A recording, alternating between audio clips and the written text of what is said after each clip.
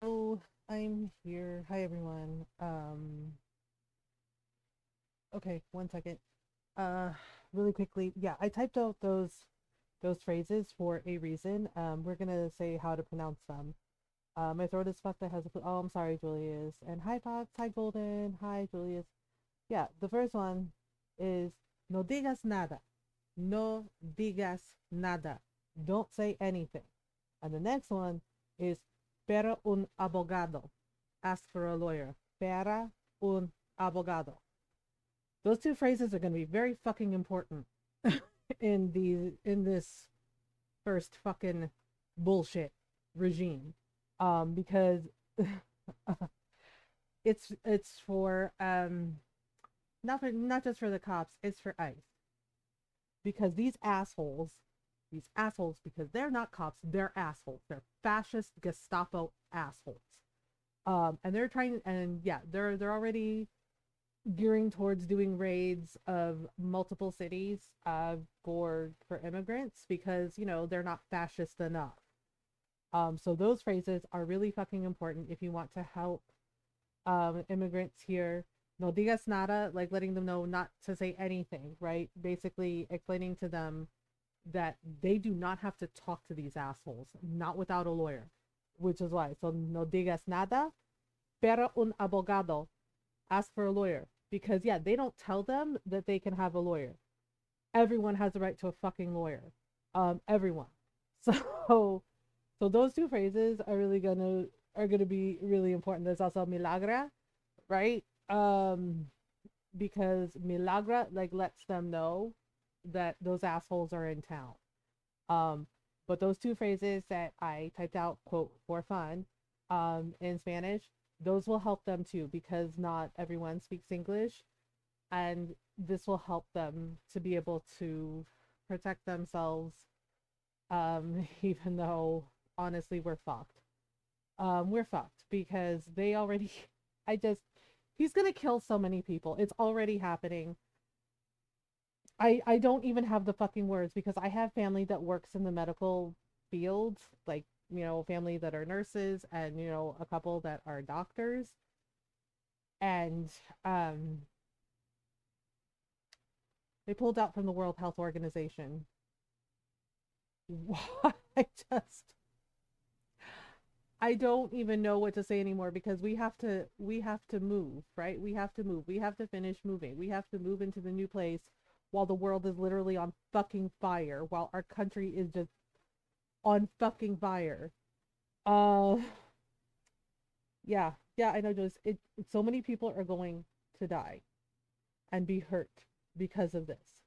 Like this is like oh my god. Like the World Health Organization. Yeah. That was today. That was fucking today. Right? Already like yanked us from, the environmental protection stuff and now from the World Health Organization, right? He's also like I said, he's going to kill so many people. And to every single one of you, like who voted for this asshole, fuck you. Like fucking fuck you. I don't care. I don't care that that's unkind. I don't care that it hurts your fucking feelings because you fucking chose this. And so many of us did not choose this because, yeah, we and to the other countries who think it's a big fucking joke and think it's fucking okay to laugh about this, fuck you too. Okay? Because we literally have fucking fascists in power now. Like they were already in power and they were already accumulating more power and now here the fuck we are and now we have the biggest fucking asshole that sank Twitter into the ground doing a fucking fascist salute. And I don't want to hear all the bullshit gaslighting trying to say, quote, it's a Roman salute. Do you know who invented that salute? Mussolini. Okay? Yeah, Mussolini did it first and then Hitler copied him. Okay? So that's what your fucking Roman salute is. That's what the fuck your Roman salute is. Mussolini fucking did that, and then the other fucking fascists, followed suit. So no, it's not a fucking Roman salute, and he did it 3 fucking times, and you can't blame that on his autism. Autism doesn't make you a bigot. Period. Stop infantilize, stop making excuses for terrible people, right? And stop infantilizing us autistic people, because are you fucking serious? Are you fucking serious? If it's a joke, nobody's laughing. Yeah, because yeah, some of the other countries, they've been posting their little TikToks, and that's real cute. That's real cute that you think it's okay to dunk on our government when there are people here, marginalized people, who are like, oh well, I hope you can leave. Nobody can move. A lot of us can't even afford to leave the country, even if we fucking wanted to. Okay? And yeah, and I'm so sorry, but I'm so mad. I've been so mad and angry about this and upset about this. And I had like a fibro flare up today, but I still had to pack up boxes and still try to like get things done. And while this is happening, right? Like I have to focus on one thing at a time, right? But our country is literally on fire. It's on fire, and he's going to kill so many people with this bullshit. He's already doing it. He's already fucking doing it. Like it is appalling to me that he removed us from the World Health Organization. It just like an organization that is supposed to educate and inform and try to like help, shit like the fucking pandemics. And I'm just like, are you kidding? Right? Not to mention that on top of that, he's also trying to get rid of like remote work for government workers and honestly, he's been basically saying that he's going to do that for everyone. So anyone who is disabled or immunocompromised, like myself, like Ron, like Fox, Jinx, yeah, we're fucked. I mean, Jinx isn't in this country, but you know what I mean? It's fucking ableist, right? And then you have, fucking, apartheid Hitler over there, basically worming his way into our government, even though he's not an official government person, he's not a politician, he's not an elected official, right? And they cut funding for cancer research for children. Okay? Yeah. Cut funding for cancer research for children. Oh, but that's not all. It gets worse, because now they're also hinting about cutting funding for research for, for a cure for AIDS. Yep. This is where the fuck we are at. They do not give a fuck about us, right? And I know there are going to be people that are upset that I said if you voted for that person, fuck you. But you know what? I'm not sorry about it. I'm not sorry, because so many of us did not vote for that person because we knew what kind of fucking monster he is, because he showed us who he was the first 4 years, remember? And we believed him the first time. And y'all are like, oh, but he's going to give us a deal on groceries. No, the fuck he isn't. Wake the fuck up. Okay? Because he's already dismantling every single good thing. Okay? That our elders fought for, that people before us fought for, that we fought for. He's dismantling every single good thing. Because the World Health Organization, removing us from that is going to kill people. That is going to hurt and kill so many fucking people. Right? Like that is a shit show. That is a fucking nightmare. And I am angry, and I am disappointed, and I am furious. And I know it's not everyone. I know it's not like Julius, and I know it's not Jinx and everybody, but to the people who are like in other countries who are making little TikToks dunking on us and being like, oh gosh, y'all are cooked. Haha, hope y'all are okay. Yeah, because it's really fucking funny that now we're stuck with fucking Nazis. Okay? It's real fucking funny that marginalized people and just, like so many people, disabled people, queer people, trans people, black and brown people, Asian people like my mother, like me, are fucking scared because we know that they're going to fucking kill us. Yeah, it's so fucking funny, isn't it? To dunk on us and make fucking jokes about people's fucking lives. Okay? Like, many of us are just fucking existing, trying to do our best to exist in whatever the fuck this hellscape is, and y'all want to make little fucking TikToks and fucking dunk on us and be like, ha ha ha ha, good luck, babe. Like, it's a fucking joke. Like, this fascist hellscape that we're in is a fucking joke. It's not. These are people's fucking lives. Do you fucking understand? And some of y'all and some people voted for this. And I fucking mean that 100%. To the people that voted for this shit show, fuck you. You opened the fucking door for fucking Nazis. And here the fuck we are. And now I am scared. I am scared because my mother is an immigrant. My Filipino family, immigrants. On my dad's side, immigrants. And my mom is scared Okay, she is scared. She called me today. She was crying. She is scared. Because, yeah, she's a citizen here, but oh, guess what? He's gonna fucking get rid of that too. Okay? She is scared. I am scared for her. I am scared for my family, for my friends, for my community. Like that's not okay. And you want and so many of these assholes want to gaslight us and try to say it wasn't a fascist salute. Yes, the fuck it was. Wake the fuck up.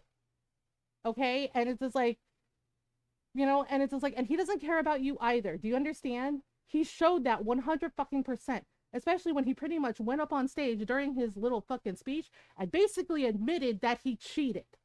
Okay? And that little fuckboy fascist Hitler over there fucking helped him. Because, like I said, Ron and I thought it was weird. Several of us thought it was weird. Those of us in Pennsylvania, because Pennsylvania is a swing state, about how there were so many issues with the voting and everything. and and he really fucking went up on stage and basically just openly fucking admitted it. Just said, oh, like, oh, he's so good with computers and counting and the vote counting machines. Yeah. Yeah. He really said that shit. He basically admitted it. um, yeah. And everyone's like, well, what the fuck are you gonna do? Yeah, that's what we are asking of our government. Like, what the fuck are you gonna do? Because he basically admitted openly to fucking multiple fucking crimes and election fraud and election tampering and voter tampering, and little, Hitler Jr. there right next to him is guilty too, because he threw him under the fucking bus and said, oh yeah, he's so good at computers. Uh-huh. Yeah, that's where the fuck we're at, right? Because they allowed this to happen, because everybody's like, oh, well, the Democrats, they're no better. Do you understand? They don't care about us either. They are basically two sides of the same evil fucking coin, because they allowed this to happen. They opened the fucking door instead of fucking handling it and putting him in prison where the fuck he belongs. After everything he fucking did, he convicted on all 34 counts, okay? And yet, oh, he's allowed, suddenly he's president. Yep. Um, and I'm fucking over it. And I've been so tired for the past 2 days, and I've been trying to keep my shit together, and and it's not working. And I'm so stressed out. I'm stressed out with the move. I'm stressed out with this. I'm worried. Like I said, I'm scared for my family. I'm scared for my friends, right? And the other side of that is, while I'm being scared and angry, I am also working, right? Working with our communities to share resources, to pool resources, to share mutual aid, to share education and information about what we can do, how we can help, how can we support each other during this bullshit.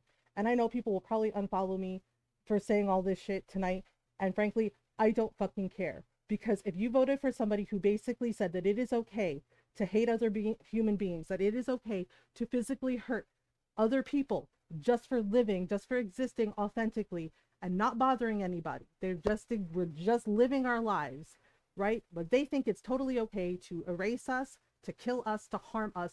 Then no, we are not fucking friends, okay? Because if that is what you chose, that is what the fuck you chose. And don't sit there and hem and haw and give us like white privilege 101, where you're like, oh no, but I love everybody. No, you don't. If you voted for this person, a person that has basically said out loud in public multiple times that it is okay to kill us, then no, you do not love us. You do not care about us. Okay? Because human rights are not negotiable. Period. And this is what is happening. This is what these assholes chose. And now everyone is paying for it. Right? Even everyone is paying for it. And that includes the most vulnerable, the most innocent, because they're going to hurt so many kids too. Because think about all the queer and trans kids that are trying to figure their shit out. And now they're scared and they're worried. And they have every right to be. Because people that they should have been able to trust, like their parents, their families, their peers, chose this shit. Yes, go make some breakfast if you can, Julius, if you feel up to it. and I'm sorry, y'all. I know I usually am not like, I try to like keep everything in check, but I'm so angry today because just seeing that about the World Health Organization, that was just like one more fucking thing. And I'm just like, you really are signing the whole, you're gonna just like murder the entire human race, aren't you? Um, because there's no fucking other words for it, right? And I don't give a fuck. I don't give a fuck. I know they're probably going to be like, you should have, it's probably going to get flagged. They're probably going to be like, oh, you should have put this under politics. And you know what? Fuck you, Dan. I don't care. Fuck you, Dan. Okay, because you come from a place of privilege too, and you basically, helped this along too. You enabled this by unbanning that person, and then telling us that if we talk about our personal experiences, then it's totally okay. Except here's the thing, Dan, my identity is not fucking political. Okay, my identity as a queer Filipino woman in fucking this fucked up fascist era of America is not fucking political. Our identities are not political. Assholes in our government decided that it would be political so they could get votes, so they could get elected, so they could just continue their narcissistic bullshit. And you enabled them. And I'm pretty sure that you're probably gonna go like right there and be at the table with the other fucking billionaires like they were yesterday, right? Trying to get any tiny fucking crumb from the bourgeoisie table, which is pathetic because they don't give a shit about anyone. You know who the fuck they give a shit about? Themselves, right? Like, if you ever read any of the Hunger Games books, or if you ever watched the Japanese movie Battle Royale, you would learn that lesson real quick, because both those media forms basically taught that they don't give a fuck about us. Okay, they would let it all burn if it meant that they made their billions of fucking dollars. They don't care. And the sooner, and for those of you who chose this shit, the sooner you learn that, the better. Because seriously, things are literally on fire. On fucking fire. So, no, they don't. And I learned that lesson a long time ago. Many of us learned that lesson a long time ago, that system is not fucking built to benefit people like me, like Julius, like Fox, like Jinx, right? And that is by fucking design. That is by fucking design. And everybody's like, well, we can change it. It's like, yeah, we are working to change it. We've been working and fighting the system and fighting the system. And we're exhausted. We are not surprised by any of this because we fucking knew, right? And we tried to tell everybody else, but they didn't want to listen. And now here the fuck we are. And now they fucked around. And now here we are at the find out part, right? And they're clutching their pearls and they're shocked and surprised that, oh my God, what do you mean he's gonna do all this stuff? Like, yep, he literally told you to your faces that is what he was gonna do. Did you think what did you think, he was just kidding around? So this is where we're at. So the other side of that is, what can we do? Show up for each other. Like, seriously. It's a question. The answer is yes. Yeah, somebody didn't like that I reposted the punch a Nazi, and I'm just like, I don't care. And I'm like, we do not stand Nazis in this house. It's like my grandfather and many of our grandparents literally fought against this shit. Like, my grandfather was he became a 2-star general during World War II, and he fought in the Korean War, right? And he hated Hitler. He hated Hitler, right? Like, he seriously, and he told me the story, he literally lied about his age so he could sign up and join the army. His words, to punch Hitler in the damn face. Yeah, that's the kind of people many of our grandparents were. Okay? And my dad flat out said that he did not serve his country for this shit, right? And my dad is a veteran too. He's a retired Air Force. Was born and ended in a sauna. Yeah, see? Yeah, a lot of us remember, because our grandparents tell us this stuff, and my dad flat out said that he did not serve his country for this bullshit, right? And he's retired. He's retired from the Air Force, but yeah, he served. He was in Vietnam, and he had to handle some of the stuff going on in Somalia when I was a kid, right? And the Iraq War, he had to do that stuff too, right? He wasn't home a lot because of it. And yeah, and one of my brothers, there's multiple people in my family that served in the military. One of my brothers, he was in the Navy, and he said the same thing that my dad did. He's like, I didn't serve my country so they could be awful to people like this. Yep, exactly. Um, yeah, and I know people are like, well, what can we do? We're scared. It's okay to be scared. I'm scared too. Trust me. And I'm angry. I'm angry and I'm sad that we live in a world where there are people like this the wrong kinds of people, who get so much power that they think they can do whatever the fuck they want to others. No matter who it hurts, no matter who it kills, no matter the damage it causes. So yeah, so the other side of that is we have to show up for each other. We have to share resources, mutual aid, right? Like help each other, show up and support each other, and not dunk on other people's countries, right? When the shit show is happening, thinking it's cute, because some of you don't have good governments either. Because what's up with every awful thing that's being done to trans people in the UK? Hmm. How about that? Hmm. Or some of the governments where they literally made a law that says it's okay to kill gay people, to kill gay and trans people, to kill queer people. Yeah, where they have to hide. They can't be out because it's not safe for them. Still think it's funny to to mock to mock other countries for how shit our governments are when people are genuinely scared and worried. Yeah. Like, how about we don't do that? How about we actually show up for each other and understand that governments and corporations, all of our governments and all the corporations, are not our fucking friends. And we have to stand together and show up for each other. And show up for everyone means just that. Show up for everyone, right? And do the work and share those resources and share the information and educate and inform and try our best to stand together to fight this, because we are going to have to fight. We have been fighting. Many of us have been fighting, but we're going to have to keep fighting. And I know that a lot of us are exhausted and, again, angry and disappointed, but we have to do this. We have to. I mean, we have to. And honestly, David Lynch was right. Fix your hearts or die. Right? If you have hate in your heart and you're just hating people just for existing, you are the problem. And you need to sort that shit out. Fix your hearts or die. Right? And it's a beautiful sentiment that he said, and I hate that he's gone. I hate that he's gone. So many of us hate that he's gone, because he was a big part of, a big part of, like, things like my 20s, my teen years, my 20s. Like, so many of us, he was a big part of our younger lives and filled us with, like, all these dreams and hopes and ideals are exactly what we need right now, right? But we have to work together. um we have to work together, because otherwise we're not going to make it.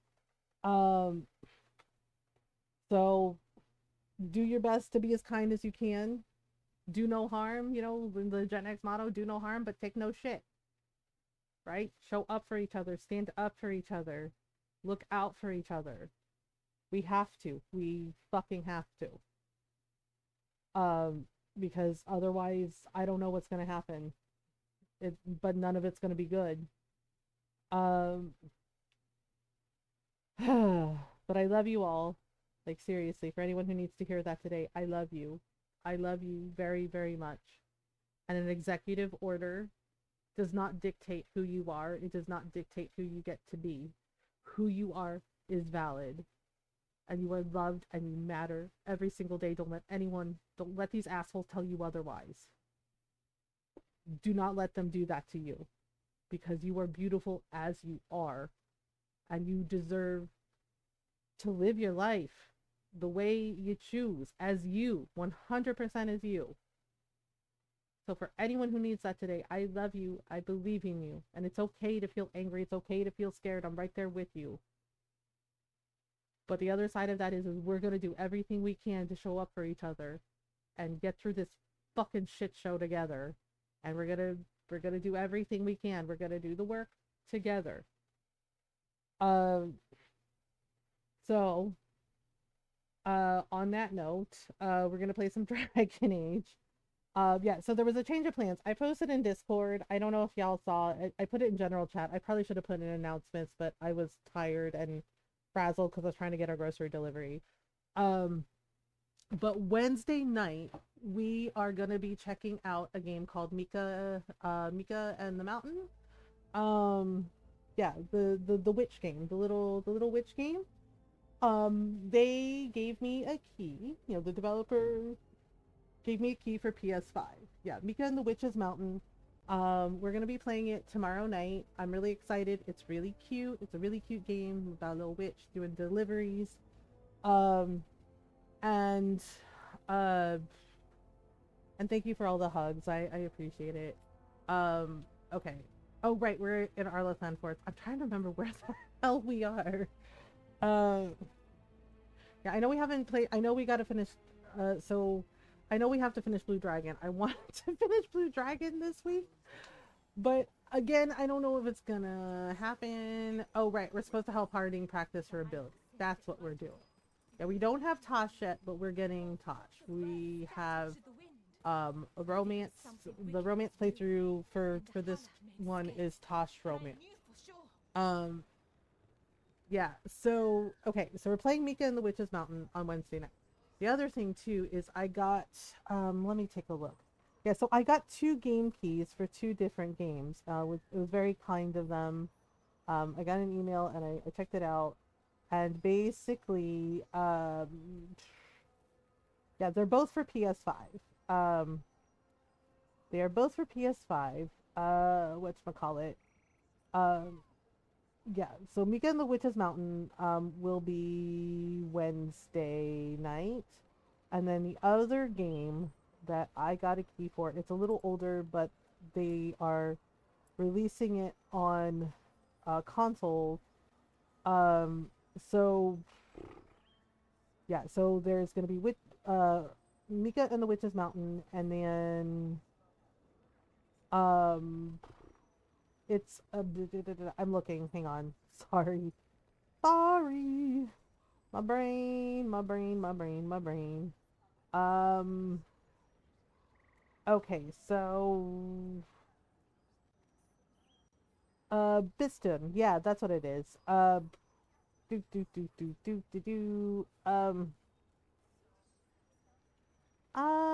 Let me see here. Yeah. Mika the Witch's Mountain. And Tale of Biston. That's what it was. The name escaped your brain. Go catch it. Yes, name escaped my brain. Go catch it. Yeah, so tomorrow we're going to be playing Mika and the Witch's Mountain on the PS5. Yeah, so the other one I was really excited about because I've never actually seen this game. I don't really know a lot about it. But it is called The Tale of Bistum. And it is based on Persian culture. The developer, the artist for it, they are Persian. Yeah, it's based on Persian culture, and it's based on a Persian romantic poem called Khosrow and Shirin. Yeah, and it looks really cool and really beautiful. So I think we're gonna do that on Thursday. So I know, no Blue Dragon again this week. I'm so sorry, but it's just like, yeah, I have obligations because I did like accept the keys. So yeah, Begin the Witch's Mountain on Wednesday, and the Tale of Bistrun, um, yeah, and the Tale of Bistun on Thursday. And as I said, it is based on Persian culture, and from what I saw of the artwork, it looks really, really cool. Um, it looked really, really, really cool. Uh, so, and the fact that it's based on a Persian poem. And then I was testing it just to see how it would play, and I heard a very familiar voice, and it's Shore. Shore, yeah, if you know her, she did voiced one of the generals in Mass Effect for Tali's people, and she was also Ambassador Abersala in the TV series The Expanse. And she also did the voiceover for one of the characters in Assassin's Creed Mirage. Yeah, and she herself is Iranian. She is Persian, and so she's narrating the game, and she's also voicing one of the characters in the game. So I love her. She's absolutely incredible. Um, so yeah, so we're gonna be checking out both those games on Wednesday and on Thursday, and then Friday, I'm not sure. So we got some options. Usually we do Animal Crossing on Friday. Usually we do Animal Crossing on Friday. Um, but I figured I could ask all of you, should we do Animal Crossing? So we can either do some Animal Crossing or um so we can either finish Blue Dragon on Friday or we could do some Animal Crossing or some Dragon Quest or some Princess Peach Showtime. Flops entirely. Hi Norl. Yeah, so Peach. Okay, so that's one vote for you. Maybe we should do a poll. Yeah, we might have to, like, honestly, we might have to do Blue Dragon on Friday. Yeah, Friday on next week. If we can. Uh, okay, so let's go help Harding do her power things. Oh, are you with us? Okay, you're with us. So, okay, so Friday, the options are Animal Crossing, Dragon Quest, Princess Peach Showtime. Uh, yeah, let's leave it at 3. Because otherwise I'm gonna get overwhelmed. I too am tired. I have flu. I'm sorry you have flu. Norl, do you feel like doing a poll? Okay, intrusive thoughts. Peachy goodness. Okay, so that's 2 votes for Princess Peach. Wow, y'all are like on the Princess Peach hype train. Okay, so that's 2. Should we have a vote? Oh, there we go. We're actually close to where Harding is. Where her special quest is. It's 2 for Peach. All right. Let's do a poll. I know we have 2 votes. I'm actually leaning towards Princess Peach too, but we passed through Arlothan Forest while we were searching for Solace. oh, Strife and Irulan helped us navigate the fade. okay. Friday. Poll up. Thank you, kitten. Yeah. So basically, Peach, Animal Crossing, Dragon Quest. Honestly, wait. Am I allowed to vote on my own poll? I don't think I am. I don't think I am. I think I have to just like wait. Like, am I allowed to vote on my own poll, or is that frowned upon? I don't know what the rules are. Poll up. Okay, so we gotta, let's see if I remember how to Dragon Age. Let's see if I remember how to Dragon Age. Rawr. I missed it. Did we say it was against the rules for me to vote in my own poll? Hang on. I turned off slow-mo, but now I'm second guessing it because sometimes I miss chat and I feel bad. Wait. Wait, is there... Oh, there's also a quest here. Alright. No. How dare you? How very dare you? Vote. It lets you if you want. Thing is, I don't know what I want. I don't know. I'll tell you what I want. What I really, really want. No. Oh, tell you what I want. What I blah blah blah blah blah blah blah. No. Okay. I know they're at range. Come on now. Should we do the quest for the spirit first, or should we do Harding? You know what? Let's do Harding things first, and then we'll come back to this one. Did you see the TikTok I shared this morning? I did. I did share the TikTok. I did see it. It was very cute. Okay. Start quest. Blah. It looks like Princess Peach is winning. Vote.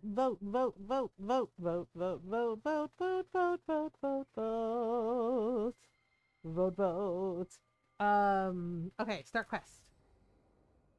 This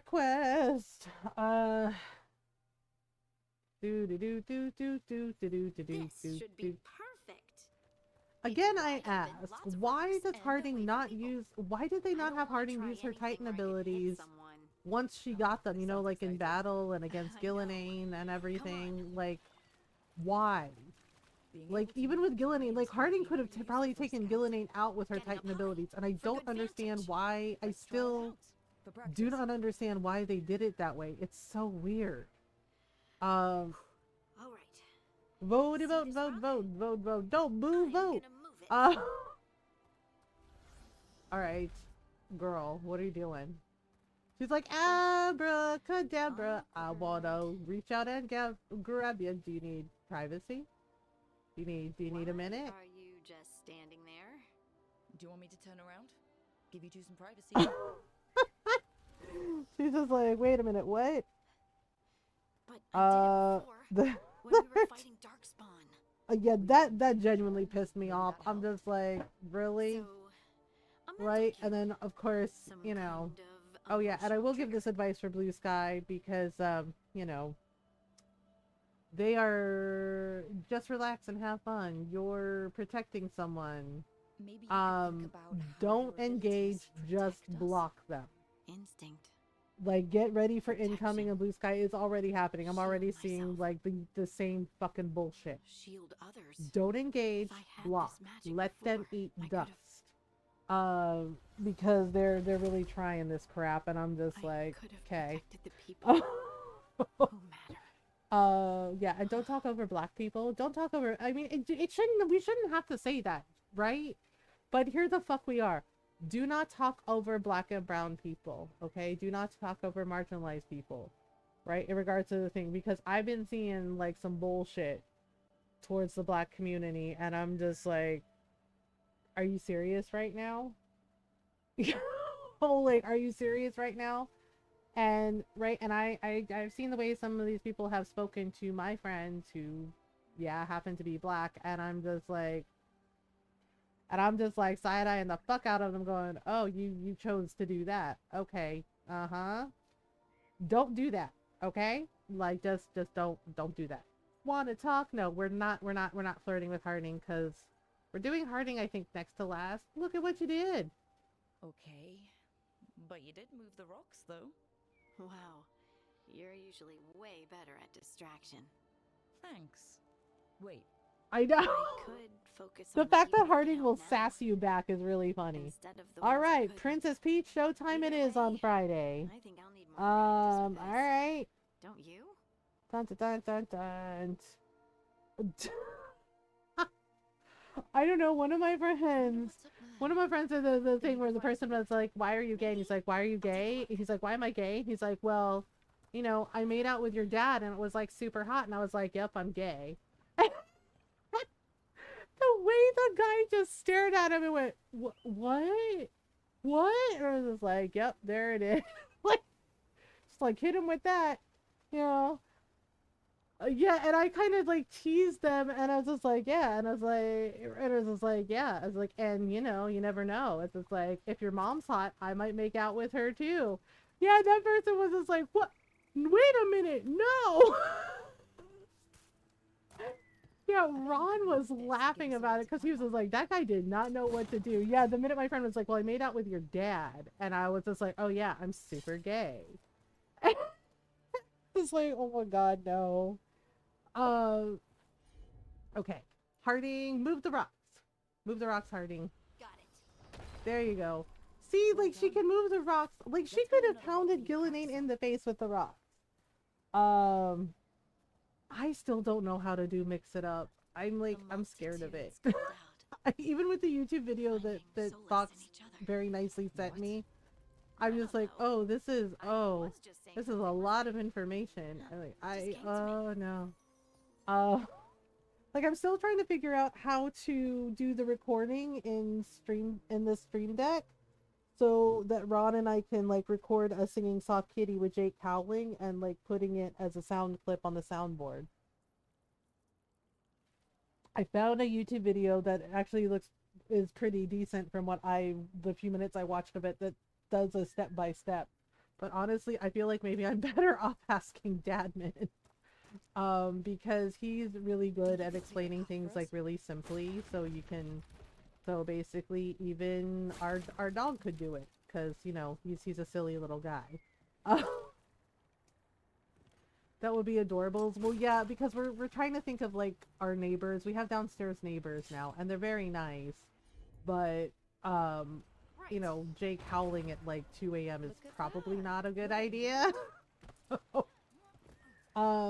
So I'm trying to like figure it out, Wanna try another one?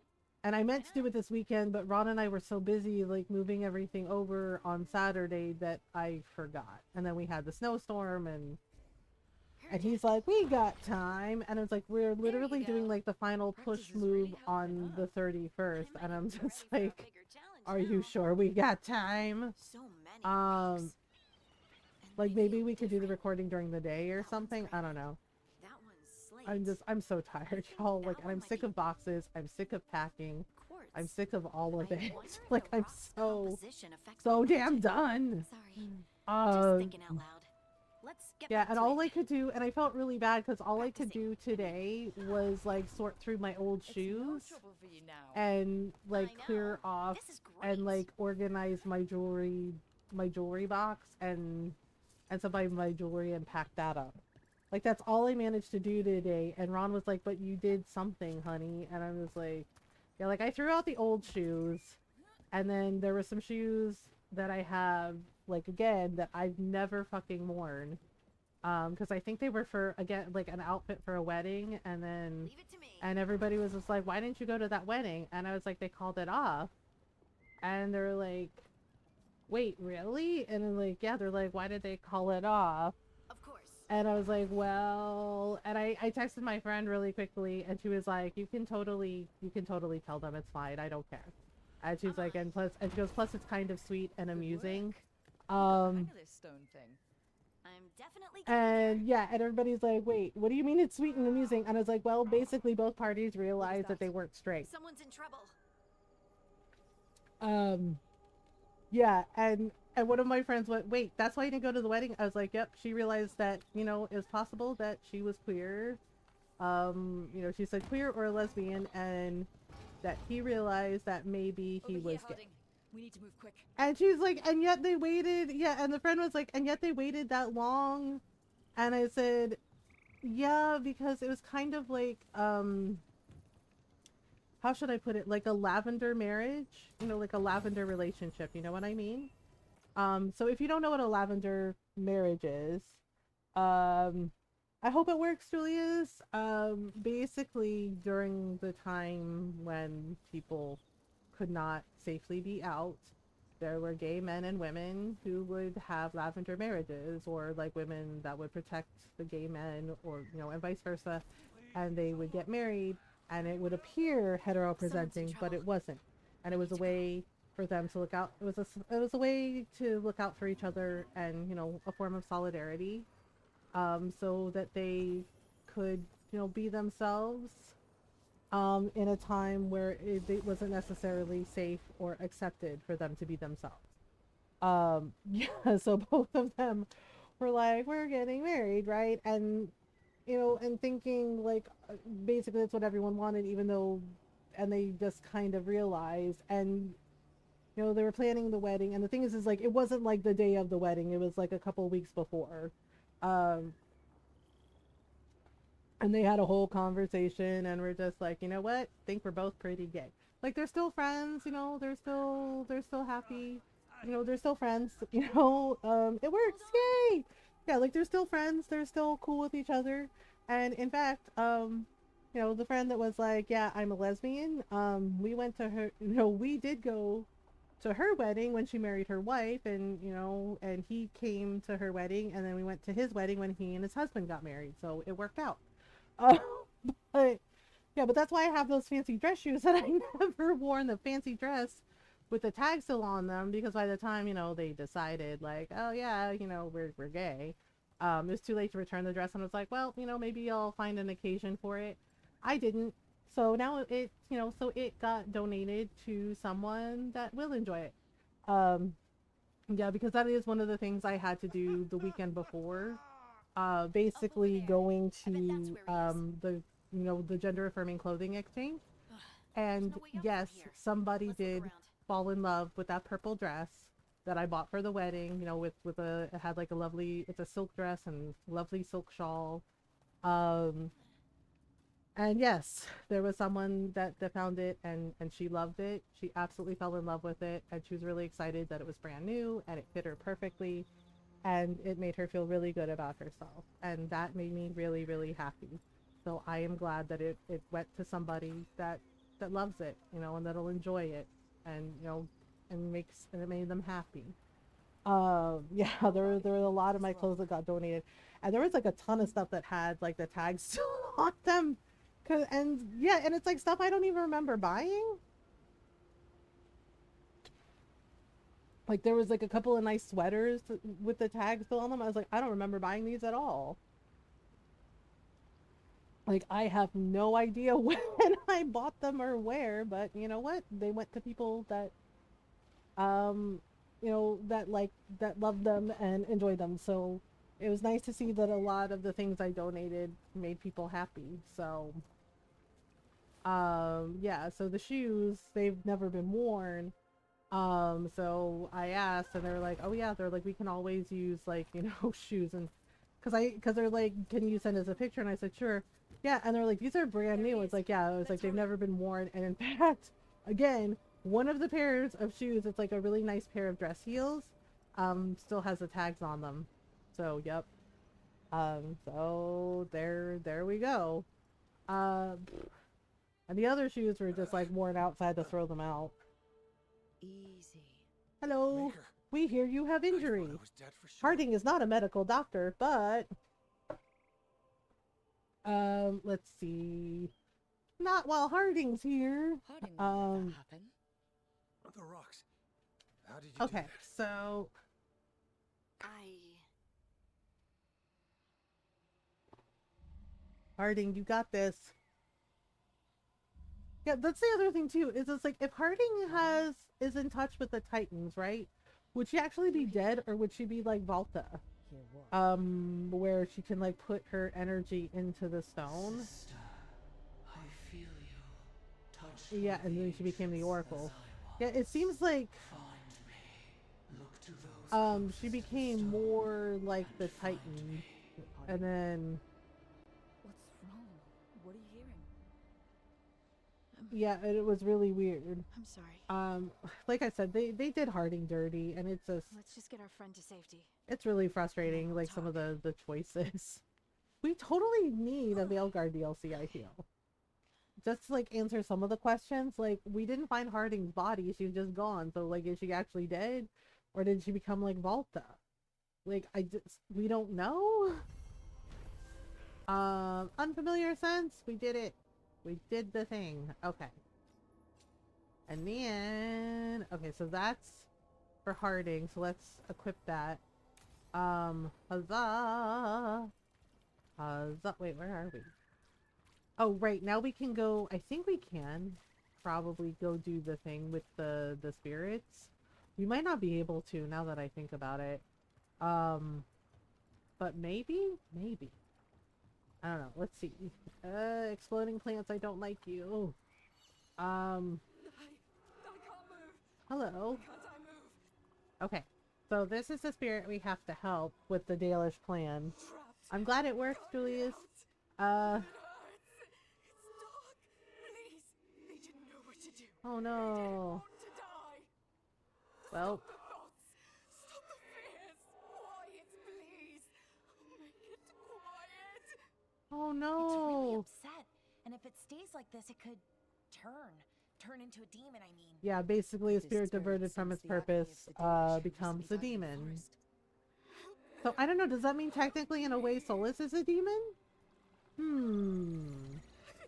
Okay, spirits of the Dalish. Okay, so we gotta find them. We gotta put them to rest.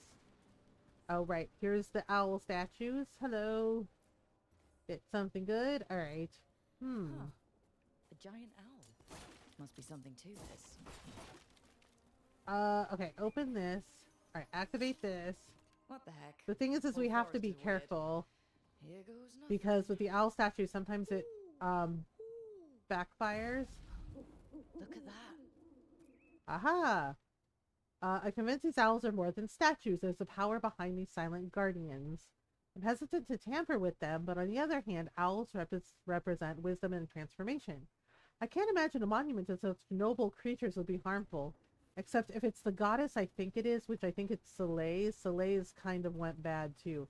A lot of the Evanuris, it feels like the Evanuris, like they started out with like good intentions and then it kind of went sideways on them. They got Any they got ideas greedy. what that does? Oh, hello, little wisp. Ancient Elven, I know that much. Probably tapping Okay. into the fade and drawing from it. Whatever it Yeah, is, so it wasn't basically here before. portal. Okay, let's run Things to the like portal. this Blah. now pop up out of nowhere. Wah! Portal. Hello. Okay, so this is the altar that we're supposed to go to when we have all the pieces. But for right now, we gotta find the clan's memories. Um. So it seems like everybody's getting sick. Like the season, just the season. It's always January. You ever notice that? It's always January because I've been feeling like achy too, and I took some vitamin C today because my throat was hurting, and I had some tea.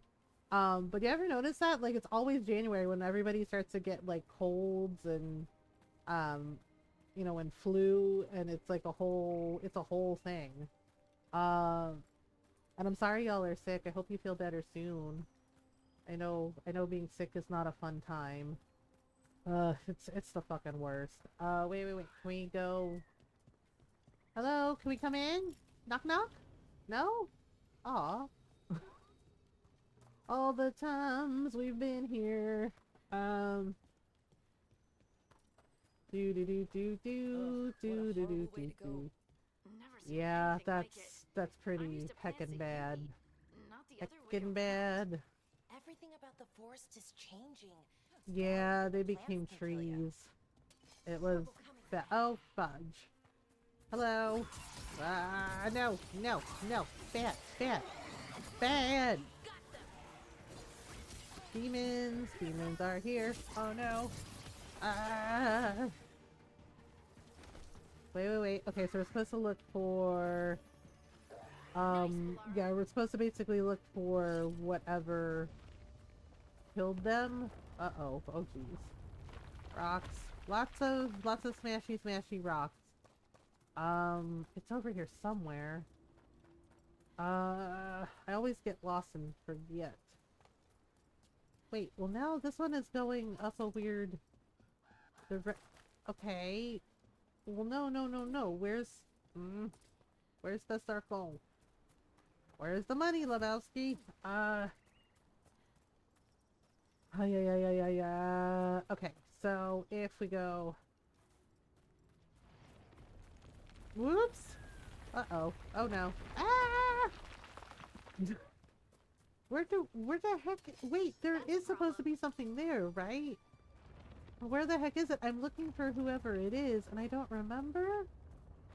I think they were like crushed by a rock or something. Were they crushed by? I always have a hard time finding the stuff here. Okay, flawless crystal. Yeah, so it's in this general area, but like the rocks are dangerous. Okay. Oh gosh. Whoops. Was it? Oh dear. Oh yeah, it was over here. The person got smushed by a giant rock. A Hala statuette. They died holding this. Yeah, the Hala got Didn't that spirit kind say of got something about nailed that? too, Gillinan was which revered isn't as mother of great. the Hala. The Hala is her symbol, or was anyway.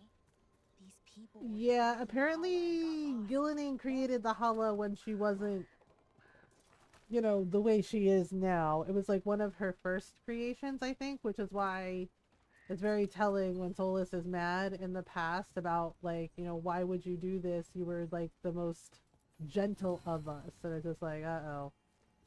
Here we go. Okay, wait. Is it... Oh, there's another owl statue. Okay, I think Another this one dropped statue. something on me. There's an elf out there somewhere who really likes owls. Hey, I like owls, Brooke. What are you trying to say? Oh, okay. Gave me a treasure chest. Cool.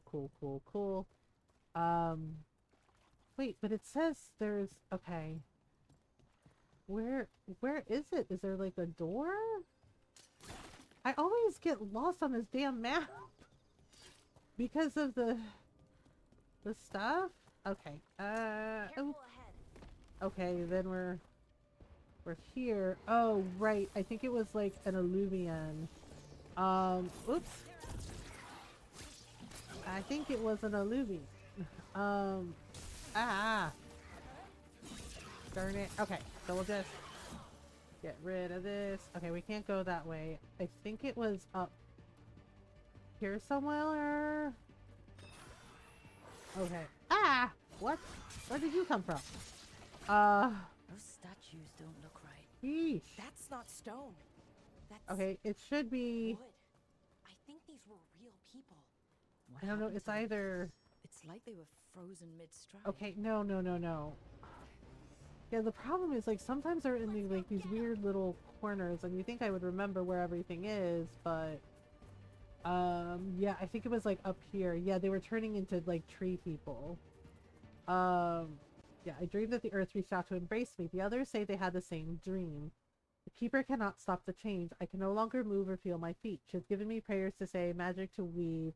None of it helps. Oh no. We've always heard rumors about people turning into plants and other things, but Yeah. more now. We saw another one of these corpses. Yeah, it's earlier. not It good. must be happening all over. Wait, is there And the another owl spirit must have statue? sensed it. Oh, for real. Is there another... Oh. Okay, give me one. Oh, yeah, there is. Okay. Oh, it's this one. Another one of Alright. those owl statues. Whoops. Rook, remember, you can't swim. Okay, I think this is one of the ones that drops shit on me. Yep. Oh my god, I hope Harding got out in time. Look at that. Oh! Dropped one more rock. And then it was like, okay, here you go. Alright, let's grab this stuff.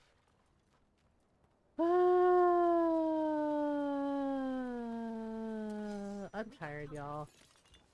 We got company. Oh no. Quick, somebody tell me a story. Oh, Kitten, did you eat dinner? I forgot to ask. Can't touch this. No. Okay, here we go. Like this and like this. Rawr. Rawr and stuff. Oh no. Oh no. Whoops. Yes. Kitten, tell me a story. Still alive? Kitten's like, what the fuck do I look like? Hitting us from range. What's hitting me at range? Oh, I barely felt it. Do. If I'd known you were coming, would have baked the cake. I know, like, Kitten, tell me a story. Kitten's like, Mew? Don't just stand there. That story. No shit, Harding, but I have to get it to go off so we can, like, get the things. Gosh, she's so bossy. She's so bossy. So bossy. Bossy Harding. We still love her. We still love her. Just bossy. Bossy. Okay, here we go. Once upon a time, it snowed. It sucked. The end. Best story. 10 out of 10. It was like I was really there. It did indeed suck. It did indeed suck. And it was cold and icy. And everybody was like, none of us like this. Because it makes our bones hurt. And our bodies are like, ow. We are silly. We are silly. Ha ha ha ha. I don't know. I'm in a silly mood. We make the jokes. We make the jokes. And yet I do like the song Let It Snow, but Ron is like, this is your fault, you were singing it the other day. And I'm just like, she's like, it's not even Christmas. I was like, technically it's not a Christmas song, it's just a fun little winter ditty. That's it. That's all. Oh my god. Did y'all hear about Snoop though? I'm like, and he's mad. Apparently he's mad at people calling him a sellout. And I'm just like, dude, what the fuck did you think was gonna happen? Right? I'm like, at least we still have Flavor Flav. I can't find the other discs. Technically it's a winter song, not a Christmas song, right? I told that to Ron and he was like, well, you still sang it and now we have snow. And I'm just like, that's not my fault. I was like, that's not my fault, man. I was like, winter is gonna winter no matter what we do. Right? Yeah, and people are really like, you can't call him Snoop anymore, call him Calvin. And I was just like, oh no. Yeah, I'm not really on Twitter anymore. And yeah, but one of my friends told me that like apparently he was on Twitter and he was like popping off. And just like, how dare you call me a sellout, all this, like blah blah blah blah blah. And I'm just like, dude, I was like, you went there, you performed. I'm just like, I was like, Flavor Flav wasn't there, yeah. And it's just like, and Flav has been like speaking up and being like, yeah, we gotta protect our communities, we gotta, like take care of each other, right? Meanwhile, I feel really sad because I like Snoop, but like, damn, dude, really?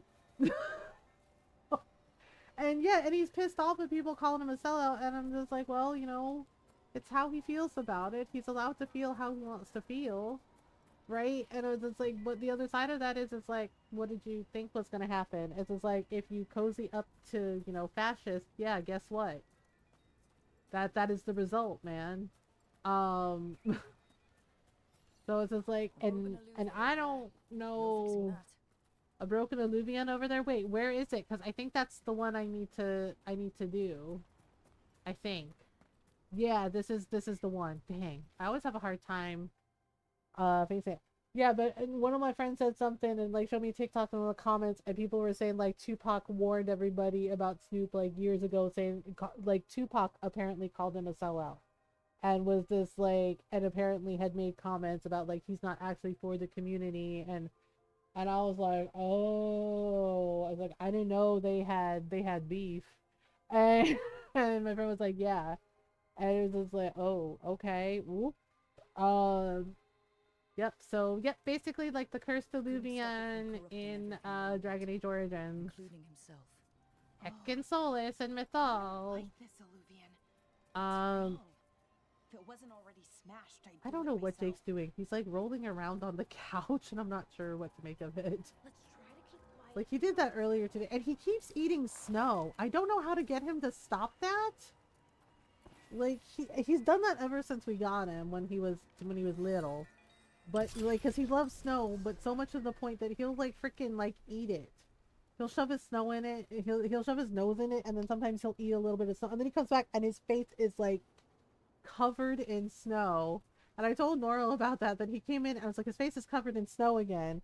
And I made a comment to Jake about like, right, I looked at him and I was like, really, you ate snow again?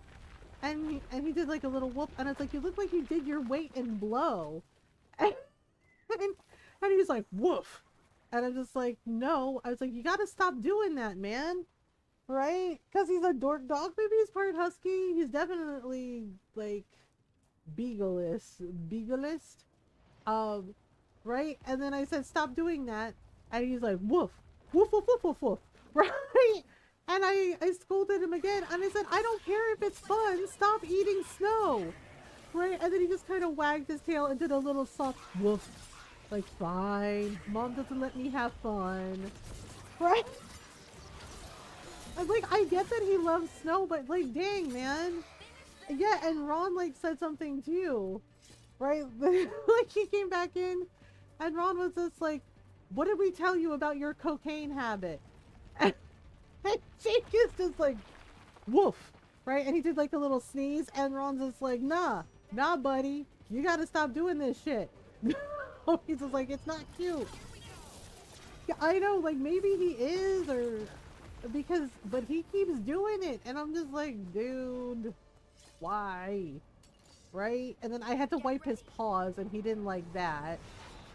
He did not like that I wiped his paws, but I was just like, you can't be tracking mud in the house, man. And he did like a little woof, and then he's just like sighing while I'm drying off his paws with the towel.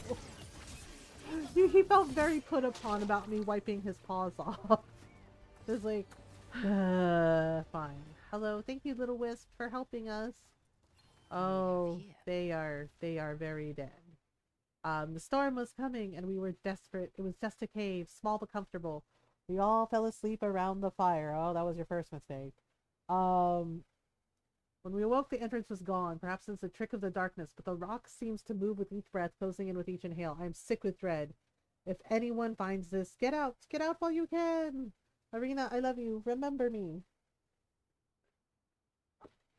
How's Mac doing with her food? Is she still not eating? Shelter. Couldn't get out. Extracting shard. Ooh. It's a ring. Probably felt their It's fear a too. ring. Oh, now that I know how to do this. And now for my next trick. Oh, there's another. We need all the help we can get with our 100 health. How much is that doggy in the window? Bark, bark. The one with the waggly tail. Jake actually likes that song. He barks when I sing it to him. How much is that doggy in the window? I do hope that doggy's for sale. Okay, hang on. Alright, here we go. Blah. And do.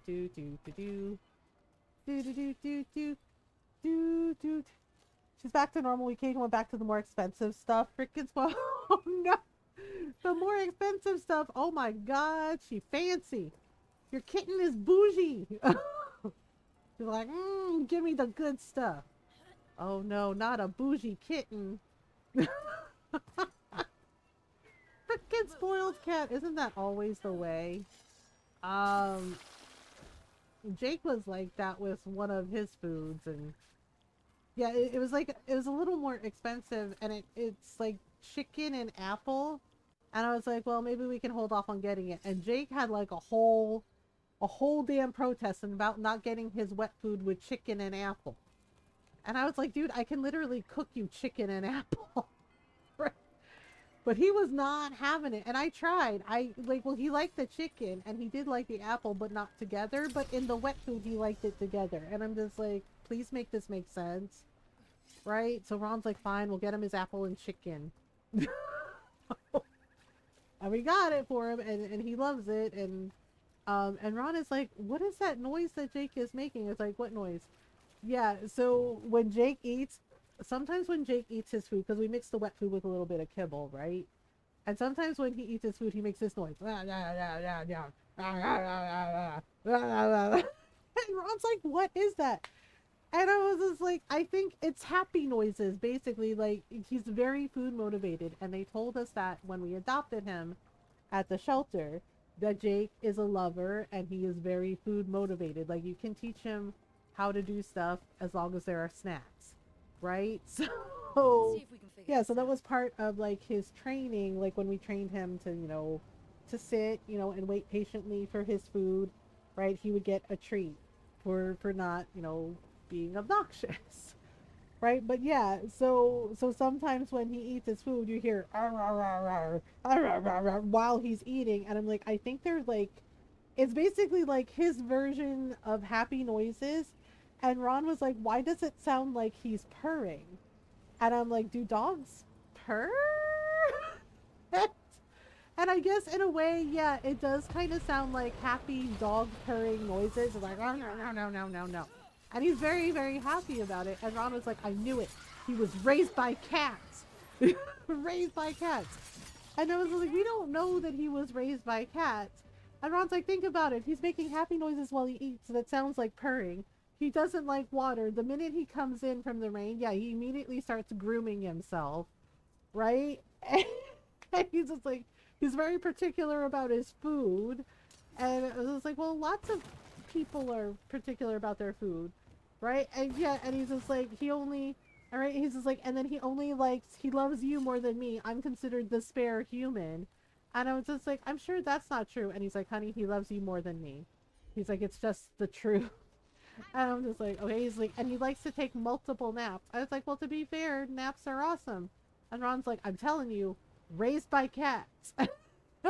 Just like, really, just from that, you think our dog was raised by cats? He's like, yep, raised by cats. The cats taught him how to survive the streets. And then we adopted him. And now he's a spoiled doggo. And I'm just like, really? And he's like, yep, raised by cats. And I was like, I don't think that's true, but okay. Like, oh wait, do I need to, how do we get over there again? Oh, we can't get over there because we don't have spite. Oh, poop. I didn't think of that. Shit. Wait. If I move this. Okay, it goes... Wait, where was the other one? Oh. Crap, I used to know how to do this. Poopy. Poopy.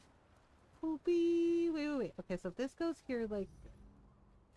Right? And then... Yeah, I think we need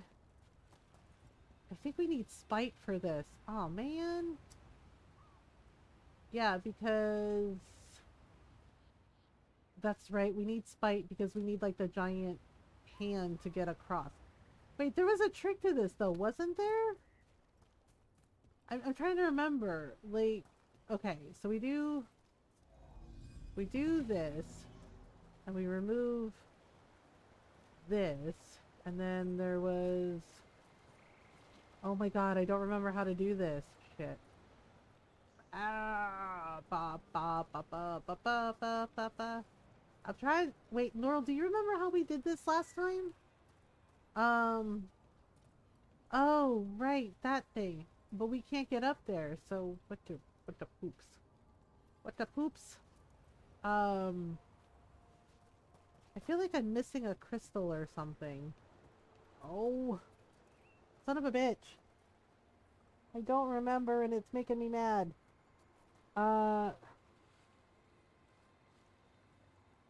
Wait, because I think, Kitten, I think you looked this up for me, right? How did we do this last time? We might have to come back to this for spite. Because I think we need spite to get across. Because I think there's like a crystal there. Yeah, because when we put this up like this, it makes a barrier, right? And so we can't get across. But, oh, never mind, I'm a dumbass. Never mind, I'm a dumbass. We put it on the wall and then we can just like go around the corner. Why am I like this, y'all? Why do I have the memory of a drunk fucking squirrel? Like, why am I like this? God dang it. You'd think I would remember that shit.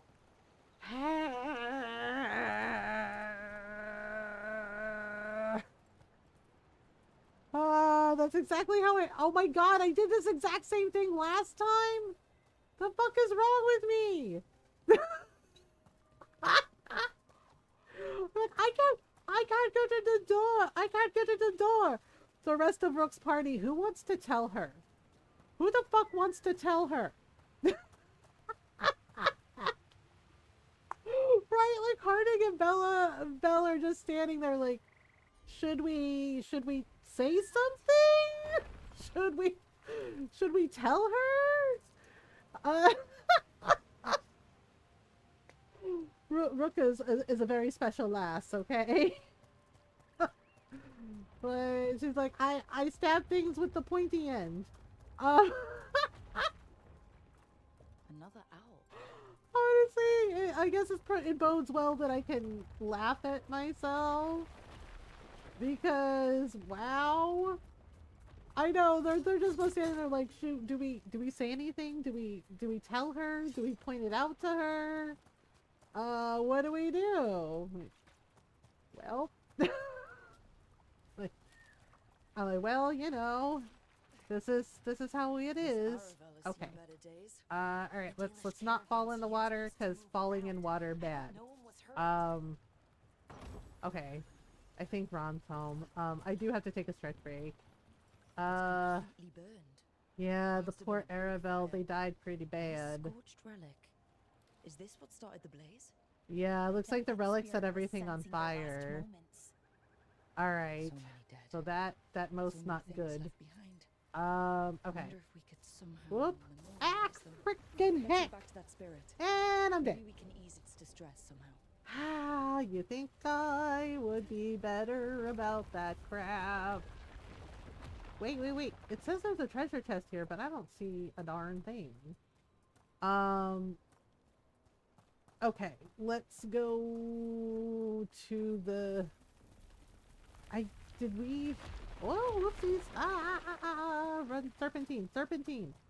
It says there's a treasure chest here, but I don't see anything. Unless it was the owl statue, but I don't think it is. It might be. Oh, it might be. Yeah, it might be.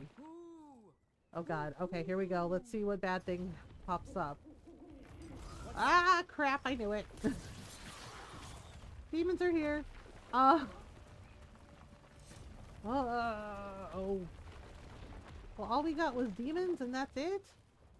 Well, shit. Alright. Let's take a look. Okay, I think we can fast travel there. That'll make things a little easier. Cat! Mabuti, kamusta? It's so nice to see you. I hope you're doing well. It's so nice to see you.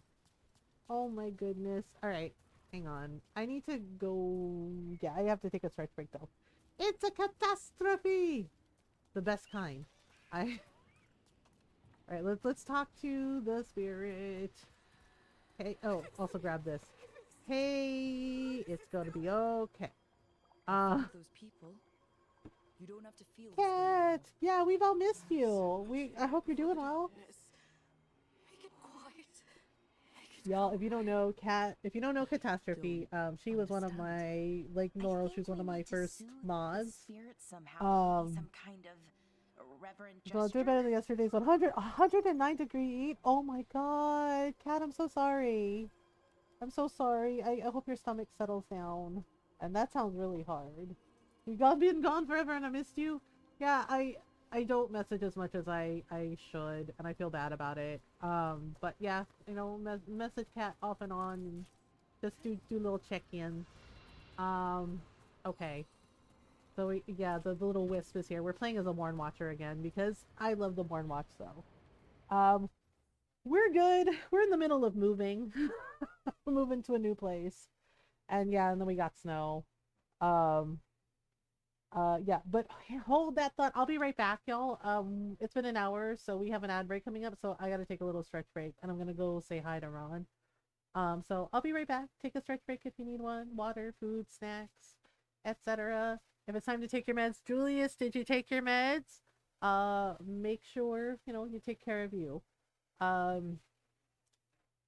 Yes, God, Mom, you're not my supervisor. I love you, Julius.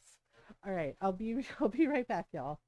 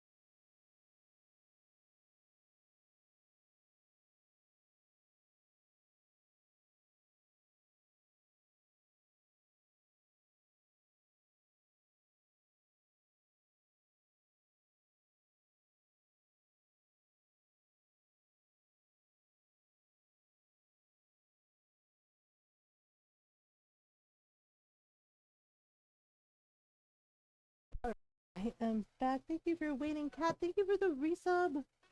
I'm here just zoning out. Well, that's okay. No, you're not feeling well, right? Um, Kat, thank you for the prime sub. Thank you for 55 months. Holy shit. Uh, holy shit. Holy shirtful. Hi, Beck. Call it Beck. Poor Beck. Even in Finnish, she gets called Fishbeck. Okay, we're supposed to go. And Ron's home. Yes, hello everyone. Hello. What does Kala be? You know, hi Ron. Hello. Hi. Ron was telling me about his sad holiday party at work. Apparently the food was bad. Yeah, like last year, it just wasn't that great, but I think that most of the problem was I think it was sitting for hours. Yep. Just being warm. Yeah, like apparently the broccoli was limp. Yeah. And I'm just like, ew, nobody wants limp broccoli. No. I saw it looked horrible in the pan. It was in a sauce, and I'm like, that does not look appealing at all. Yeah, like it had been sitting for 8 hours, and I'm like, yeah, and Ron. That's what I figured it was sitting since the first shift. Yeah, and like even the chicken was bad. I'm just like, oh. Yeah, it looked like it was fried chicken in like strips or whatever, but it looked like the skin was just hanging there, like not even on. It's like you could see like a space, and I'm like, yeah, no, I'm not gonna do that. Yeah, you don't want to play fast and loose with chicken. Like, nope. Okay, so here's the thing. Yeah, I was just like, oh, but he brought me back like really cool s'mores. You were fighters. Yep, it was like a ready-made s'more kind of thing. Friends, Yep. family, Marshmallow and a couple of cookies and some chocolate. Yep. And then a little packet of hot chocolate. Yep. And even a little mug to put them in, and a pen and a couple of little toys. Yep. Thank you. Goodbye, little spirit. Oi, Caesar! Hold on. With some Finnish fish names. Avan Beck Lord. Beck is like, damn it. What the heck? Okay, so we got a level up. A level up. Okay, so we got skills. We got skills. Let's try. What should we try? Let's try this one. This one. Yeah. Okay, like this. Yeah, I think we'll go with Saboteur. Duelist this one too, though. Finish for salmon. Oh. Salmon. Woo woo woo. Okay, let's go back here. Boop boop boop boop boop. Nordic salmon, but still, I mean, fish is fish. It's good. Nom noms. Nom noms. Okay, so let's sell some stuff. Oh, let's rank up. Let's rank them up. And then we can sell some valuables. Solo. Ta-da. Okay, and then we could buy. Did we already give Bolara her frog? Oh, I don't think we did. I don't think we did give her her frog. But we got this one. Ooh, Manrathos? Okay. Appearances. Alright. We did it. Do. Okay, let me see what we need for the journal. And hi, Beck. I hope you're doing well. Oh, yeah, we haven't given her the thing yet. Gate of Lost Ages. Yeah, we can't open those gates yet. Regrets of the Dreadwolf. Heckin' soul ass. They can never make me like you, soulless. Okay, so we'll go back to the lighthouse and we'll just do the thing. Okay, so let's go back. While hard zoning out, yeah.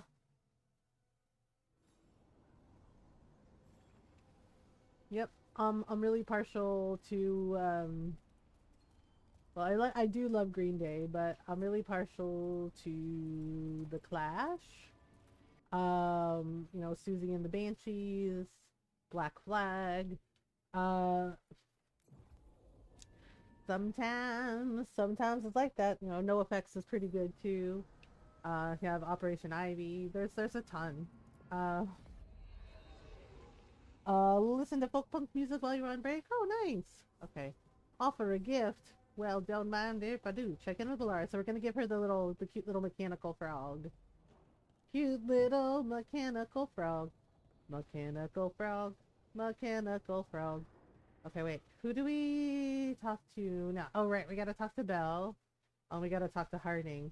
I know I haven't bothered visiting Varric because I know he's not there and it makes me sad. It makes me so very sad. Alright. Hey, Belle, would you like a mechanical frog? Ta-da! Mechanical frog. Mechanical frog. Doot doot doot doot. Oh, Rook! Good to see you. Hello. Irelin and Strife sent word.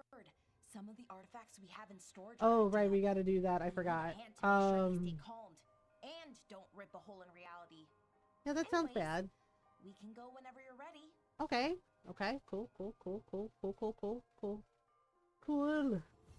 Where did you go, girl? Hi. Hey. Here, have gift. Have a present. Amazing and fun, and nobody can tell me otherwise. That's fine. Yay! She's like, thank you. It's a cute little frog. Would you like a little frog?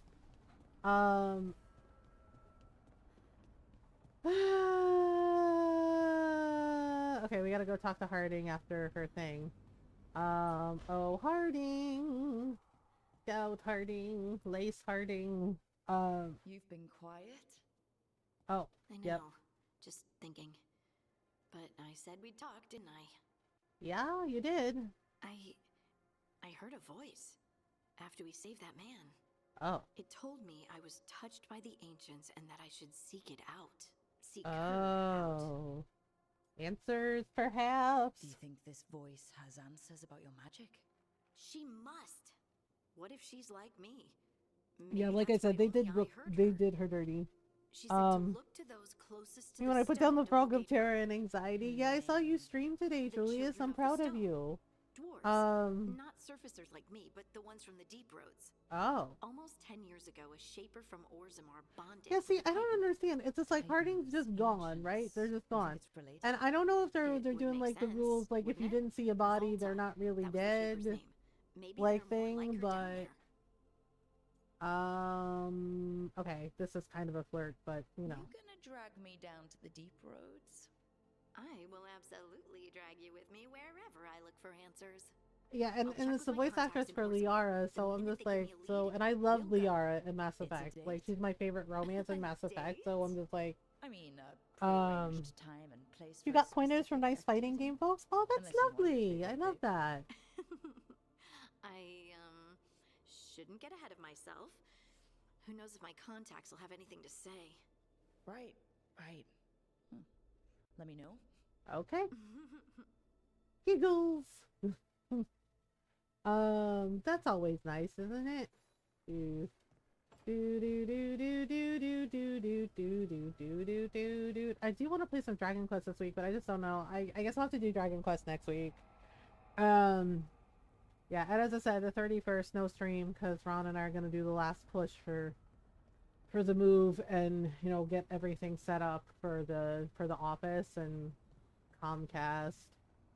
And test everything, and hopefully everything works and nothing breaks. Yay.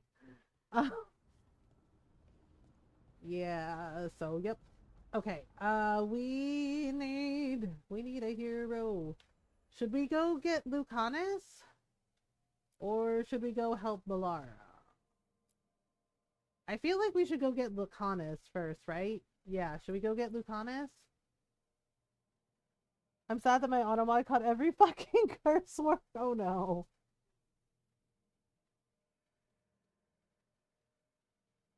Automod went, nope. Okay, let me see here. Alright. So, should we go get Lucanus, or should we go do Bolara's thing? Da da da. Yeah, we can't unlock these gates yet. You know what? Yeah, so we have to go check the artifacts, right? But Lucanus, okay. Let's go get our short king. Short king. Do do do do do. Do do do do do. If I had known you were coming, I would have baked a cake. Da da da. We gotta get there. Oh yeah, I wanted to check to see if maybe I can change Rook's outfit. I mean, this is like the Morn Watch outfit, and it's fine. Just you know, I just want to see if maybe we can. Wait, this is the wrong room. Sorry. You can stop fussing over You're not me. really here. You died and nobody told us. No, really. Like, it kind of makes me mad a little bit. Like, Nev and Harding saw her talking to, you know, the air. So, like, why the fuck didn't they say anything? Why the fuck didn't they be like, hey, girl, so, about what you been doing? Oh, but nobody said a damn thing. And I'm just like, y'all just really let, you know, Solus gaslight Rook like this? Like, come on now. Like, damn. Alright, ooh, what's this? Oh, no, I don't. Oh, I thought I would like it. I don't like it. Jumpers, death leathers. Bare feet, no thanks. Hazard suit is very puffy. Duelist coat. Okay, that's the crow's thing. Defiant plate to winter. That's a lot of cloaks. What about you? Revis's robes. What about this? Again, bare feet. Why? Why the bare feet? Why the bare feet? That means the bale jumpers are like running around in their bare feet in blight stuff.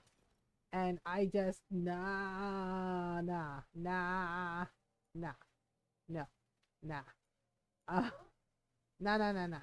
Watchers robes. Well, that is something the Watchers can wear. You know what? For right now, mortal scrubs are fine. I'm not happy about it. I just feel like we can get like better fit, you know.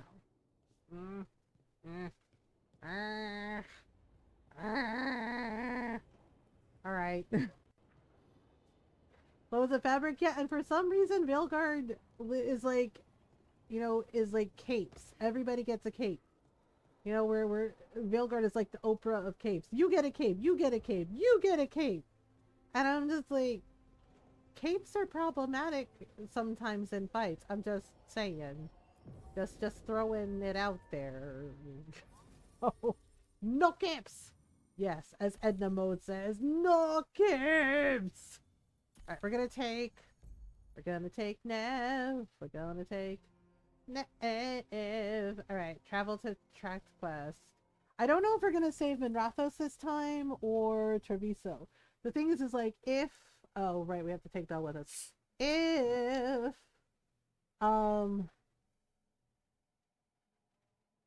If we want to romance Lucanus, we have to save Treviso. So I guess this time we can save Minrathos, maybe? I don't know. Oh, right. Well, should we take Belle with us or Nev to meet Lucanus? Actually, you know what? Let's take Belle. Yeah. Let's take... Well, Nev is the one who knows about him. So, and then if we don't romance them, Nev and Lucanus end up together. So, you know. Our Superman and Batman, because who's going to grab Superman's cape? And don't forget Supergirl. Just throwing that out there. Supergirl.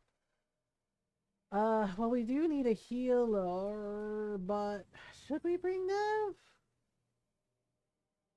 Who should we bring for Lucanus? Nev, Harding, or Belle?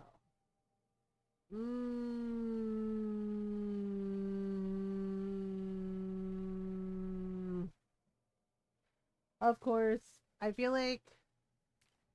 Okay, you know what? Let's bring Nev this time. Yeah, let's bring Nev. Nev. Nev. French for snow. Traviso. I wish we had gotten to see more of Navarra and more of Tevinter, you know what I mean? Like, I like Docktown, and Docktown's cool. Especially when you realize that, like, Nev is, like, the guardian of Docktown in a way. But I wish we had gotten to see more of Tevinter and more of Navarra. Welcome to Antiva. You must be Rook. Hello, Taya. I know Lucanus is like, my grandmother likes Taya. It's like, she bosses everybody around except for Taya. She likes Taya. And I'm you're just like, well, Taya Cantori sometimes it's of the like that, Grove. isn't it? Please. Come. My associate Taya, I'm Viago just is saying, gathering I'm just the throwing it out others. there. Is anyone We can else talk sad that we business can't when we romance arrive. Taya? I'm just saying, or Viago, just throwing it out there. Am I the only one? Oh, The documents, it's all cakes! there. Cakes! Apparently, today's workday is pants optional. Yes, I'll be more mindful. Like, pants are optional. The end. Right, and I also, okay, can I be real with y'all for a second? I feel like they kind of We have sanitized suffered the their crow. company for too long. Because do you remember We have Zevran's now stories reached in a stalemate in Origins? their war with Tevinter. About how, like, Some he was turned here basically instead. sold to the Antiva crows was as a rich, child, and that a comfortable, lot of and has no the other standing army orphan to stop kids them. were sold to the crows, and they trained them to, like, be assassins. And Zevran wanted out, right? He wanted out. He's just like, I didn't choose this life. This is bullshit. Right? Giving Venom a run for his money, right? But then, and then they have like a little jokey joke in here about how they no longer take contracts in Ferelden because of Zevran. Because of Zevran. Right? But they're kind of glossing over. They're like, This the occupation will crows not have last. no The army, right? Antivan Because they crows have, remain. And the one day, I will see a Antiva has no every army would-be because they have the tyrant's crows, right? throat. Like the crows have made it so they're the only power here, and it's by design, right? And I'm just like, and I was thinking about that because somebody raised, because I've seen people raising valid points about the fact that, it's just like, y'all are going to ignore the fact that they basically, put the kids, crows are assassins and spies, right? Yeah, they're assassins. Like Zevran, is an assassin. And he said he didn't really know his mother that well. He said that she was a prostitute and she died when he was a kid, and that basically the other women like took care of him.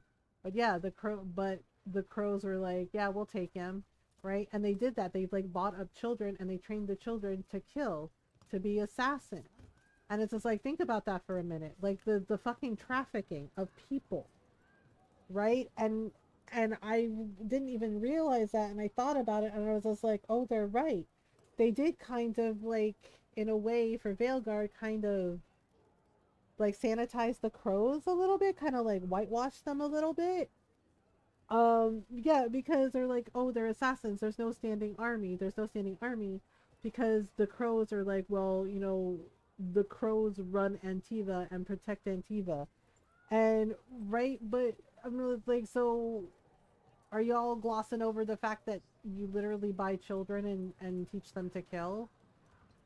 Right? Like, I'm not saying Lucanus is bad. Like, he's an assassin, right? I'm not saying necessarily that he himself is bad, but yeah, he, there's contracts. They kill people We have for money. arrived.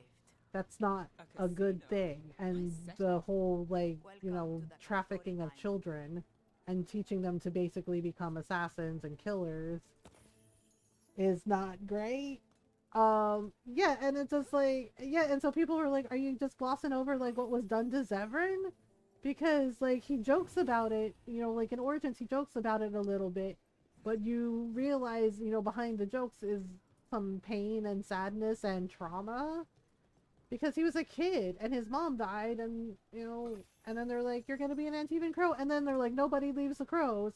Like, he had to like fake his own death just to leave. And so I'm realizing that in like the people bringing that up about Veilguard, I'm like, oh my god, that's a really valid point. And it's just like, why did they just gloss over this shit? This is Rook. Did you want a drink? I promise not to let Viago near it. Like, I still love Lucanus, and I still love, and I absolutely love Zevran, right? And I mean, Taya and Viago, it's just like, well, First Talon of the crows. It's hard to make an order that you like to join if you're down most of your writers, right? Because it's like they never address that at all, and it's just like, What brings you here? seriously? Right. My target is a pair of elven gods. Or that's what I they call do like that we themselves. went with the waves for ancient, Rook this time. It looks really mages. cute on her. My detective says you have a man who brought blood mages and Venatori to their knees. I mean, I don't really have bangs, but you know, but it works. It frames her face really nicely. Yeah, it's just so weird. And then like, yeah, a whole bunch of like writers for BioWare quit, and I'm just like, are y'all gonna be okay for Mass Effect 5? I'm just saying. Well, that's a relief. Sending a demon to take down a god. Sounds like a plan. It's a nonsense plan, but that's not important. Lucane is still a morte. Except he He's isn't. dead. I know, and think about that for a minute. Ilario thought he died, and then he comes back and he's like, fuck! The body our people brought back was not my grandson. Right, and then, yeah, and then they It also was pointed dressed out, in his clothing, a Knight of the and Old it had Republic been remake too. Are altered they? I don't with know. blood magic to have his face.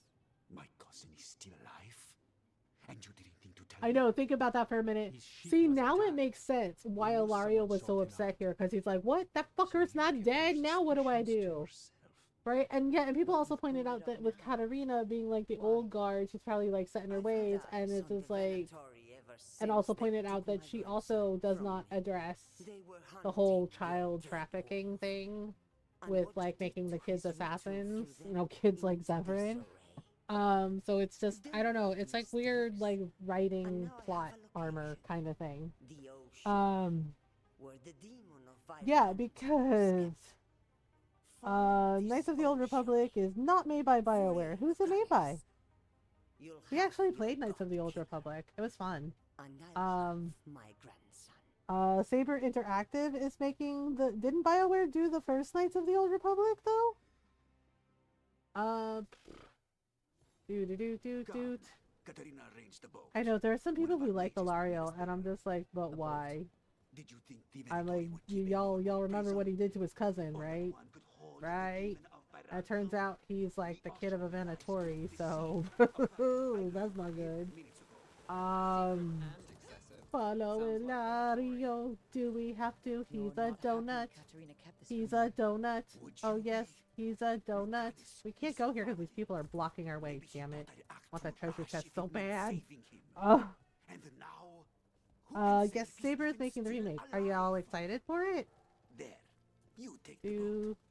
Do you have the time to be one? Who are you? Oh right, the boat lady. Get in the boat. It's possible we've been watched. He's like, of course I'm not coming with you because I'm the one who betrayed my cousin because I'm an asshole.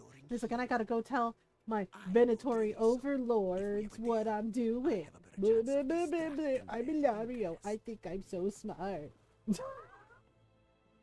I don't like him. I don't like him. One bit. I'm Ilario and I betrayed my cousin. I'm an asshole. Blah, blah, blah, blah, blah. Blah, blah, blah, blah, blah. I'm a little too smooth. Right? Yeah, and if you don't, if you missed it, right? We talked about this last playthrough. If you notice, before she can tell Lucanus, Ilario snaps her neck, right? And he kills her. But she called him Amatus. Amatus. And if you romance Dorian in Inquisition, right? Dorian calls the Inquisitor Amatus, which means beloved, right? So Ilario and her were a fucking thing, but before she could like rat him out to Lucanus, he snapped her fucking neck and killed her. Yeah, and it's just like, it's just like getting a little Venatori action, were you, Ilario? It's just like, be a badass Jedi. I know I really did like Knights of the Old Republic, but I feel like some of the controls didn't age well. So I don't know. Maybe I'll get it when it comes. When is it supposed to come out? Uh-oh, that can't be good. They were so scared of Lucanus, which I find hilarious. Caliban! The other wardens don't want to go near that crow's cell anymore. can we get someone else to do it? Slaves, maybe? No, no, you cannot. No, that's not how any of it works. That's not how it works. This is the ossuary. Although I still think it's hilarious that Spite got jealous of Manfred for having fire. Yeah, and Spite was like, give me fire, teach me fire, right? And Lucanus is like, no, no, no, telling Emmerich, no, no, no, Emmerich, please don't encourage him. Spite does not need to learn fire. And Spite is like growling and hissing like a little cat, and this is like, teach fire, learn fire. I was like, oh my god, what?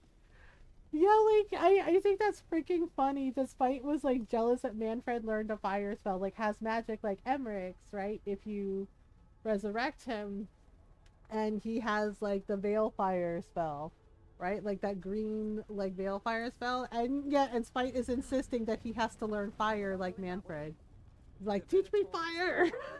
It's like you don't need to learn fire, okay? Right? And also I do think it's a PS5 timed exclusive. Okay. But I do think it's really cute and endearing in a way that that Spite is cool with Emmerich too. Like, yeah, Spite obviously loves Rook, and he's totally a Rook fan. But the fact that he also really likes Emmerich because he'll talk to Emmerich, and Emmerich is very sympathetic, and it's just like, oh yes, it does sound frustrating. Like, he actually has like whole conversations with Spite. And I think that's really cute too. Like, it just shows like how sweet and wonderful Emmerich is. That like as chaotic as Spite is, he even likes Emmerich and will talk to him and voice his frustration and about different things, and Emmerich will be like, oh yes, that sounds really hard. I'm so sorry. He's like, well, and Emmerich's like encouraging him, right? And being supportive. Yeah, he's totally a cat. But I think that's also really cute that basically like even Spite is just like, yeah, I'm a fan of Emmerich, and I'm just like, I mean, who isn't? Emmerich is lovely. And I know we're romancing Tosh this playthrough, but it's gonna be really hard to resist our Vincent Price charming necromancer. I'm just saying, because we love Emmerich. I love Emmerich. Honestly, I feel like he is my favorite romance so far. See, again, I ask, why, like, how are the Venatori such silly little guys? Because look at this. They're like, oh, there's a key. There's a key, and you can't get it. It's made from red lyrium, and yet they put the key on the wrong side of the door. Do you see? So how are they a genius squirrel cult again? Because they literally put the key on the wrong side of the door, and we can very easily unlock it like that. Boom, done. Like why did they make them such silly little guys? And in Inquisition, they seem very like really bad and very terrifying and kind of scary. But here it's just like, god, these guys are a joke. Like they're silly. And it's just like, really? This is where we're at? This with silly little guys? Okay, hang on. I think we can open this. Yeah, okay. Treasure. We have to get all the treasures. Uh-oh. Oh, right. She was, that lady was puppeting everybody. So they can, like, rewrite their memories. Ooh, Hala's Grace. That's a good one. And get some crystals. Man, they're more competent than Team fucking Rocket, right? They're just like, get ready for trouble. Make that double. I know. Yeah, and at least Team Rocket was like relatively not so bad. They were just irritating more than anything else, but kind of harmless. Uh-oh. Uh-oh. Whoop! Boom! I know that entrance though with like the wings is like, damn, look at him go. Whoop! Wow! Well, that escalated quickly. And then the wings go away. Who are you? Who sent you? Your grandma? My name's Rook. Katerina sent me. Katerina. But you're not a crow. I know. We all agree that James is gay or bi, right? Oh, he totally is. He totally is. He's at least, you know, pan. I'm maybe more like pan. Today is full of surprises. Yeah, and I also find it weird that Lucanus doesn't call his grandma grandma or you know, or nonna. He calls her Katerina like by her name, which is odd. Like it's his grandma. James is gender fluid. Fight me. Good. Because I'm pretty sure more Venatorian are on their way. Wait. Are we fighting, kitten? Do I want to fight? Honestly, it makes sense. James is gender fluid. That totally makes sense. World's like, fight me. It's like I don't want to fight you. You got built-in knives. I will hug you. Yeah, the famous I will hug you, kitten. So you have a prison break, a blood heist, and assassination help just to get you out of here. I'll owe you. You'll owe me. I'm sure we'll owe each other before this is all over.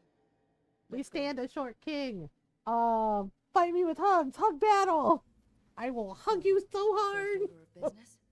Blood first. He dresses so many times in drag would not even blink if the maker said that. I mean, it makes sense. And besides, it's like they're just clothes. They're not for like boys or girls. They're just clothes. They're just clothes. Oh, I should send you that TikTok, Julius, of the person.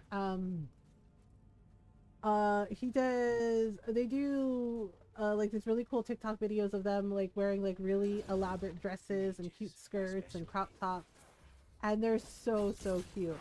Yeah, and people are, yeah, and there are, of course, you know, there are haters that are like, the dresses and skirts are for girls, and they're like, no, they're just clothes. Exactly, they're just clothes, and people can wear whatever they want, whether it's a dress or a skirt or, you know, blouses. Oh, I love them. Yeah, I think their name on TikTok is Tommy. Yeah, Tommy, yeah, and they're like on this at the subway station, and they do like these really cool and oh man, there was one outfit they wore and I was just like, holy crap, they look gorgeous, right? And it was like this like emerald green like cloak, right? It was like this emerald like green cloak, and they had like this like scarlet like skirt, and you know, and this really cool like top. Yeah, this is this really cool like kind of matching like tank top with a skirt. No, this is a different one. But I've seen the black person who dresses in dresses. They're really cool. No, the other person, they're Latin. Yeah, like red, like gorgeous red curls, like red fro. Yeah, and like I'll send you one of the TikToks. And they are so cute, and like they are gorgeous. Like they are really gorgeous, and their style is so good. Like every outfit I've seen of theirs, I loved every single one. And I think the big part of it is there's like so much joy, right? In every single one of their videos, there is like so much joy because yeah, they're dressing how they want to dress, how they feel, and right, and the clothes and the outfits are so good. And they are so cute, and yeah, and sometimes people like recognize them and like give them a hug. Yeah, right, they give them a hug. Yeah, it's like one lady asked, you know, like, can I give you a hug? And they were like, yeah, of course. Yeah, and it's so cute. Like people recognize them and give them hugs, and it's adorable. Like they are so cute, and their TikToks are so fun. Aha, wait, no, I can't do that. Yeah, Zara, that was her name. Yeah, basically she started to call Ilario Mathis, right? And then he snapped her neck like it was a stick, and that wasn't good. There's a dead body on here. There's a dead body. Why is there a dead body? Hello? Can I get this open? Come on, open the door. Ah, abran la puerta. Okay, there we go. Oh. Ta-da! Ta-da-da-da! Ta-da-da-da! Okay, so now we're gonna... You see what I mean, though? They put the keys, like, on the other side of the door. And it's just like, y'all are bad at this cult stuff, huh? Wait, I think... No, there's still a bubble. There's still a bubble. Ah, there it is. And it... Yeah, and they think nobody can shoot this with an arrow? Really? They're like, we'll put it up here at the top of the ceiling. Nobody will ever get it. Ha ha ha ha. We're so smart. I was just like, all we have to do is shoot it with an arrow. Really? Y'all didn't think of this? Or hit it with a magic bolt? No? They're like, damn it. How did they get through our defenses? They must be geniuses. I was like, not really. It's just like you literally put the key on the wrong side of the door. And they're just like, oh my god. They're like, how did they do it? How do they keep doing it? And Rook is over here like, really? Y'all don't see it? Really? Like, what are y'all even doing? Oh. Not that it work. This place exists for her to make new, worse kinds of demons. Well, here we go. It is really cool though that it's like an underwater thing. Look at all the fishies. All the fishies swimming into the gator's jaws. Oh look, more Fenharel statue. Love that for us. Where is the crystal? Do we need a crystal? Do you need a pistol?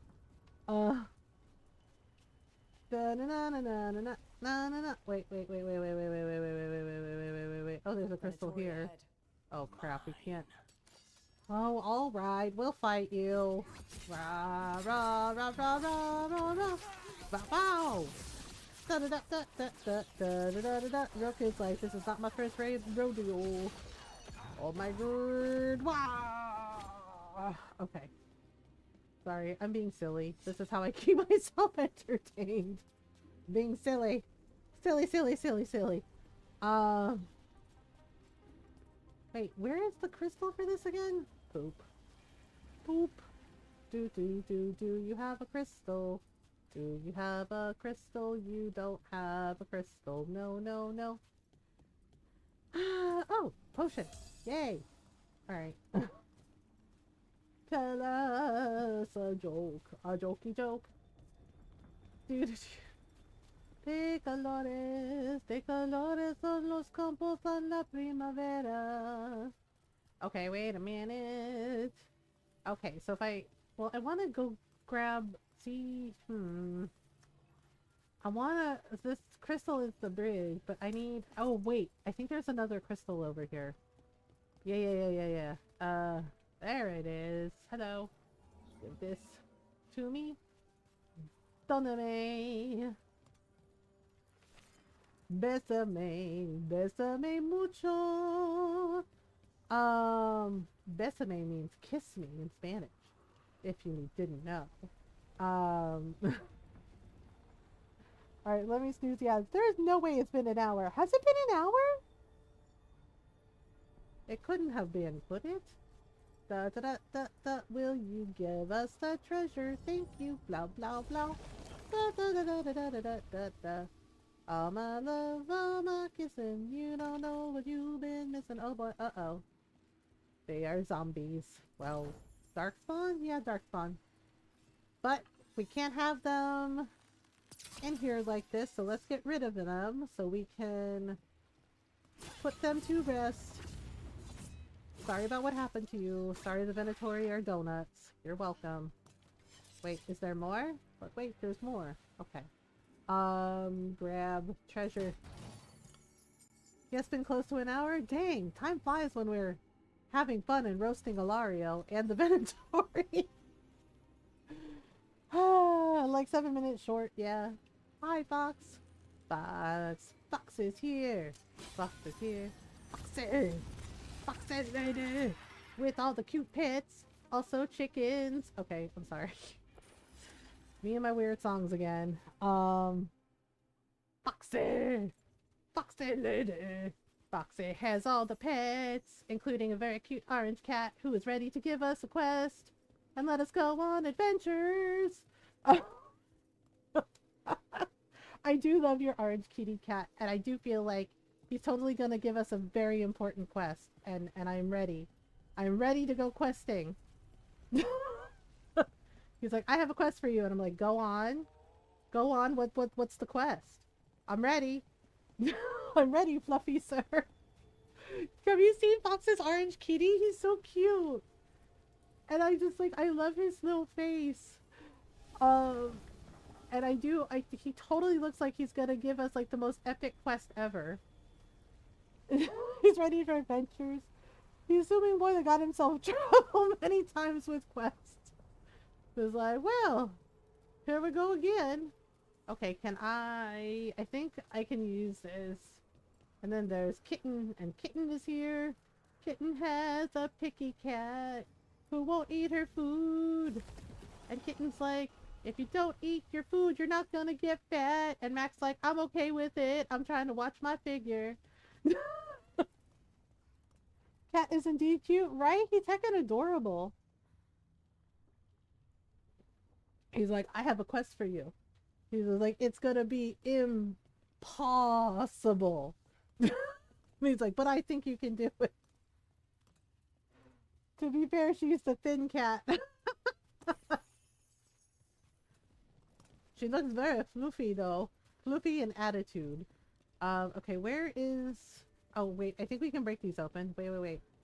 I saw the light for the crystal. Dang it. This thing. It's very tricky. Oh, right. It's like in the middle of the silly Dalish elf tree. Okay. Not silly, it's just... Oh my gosh, Rook! Rook's like, I released too early. Like, story of my life. How do we hit this darn thing? It's like... Dang it, it's really high up. And I want the treasure that's in there, so... Come on! There we go. Oh my gosh, receptacle. There we go. She whiz! She whiz! It's a sweet little purr ball. Aw. Alice is actually the chubby kitty we were trying to get to lose weight. Is she doing okay with that? Okay, there we go. Alright, take out the monsters. Take out the monsters. Take out the monsters. Okay, here we go. Blah. One more time. Never heard of an abomination who wasn't a mage. I've seen demons. It's not... I know people are like, oh, never heard of an abomination that wasn't a mage.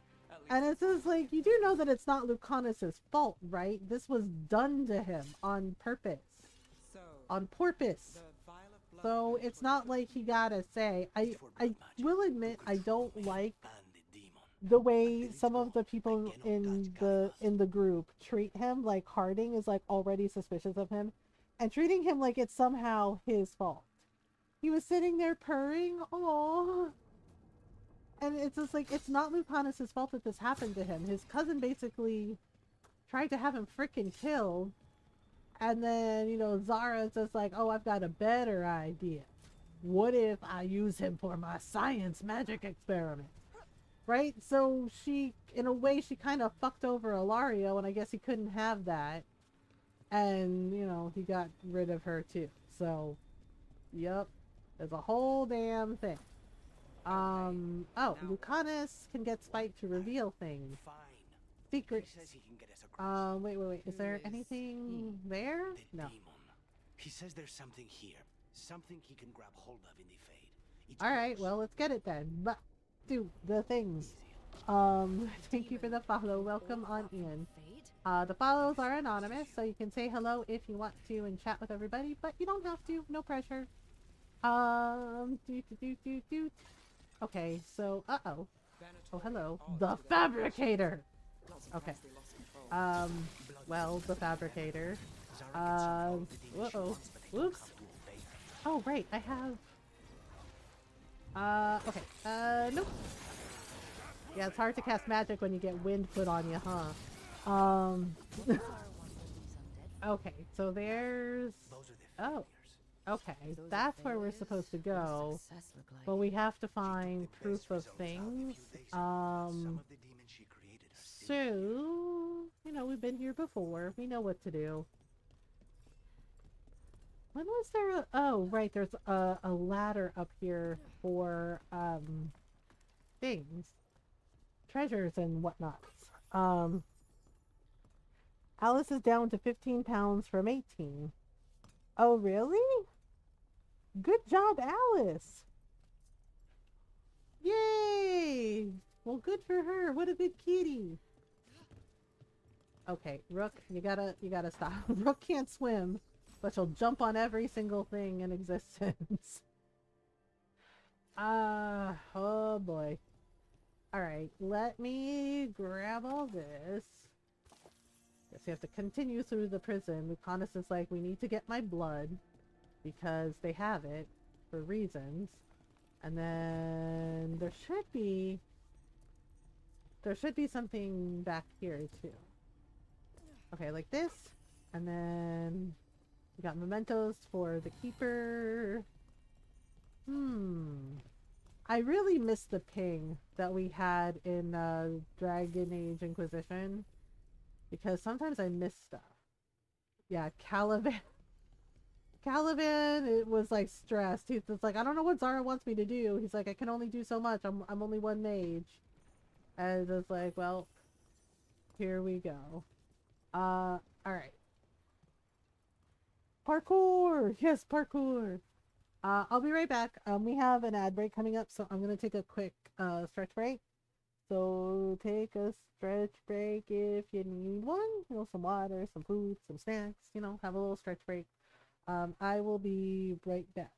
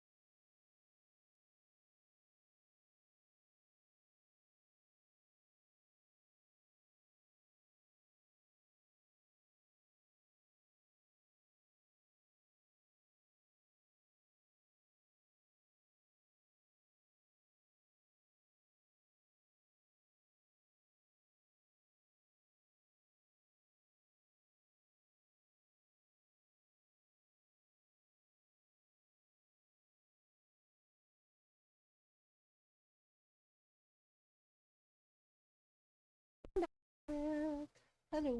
Okay, so we're doing the things. Da da da. Okay, so wait, what were we doing? Oh, right. We gotta jump down, loop. More fun with crystals. Ta-da! What do we get? We got a duelist coat.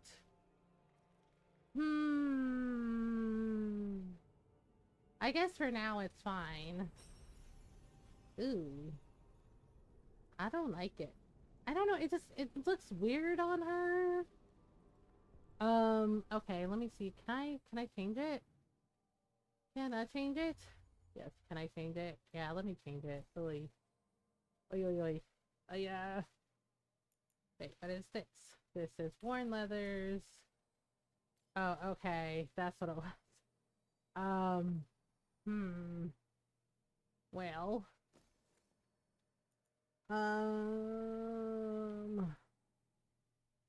Worn leathers. Okay, so there's this. Oh, right. I had Jumper's leathers. Yeah, I don't like it. I don't like it, so I'm gonna change back. I'll probably change it and like change the appearance. Cause what I really want is my Morn Watch outfit, but we don't have it yet. So we'll just do this for now. Oh, there's the crystal. Do you have a crystal? Alright. Here we go again. Do do do do do. Okay, so that opens up this door. So we can go in here. Alright, let's do the uh-oh. Oh no, demonic experiments. Seriously. Oh, you pesky Venatori. Nope. Yikes.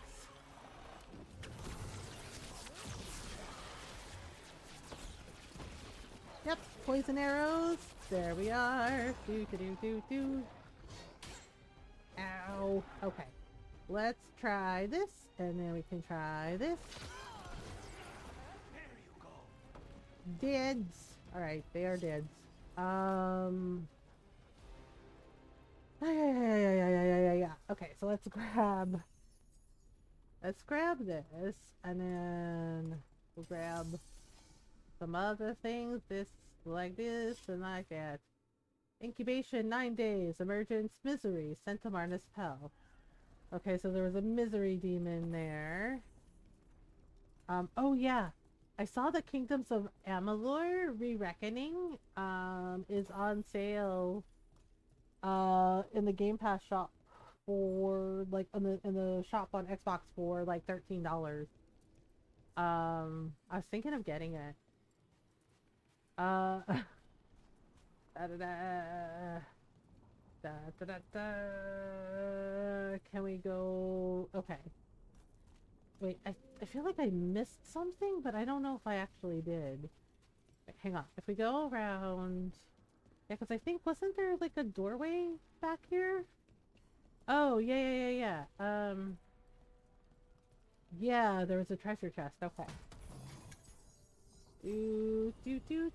Common longsword. Oh. Well, you know what? Yeah, let's do it. Let's do it. Dual blades. Did we like the swords? Yes, we do. Alright. Okay, so we got this. Okay, now we can go over. I know I've been kind of in the mood to play Kingdoms of Amalur again. I know, I feel like it's so underrated, and it's still one of my favorite games because it's just so much fun. You said he's the one in charge? No, he's a lackey. He runs this place for a Yeah, he's absolutely not in charge. Not the way he was complaining in those letters. He was like so over it. Don't forgive. Well, yeah, they're demons. Who the hell expects demons to forgive somebody? Alright, so we gotta go. Alright, we're ready. We're sliding down. Uh-oh. Oh, hello. In trouble, are we? Okay, whoops. Oh, I think some of the demons got out.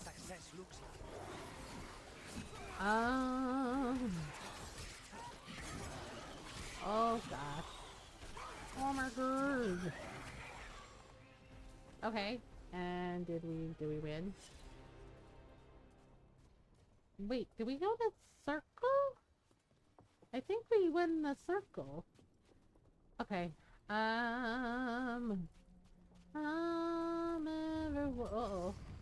Uh-oh. Oh, hello, demonic experiment. I don't know. Yeah, the thing is like, when they did the remake, they also added a new DLC. With like a whole new thing. Uh-oh. Oh no. Oh no. Oh no. Ah.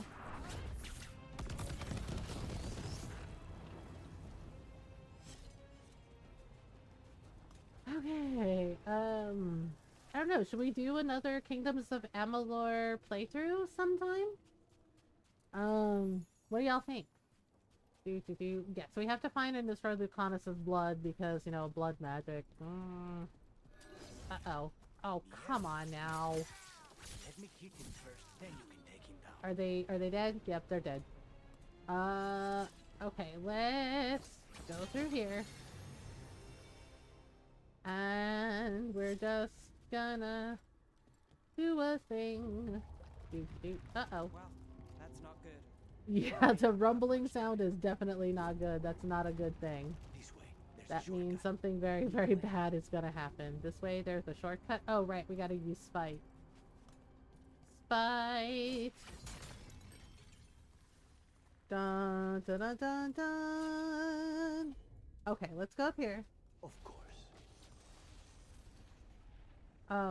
Okay, Lucanus, not to, like, be that rook, but, you didn't exactly, you know, make the bridge in the right spot. I'm just saying. Oh, for fuck's sake. Oh, Rook, please! Please, Rook. Can you please just, like, get it together? Yep, well, did that in time. Where the hell? Okay. Let's try this again. As you wish. Were you taking lessons from Wesley in Princess Bride? As you wish is what he would always say to Buttercup. And it meant, I love you!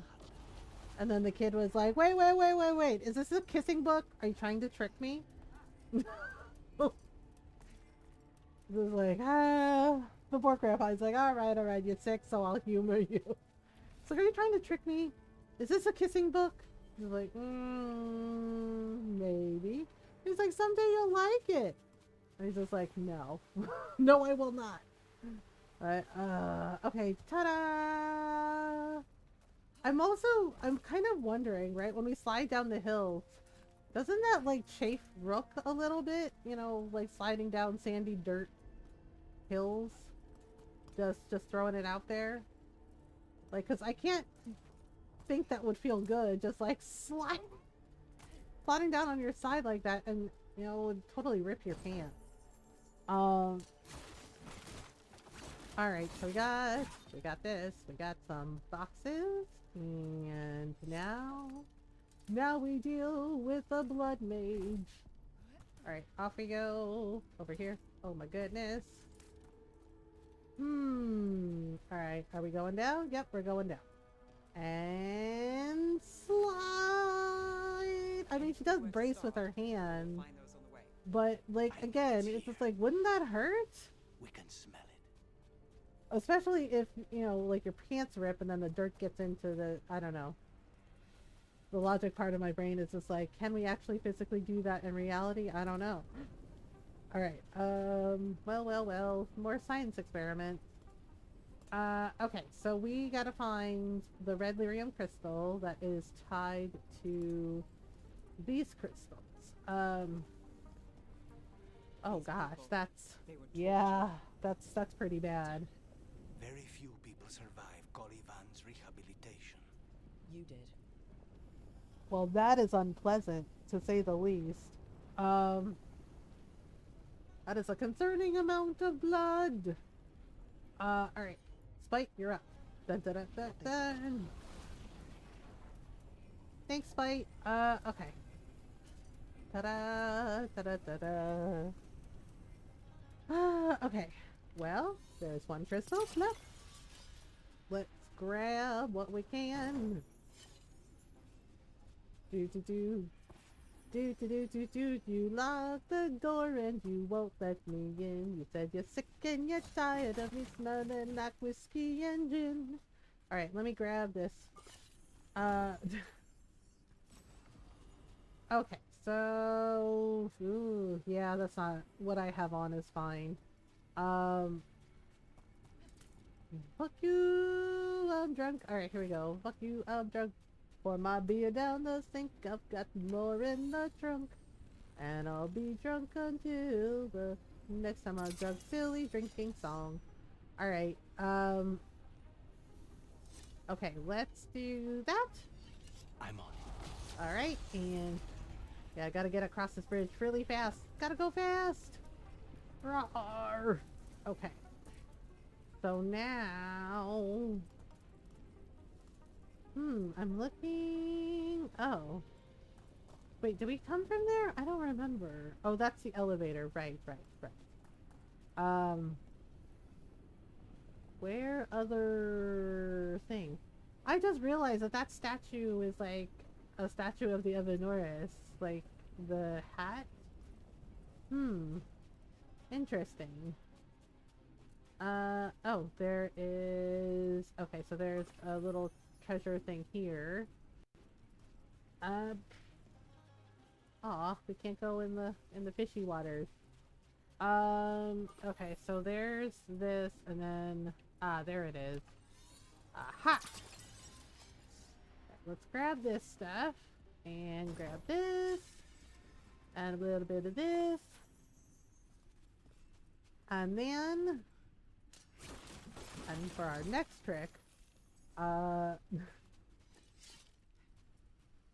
although I am worried about Lucanus's coffee habit, because, you know, Varric raised a very good point about, you know, Lucanus drinking something like 10 cups of coffee. It's like, is he okay?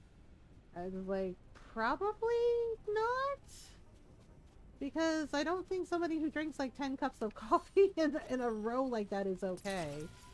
Like, I like coffee as much as the next person. But, you know, like, I do love a good cup of coffee, but not 10 cups in a row kinda coffee. Cause that seems like an excessive amount. And I get it, he's trying to, like, keep spite at bay, but also... Yikers. Let's see what's on the other side. Alright, there we go. Venatori never do anything. Okay, here is the letter. Knows what I do, how demanding Zara can be. Nothing less than perfection is ever acceptable. Oh gosh. There. Well. That's the one. It has to be. Okay. There you go. The blood is destroyed. The end. Okay, that sounds... It sounds like this place is coming around and coming apart. Alright. Let's grab all this stuff. And then... Was there something back here too? Trying to remember. Oh, yep. Treasure chest. Alright, and then we got this. Okay, open. Alright, we're gonna go over here. And we're gonna do... Okay, so now we gotta take the elevator down. There's the lever. Okay. Now we gotta deal with Caliban. You want to hear about his torture methods or something else? We didn't chat. It's fine. We can talk about something else. What's Katerina like? After so long in this bit, I barely remember. Oh. Yeah, I think Lucanus was gone for something like a year? Something like that. 6 months to a year? Oh, hello. Oh, this was entirely unnecessary. He seems upset. Zara and her little jests. He's already the demon of Virantium. Won't this be ironic? Oh dear. Hilarious. And now look at the mess you've made of my facility. What do you mean your facility, dude? This is Caliban. Yeah, he whinges an awful lot, doesn't he? Target I was sent for a year ago. A crow never abandons. Okay, so a year. He's been there for a year. Okay. He's like, this was so unnecessary. Look what you did to my facility. How dare you?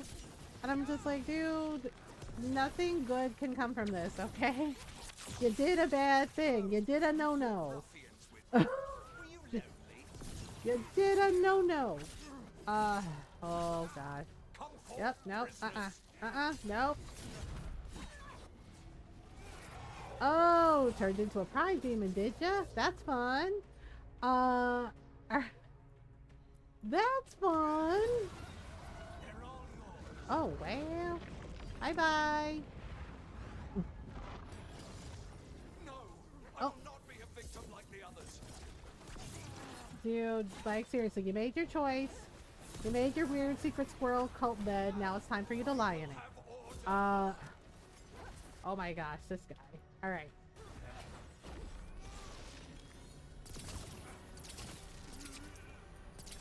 Sorry about it, dude. Well, he did. Oop, there's Spite. The crows send their regards. So we got your target. Yes, the job's done. Oh. Smells like blood. Ashes. Not done, not yet. Oh. Are you okay? Lucanus, are you alright? Lucanus, what are you looking at? Careful. They know we're not right. Well, of course they're not right. He has a whole freaking demon inside him. We clearly have things to discuss. Somewhere else. Agreed. I think it's time I got some air. There you go. Attaboy. He's like, I need some air. Okay, we gotta get the treasures first. Okay. Wait, let me go grab a heal jar. Blah. Did I lose it? Aw, crap. Come on. Oh, okay. Now gift giver. I think I'm gonna need to, like, add a heal rune so I can have, like, some extra potions. Oh, for crying out. Rook, do not do Harry Dresden parkour, okay? Unbelievable. Okay. God's foil. Okay, so that is for Lucanus, clearly. Okay, let's go up here and grab the stuff. Yeah, there's a big old treasure chest here that gives us reinforced longbow. Ooh, nope, that's not it. Okay, so let's grab this exploring the ossuary.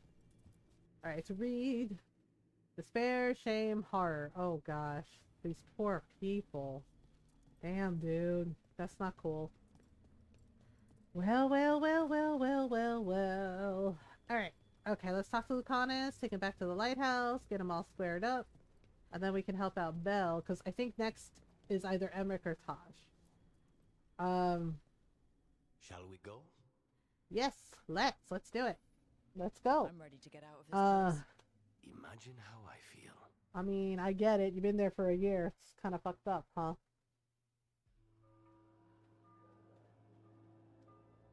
Da-da-da, da-da-da, Diamante. I do love the landscapes for the architecture for the various cities, like for Docktown and for Treviso. It's really well done. Yeah, he's not dead. A message from Zara. See, this is the thing right here. Remember? I can't believe it. Right? Do y'all think he kidnapped his own grandma? Like he says, oh, they did it. Oh, the Venatori did it. But he totally, like, how do you think he got her? Did he, like, drug her or something? Or did he, like, pay them to, quote, kidnap her? Or to, you know, kill her? Where's Katerina? She's like, but, and they didn't see a body. They didn't see a body. And then they're like, oh, we have to have a funeral for Katerina. We have to, like, you know, spread her ashes. And Ilaria was like panicking. It's like, oh, right, her ashes. Woo! And I was like, uh-huh. My condolences. Lucanus, I'm so sorry. I need to work. You need to work? Sure? What? You should take some time. I don't need time. I need a target. You just got here, and already you want to leave again? You're the one that tried to fucking kill him, dude. Contract. I'm not breaking the last deal she ever made. And I owe Rook. Once that's done, I'll come home. We won't keep you long. Can't say your new contract's Except easy, we were probably but like we'll be as gone for quick as we months can. or something. Cousin, when you find Sarah, I need to be there. Why? We're under attack. Antam on one side and Avenatori on the other. Forget revenge. We need you. No, Viago. Sarah came for us here, in my house. Uh-oh. She took Katerina from my house. Ooh, You Taya find sounds her mad. and cut her heart out, Lucanis. Yeah, and that was so suspicious right there. Ilaria was like, I need to be there. I need to be there when Zara's there. Yeah, and then we found out about him, and it's just like, oh, this explains a lot. But it's real cute that he's trying to play it off like, you know, he didn't do anything bad. I'm just like, jeez, man, really? But the demon of Vibrantium was free at last. So on we go to get the next companion.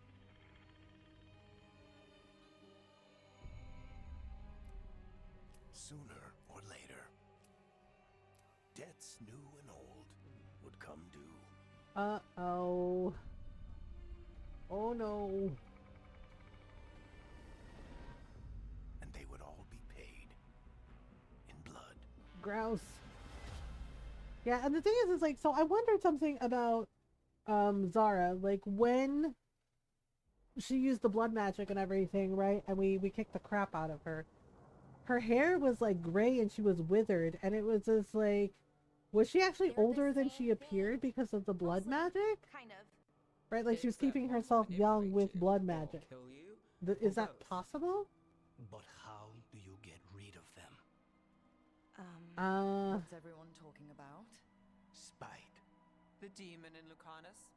When a person gets possessed, the demon usually takes control. Yeah. And they turn into a monster. The spirit just molds them however they want.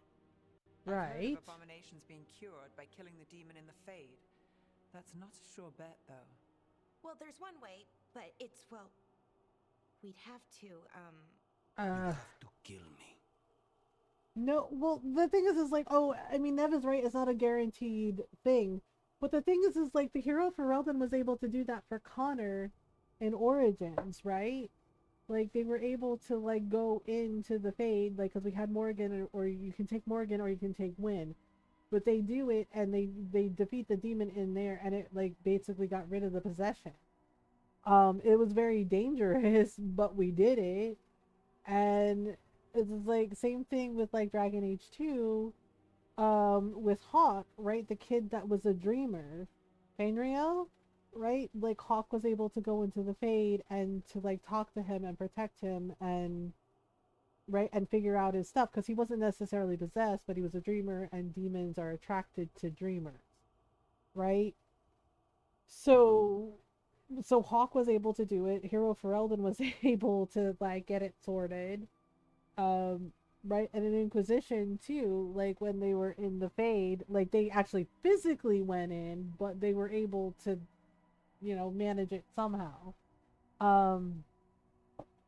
So it's really freaking odd that they're like, oof. Yeah, definitely big oof. Well, that's awkward. No, I like her. She's fun. Oh, I like her. She's fun. This is like right from day one, Spite was a fan of Rook. let's think this through some more. There has to be a solution. I have people in Marathas I can ask, but I wouldn't get my hopes up. Yeah. So what next? Let me talk to them. I want Like, he really wanted to talk to Rook. Uh-oh. Nope. It's fine. I'm fine. No, you're not. Like, he made you... he could kill you. This is not fine. Oh, yeah. He's done this before? Enough that you just shrug it off? He'd do this in the ossuary. The Fate does whatever his spirit wants. Real walls and chains, not so much. Okay. Just give me a minute. He'll get bored once everyone leaves. Should you be alone now? I'll keep an eye on you. Like, okay. I know it's a flirt option, but... With a demon. You don't have to worry about me. Lucanus. Please. He says he's fine, but I don't know. It just seems like really suspicious. I was just like, why did Spite... I don't know. Does anyone know? Why did Spite like Rook right away? Like, it's kind of interesting that he just like latched onto Rook like that. I should see what Alright. Nev has to say. Oh yes, I think we can go get Tosh now, maybe? Oh, we have a quest. Alright, wait, let me go check on Lucanus really quickly though, because I forgot about that, about like Spite fucking punching him. Like, holy crap. Okay. Let's talk to Lucanus. You asked for time. Is this long enough? Yes. How long were we my gone? head's clear, though I would kill for a decent cup of coffee. Have you? For coffee, I mean. Not today. You've got questions. So that means yes. Let's see. How did you get captured? You're the best mage killer in the Antivan Crows. So how'd the Venatori catch you? Someone set me up. I had a contract for Coliva. Someone, Ilario. I took a ship from Cariso to Inrathus. They were waiting for me. Knew which ship and when it would arrive. I don't know Yeah, how they see, convinced that's the like... Crows I was dead, but I woke up in the ossuary with Zara gloating. How did he not know it was Ilario? Like, seriously. How did he not know it was Ilario? That's like really... That's really odd. Okay. Make yourself at home. The crossroads can be dicey, but the lighthouse is safe. Yeah, the lighthouse is safe. And again, I'm kind of wondering about that. Like, couldn't Rook and the Inquisitor have worked together to bring people from Skyhold to the lighthouse? There's literally an Alluvian in Skyhold. He's stronger when I sleep, so I try not to do it much. No one was in the ossuary by choice, not even the demons. We both did what we had to get out of there. Alright, what sets Spite off? I admire your courage. What sets Spite off? We're going for Tasha's romance Is there anything playthrough. in particular that upsets Spite? Not getting his way. Getting his way and not liking the outcome. Sounds like a child. Have you seen a child when they realize they don't control the world? Except Spite's anger has real power behind it. True. Leave Spite True. to me. If he's trapped in this world, he has good reason to fight for it. For That now, is a good I point. must honor our contract. Gods, magic, politics. Things are going to get very bloody. Just a little bit. Just a little bit. I know. And then Lucanus becomes like so stressed about like Gillinane and and everything. Just yikes. Exercises, breakfast, every hour seems accounted for.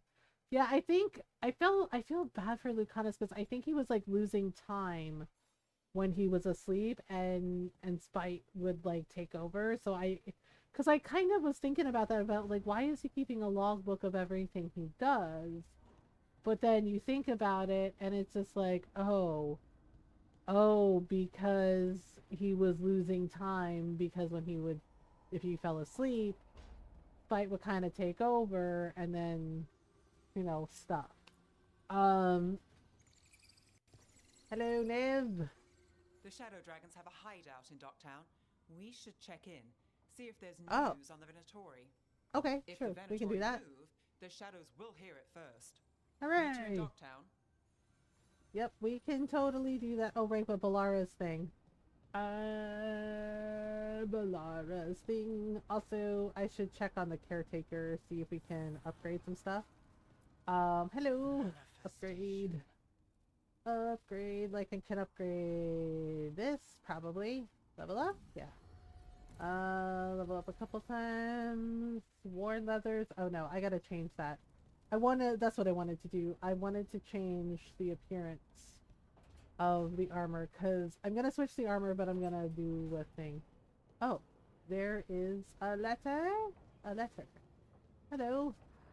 We have the Antamakaipai Treviso so think they can outlast the crows. We believe it is time to prove them wrong. Come see me when you can. There. Okay. A slow poison. Yep, we got lots of stuff to do before we get the other companions. I'm kind of wondering though. Wait, where am I?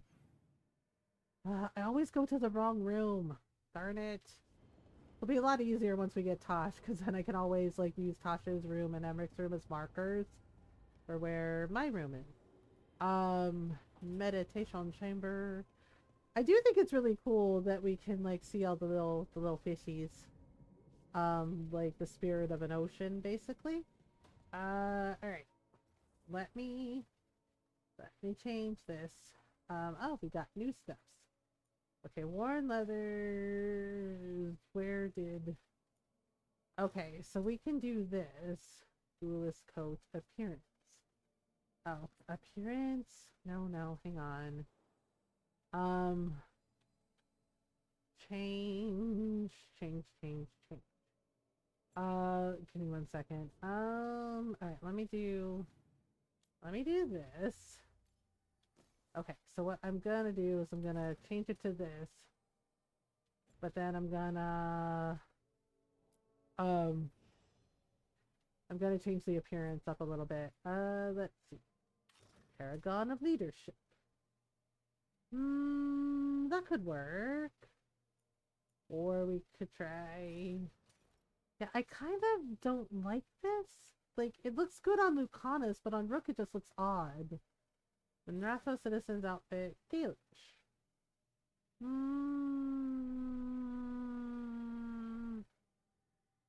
don't know if I like that one. I mean, I do like this one. But I also I like the Mortal Scrubs. Okay. Jumper's jumper. Oh yeah, that's like the bare feet. Kirkwall's finest. Does this also have a cape? Kind of, but not really. Defiant plate to Vinter. Wow, that's very fancy. Wait, what was... Okay, that was Kirkwall's finest. There's this one. And then there's... Jumper's Death Leather. Oh, right. I tried that already. Hazard suit. Okay, Watcher's robes. I don't hate it. It's just... I don't know. It looks a little odd. I guess... Yeah, I guess we'll stick to the coat for now. Because it's, like, not... You know, it's not too bad, and it offers like some form of protection. Yeah, save. My issue is all right. Let me go get... Okay, let me go get okay, Bell, Neb. Oh yeah, let's go do Balara's thing with the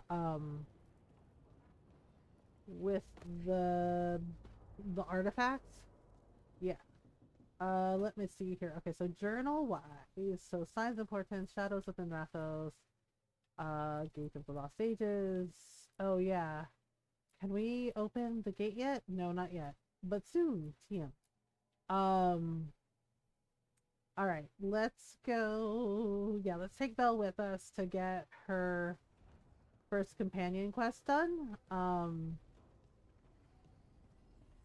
Alright, so we'll travel to the crossroads. Let me change the party. Okay, so you know what? Yeah, let's take Belle and Lucanus. That could be fine. Okay. There's Belle. Yeah, let's take Lucanus. Yeah, let's do it.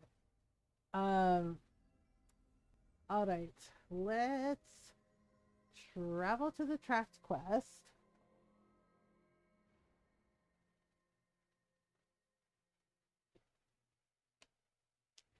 And do the things. Oh, there's also a quest here, it looks like. Let's see here. Oh, right. Right. Oro still isn't home. Yeah. Yeah, Gus. The little yeah, let's go get Gus. And then we'll do Bellara's thing. Follow Tamor and Gus. So basically, if we go over here, wait, is that not discovered? Oh, that's not discovered yet? Oh shit. Okay. Let's go here. Let's fast travel. And we'll go do some things. Okay, so that's where Bellara's thing is, but let's go get that beacon. Let me see. Where are we? Okay, yep, I thought I got turned around. Alright, okay, we will get Bellara's thing, just, wanna help out the little nug. Okay, so if we go this way, okay, let me go grab that beacon. I thought I had grabbed it the last time, but I guess I forgot. There's this, and then, oh, can we not go that way? Maybe there's a ladder. Okay, so there's this beacon, and then where is the other beacon? Oh, okay. If we go this way, I always, like I said, I always get turned around in this place, and it's kind of a whole thing. Oh, right, this thing. Yeah. Okay, so if we go down here for a minute, I'm pretty sure that's where the beacon is that we need. Alright, okay, so we can go down around here. Alright, let me blow open this wall. There we go. Okay, so there's that, there's this, and then, okay, give me 1 second. I think we can, like, drop down this way. Look at this. I bet it came in handy. And you have to hand it to the ancient elves. They loved their statues. Such craftsmanship. Handmade from stone. Okay. Alright, there we go. Okay. Using companion abilities with Delirium Dagger. Yep, we can do that. Alright, give me 1 second. Okay, so if we go up here, I think this is like a circle, right? We could go in a circle and then, yeah. Oh, right, that place. Well, you know what? Let me unlock the beacon for it, and then we can, like, fast travel to it. If we want. Alright, whoops. And then, okay, so if we go up here, we can grab this thing. This is one of the Evanuris. Might even be Gillenane or Elganon. Well, gods. They don't you know, since we're here, let's just do it. This artifact isn't working right. Maybe if all I right. looked at the crystals it's connected to. Okay, so let's yeah, since we're here we might as well just do it. Okay. So gotta go over here, grab all this stuff. I think I have enough. I'm also trying to find okay, where the heck? Okay, so if we go up, yeah, there should be some crystals for Balara to look at. Okay, looks like it's down here somewhere. Okay. Alright, something over here. Okay, well first she has to, okay, so there's this crystal, and then this is where we came from, right? Or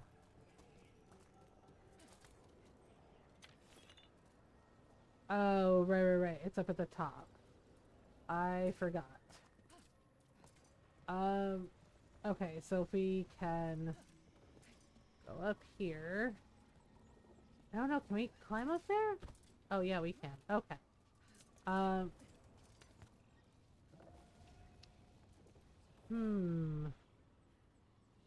That is not right. Okay. So there's the trees, there's this, so we can probably go up here and then over. An underwater prison? That's still pretty amazing.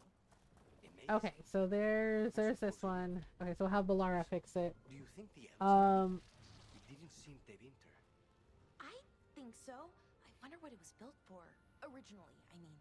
whatever it was meant for? Okay. It's a bit of misery now. Right. Alright, and then we can go... Okay, so we gotta take the zip line here.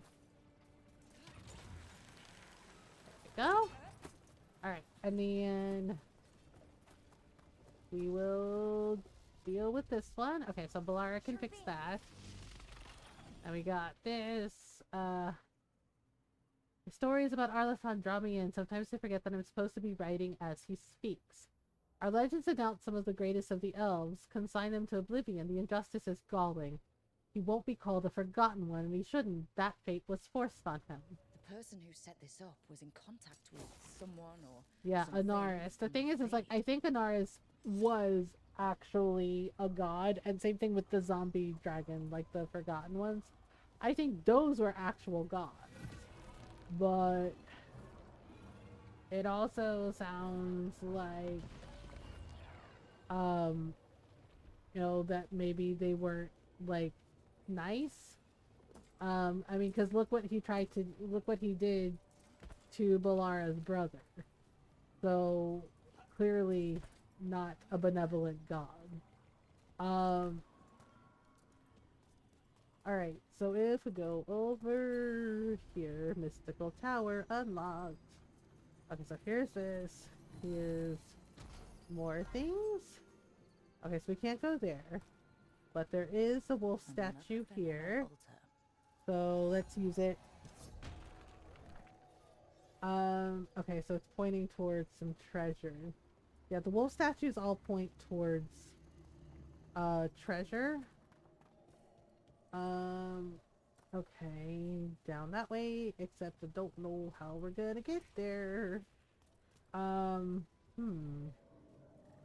that jump is too far. Alright. Let's try... Okay. Oh, there it is. There's the Fenharel statue. Okay. 1 skill point. Alright, let's have Balara fix this. Okay, so fix this one. Sure, here we go. And there's this. Did he say a waxing crescent or waning? I didn't catch it. His words come too quickly. He has spent eons waiting to impart his wisdom, and it cannot be contained. A dam finally broken. A deluge of lost knowledge. Alright. Oh, whoopsie. I dropped... That's where... Okay. Okay, so there's this. Okay, yeah, it has to be up top. It's like the last thing we have to do, but I'm not sure how to. Not sure how to get over there. I think we have to use. Yeah, I think I have to go up the staircase again. Because it's like the last piece. So let's go up. Alright, let me try the zip line again. I always forget how to do this because it's, you know, because my memory isn't always like the best.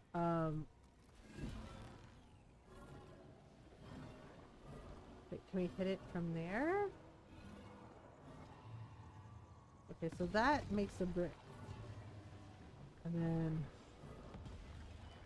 Ah, there we go. That also makes a brick. There we go. I knew it was something. Yeah, like... Oh, darn it, Rook. Now I gotta do that fucking climb all over again. Alright, hang on. Damn it. Oh wait, maybe I don't. Because I think I can just like go up the stairs. And then... Ah, there we go. It gives us... That's what it was. It gives us like a little pathway over. Okay, so here's this. Okay, so that is for Belle. And then we have this one, and then more notes. And then more notes.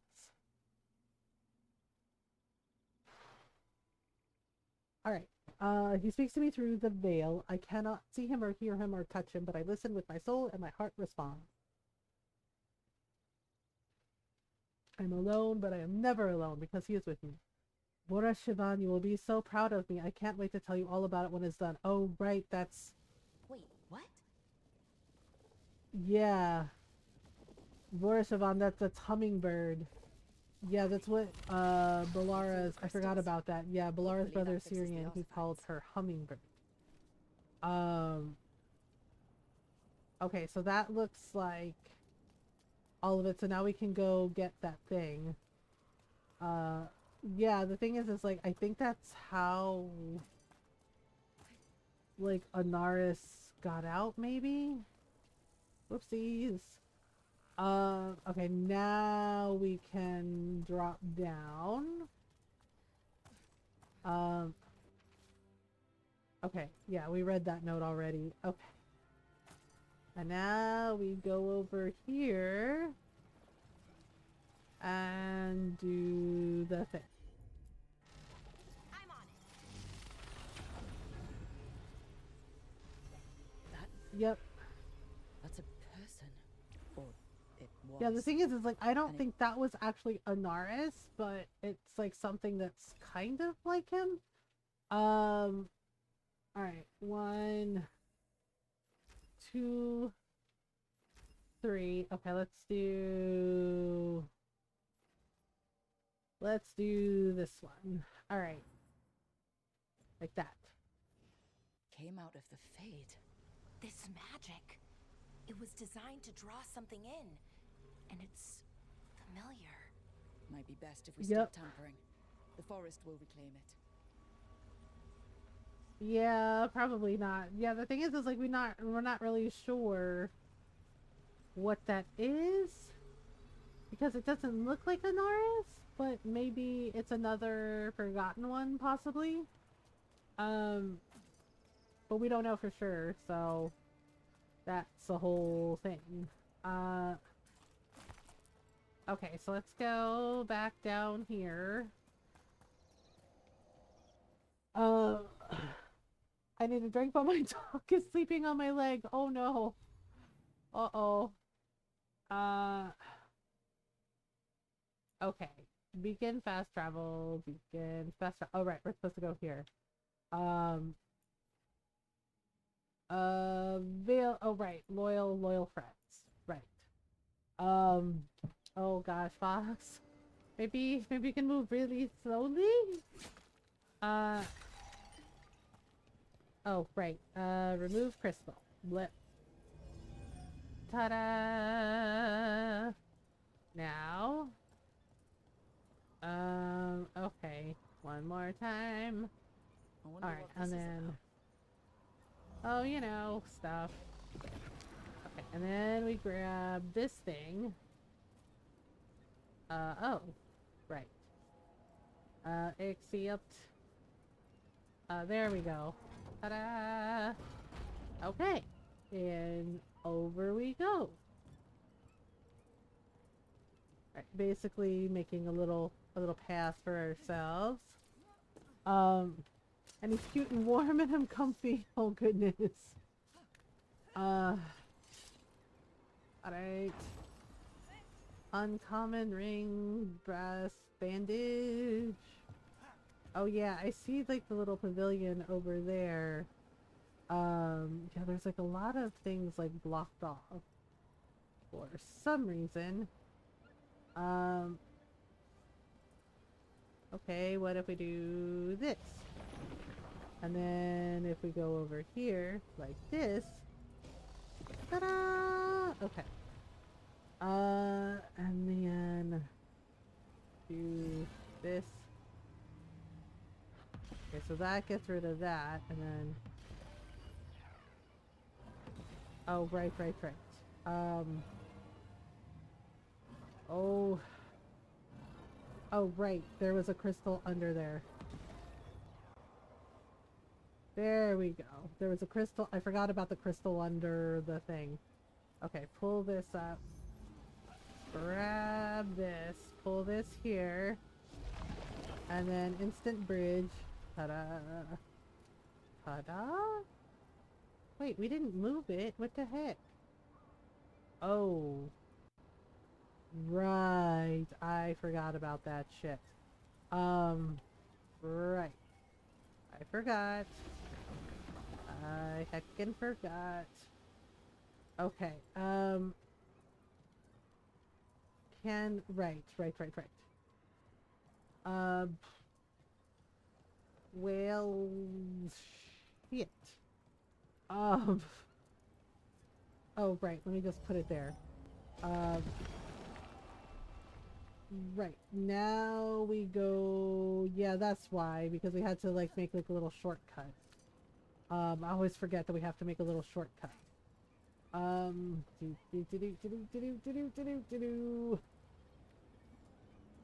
the hero, not the bad guy. I woke him up for snacks. He's just like, I like snacks. Oh, right. Did that give us a little bridge? Did it not give us a little bridge? Okay, it did give us a little bridge. Okay. Back we go. Up on the rooftop. Click, click, click. Alright, so now... Oh, right, we gotta take a stretch break. So now we get the treasures. Yes, we get the treasures. All the treasure? All the treasure. Oh, Rook, please. Rook, please. Please just kick open the thing. Okay. And then... remove this. Oh ho, secret squirrel door, go bye-bye. Hello? Whoops. Ow, that was totally my bad. That was totally my bad. Okay, where do you go again? Okay. You don't want to, Lucanus, but how did the Venatori stick you with spite? Okay, like this. Like he was a parasite in uncooked meat. Bridge to the bridge. Tattered bridge, shortcut unlocked. Awesome. Awesome sauce. Okay. Okay, let me grab all this stuff. Okay, so the bridge is unlocked and we got a secret squirrel bridge. Ta-da! Oh, this is where we were before. Okay, hang on. There might be something interesting over here, like a beacon we didn't discover, or did we discover it? Uh, me whispering, "Hey, buddy, you want cheese?" Dog flails and runs off the bed. The cheese tax. Dogs love a good cheese tax. They're just like, yes, I like cheese. Do you like cheese? They're like, go on. You has cheese? It's like, yes, we has cheese. Alright. Let's go back. Okay, so we made ourselves a little bridge. Little bridge. Alright, and then it looks like, oh my gosh, really? Really? This is where we're at? Okay, can we climb down again? Whoa. Whoa! Alright, now we can go through here and grab stuff. Okay, before we grab stuff though, I gotta take a stretch break. I'll be right back. Take a stretch break if you need one. We're gonna have a little stretch while the ads run. Alright, BRB!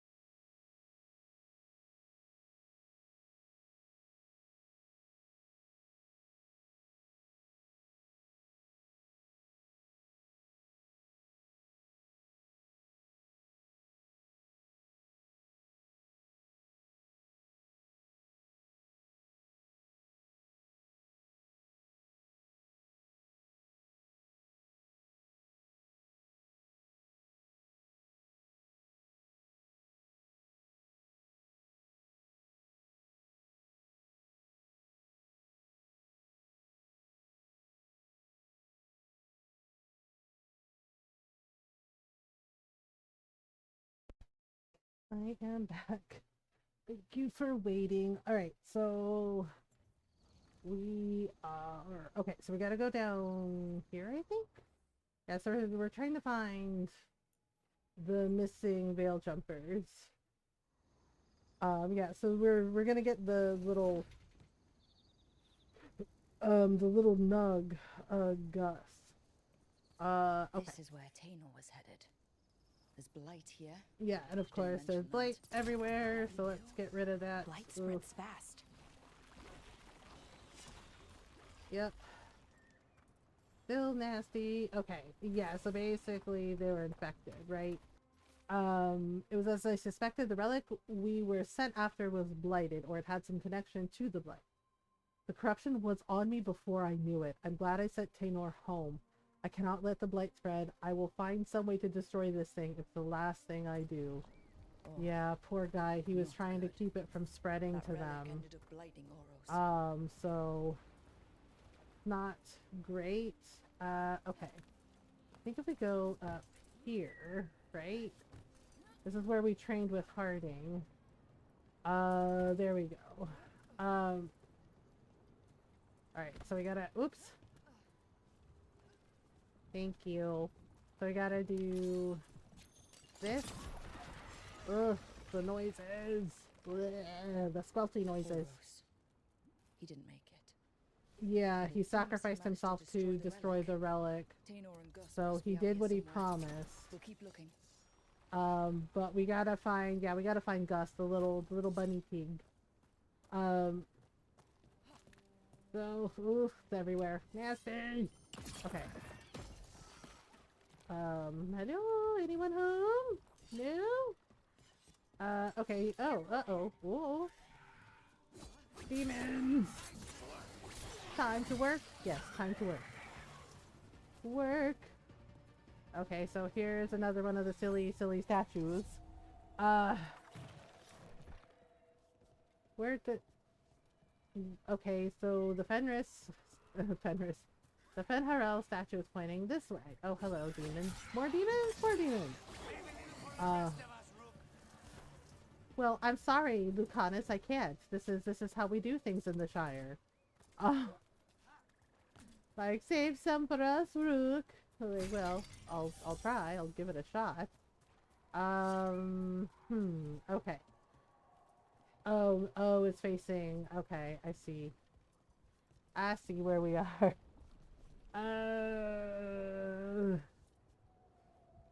That's odd. I really don't know where the fuck it is. Okay, so there's this, there's that. We have to...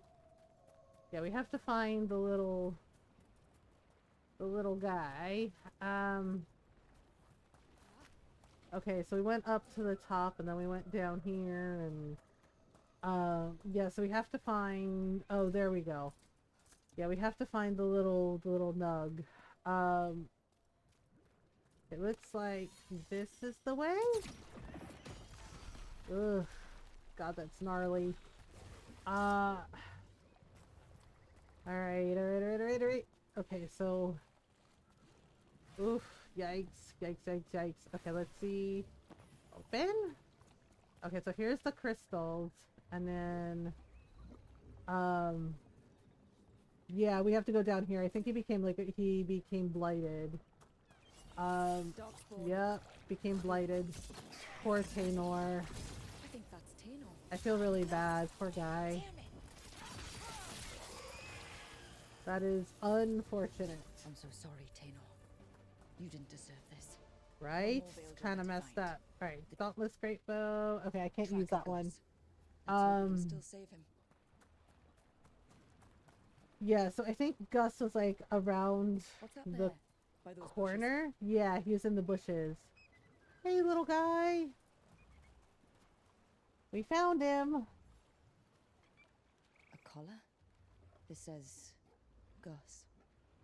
Oh, wait. The tracker Tainor talked about. Yeah, Gus was a nug. Oros' companion nug. Oh. Let's get you home, little one. Poor little guy. He's had a rough day.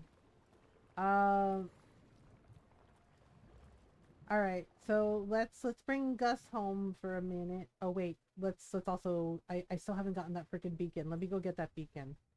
Where the hell is it? I don't know. I always get lost around here, so wait. Okay, no. That should be. Hang on, let me hop down for a minute. Hop down? Yes, let me hop down. Hop. Let me hop down. Oh, right. Ugh. Still gross. Still, like, our third playthrough on stream, and it's still gross. Every frickin' time. There we go. Hello. Beacon. There. Alright, and then... Oh. Well, shit. I forgot about that. How did I do this last time? I think, can Nev do this? Nev might be able to do this, or oh wait, I remember. It was on the other side. Yeah, you wouldn't know it because it kind of blends in, but yeah. This is a thing that Balara can do, and it can disable that barrier. And then we can get the treasure from there. Ta-da! Okay. Here is the scroll. Notes on a mysterious substance. And then we got Forest Guardian's Veil. Okay, so I already have that equipped. Cool.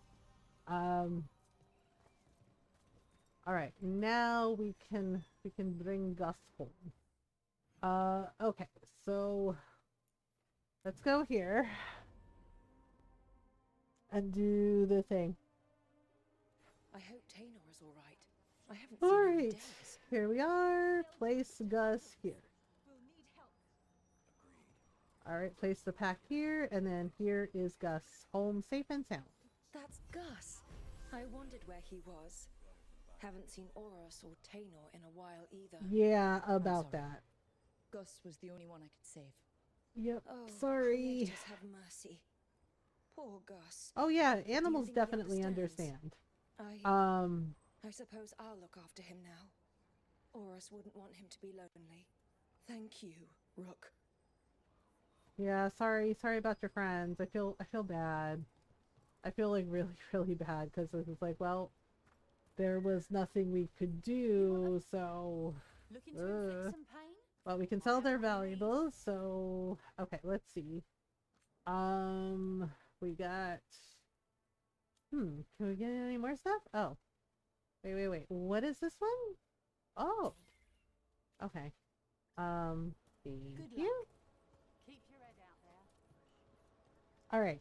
So now we're good. So now that we helped Gus, let's go do Balara's thing. Okay, so Balara's here. Rook, hi, hey. My cats were happy to see me home. Oh, that's nice, Golden. Alright. Hello, Balara. Start quest? Start quest. Yeah. When you realize what Balara's been through, like, her quest is really sad. Yay! The head pats. I'm so glad everybody likes the animated Jake emote. Here, right? The head pats for Make Jake sure that emote, the artifacts because we can't awesome. Stay calmed. We know. This should be easy. Yanarl, you and Strife take the first set. Irlin and Hamuel take the So, second. but I thought Rook the and I veil will handle jumpers the were rest. wearing shoes. Oh, you picked me. What do? I know, you can flirt with everybody until you, like, me. pick one. I'm so flattered. Well, of course. I know you. Yay. Know you. Yet. Not that. Anyway. Just lead the way. Hi, geez. Alright, now we're Fox, going oh to my check God. the crystal alignment. Fade prediction, and It's awareness. okay. Typos Has happen. alignment ever been a problem? Come on, you know what happened to her brother. It's not Come worth the on, risk. you know better. Even if it's only off by Dun a dun little dun. bit, we know Fix what Fox. Happened. Can once, Fox fix it? and we can't Yeah, even be sure Fox the crystal can. alignment Okay, was sorry. why. Look, I know what you're saying. That maybe The if thing we songs are happening. every single Um, time. Golden came I'm sorry. home. You're right. I just sorry.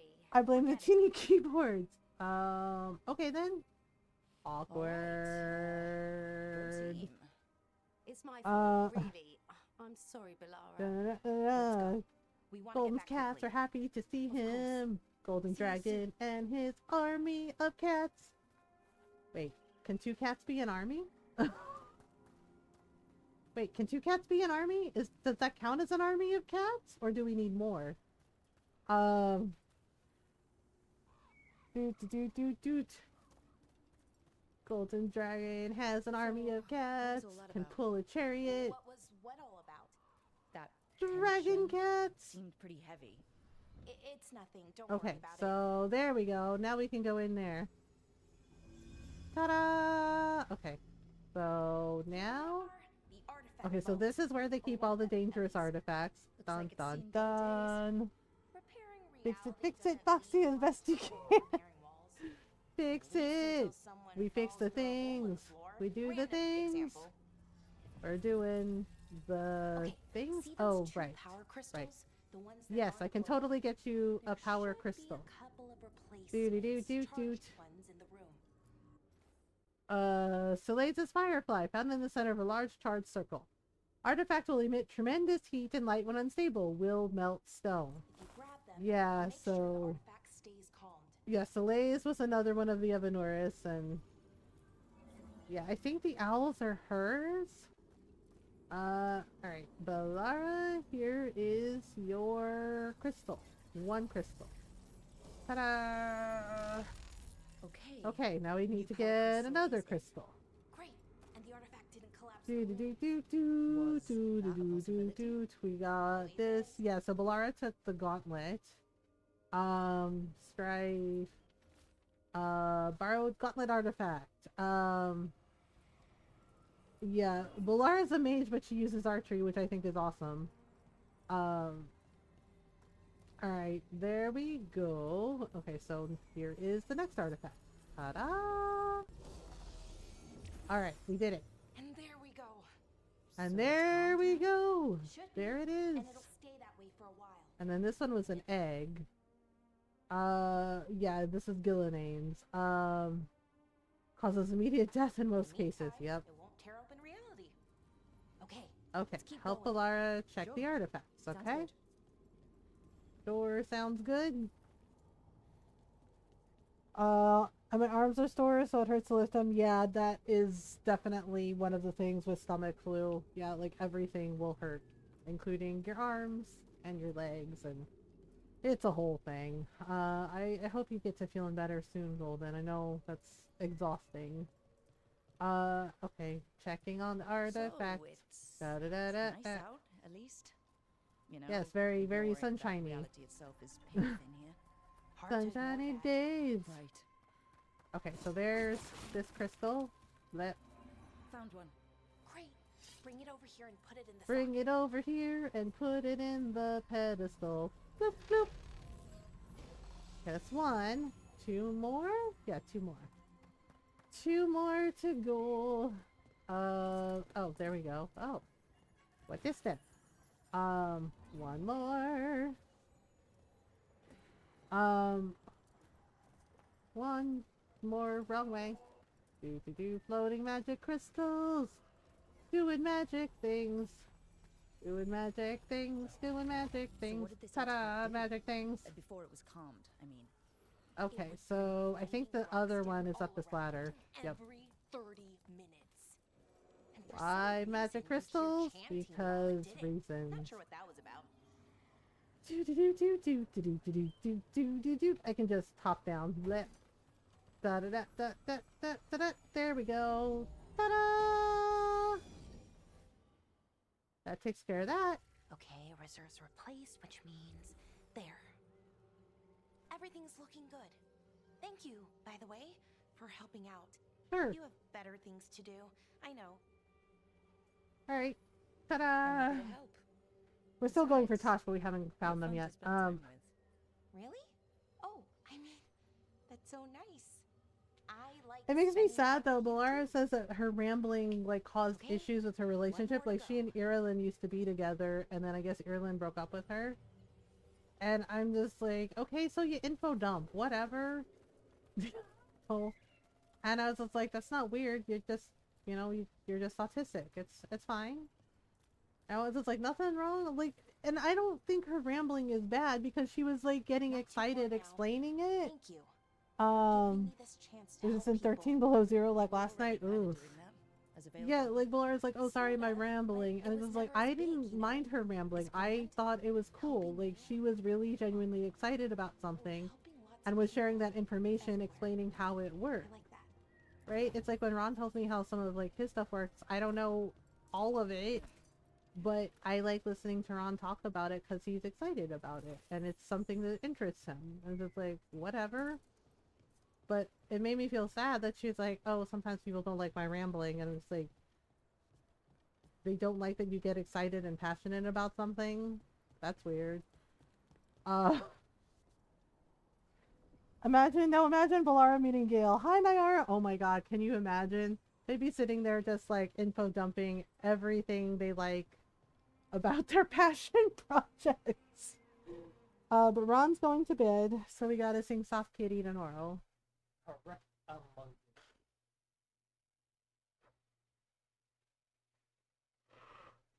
Oh, sorry. Kitten, are you ready for your song? Nyara's here. Nyara! Sorry. Yeah, she is ready. You ready? Yeah, apparently so is Gold. Why is the command not working? Oh, wait, because Kitten already did it. Yeah. Nyara! Nyara! Nyara. Oh, sorry. Ron's looking at me weird. I'm not looking at you weird. I'm just looking. Sorry. I like you. I like you too, even though I sing weird songs. Even though I have a song for everybody and I make up silly songs. It's fine. Nyara says it's a stim to show I love people. I said it's fine. Just I'm weird in my own way. I know it's weird. Sorry for being weird. I don't know. Weird. I get self-conscious and anxious about it. I keep telling you, we're both weird. I got my own stuff. Okay. Alright, well we gotta sing to the kitten. Yeah. Soft kitty, warm kitty, little ball of fur. Happy kitty, sleepy kitty, purr, purr, purr. Oh. Ow.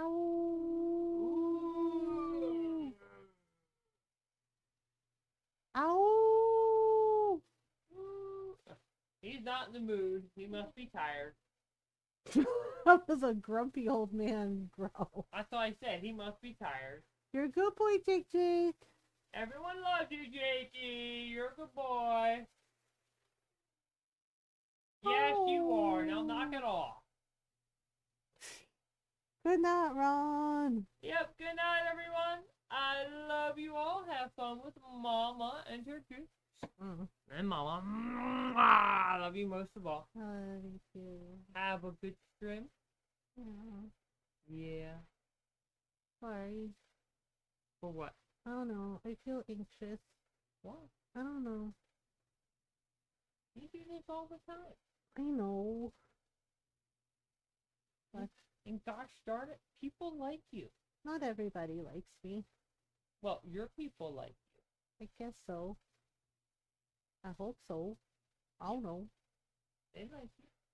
Night to Ron, night to Kitten. Yes, night Kitten too if you're going. Like to Kitten Mark 3. Checkmate. Correct. That's where I was going with that. Checkmate. Kitten Ironpaw has won. Yep. Alright. Good night, everyone. Love you all. Have a good stream, love. Remember to breathe. Yeah. I know. I'm sorry. Why? Oh no. It's fine, honey. You, I'm sorry. Why are you crying? I don't know. I don't know why I'm crying. Sorry. Is Deborah being loud? Yeah. Okay, well, you know what I say to Deborah? Tell her to F off and shut up. Thank you, Golden. I love you too. Okay. I'm okay. That's not because everyone loves you. Everyone here loves you. Yeah. This is a safe space, even for you. Okay. I feel silly for crying. It's not silly. Okay. You cry, you need to cry. Yeah. Yeah.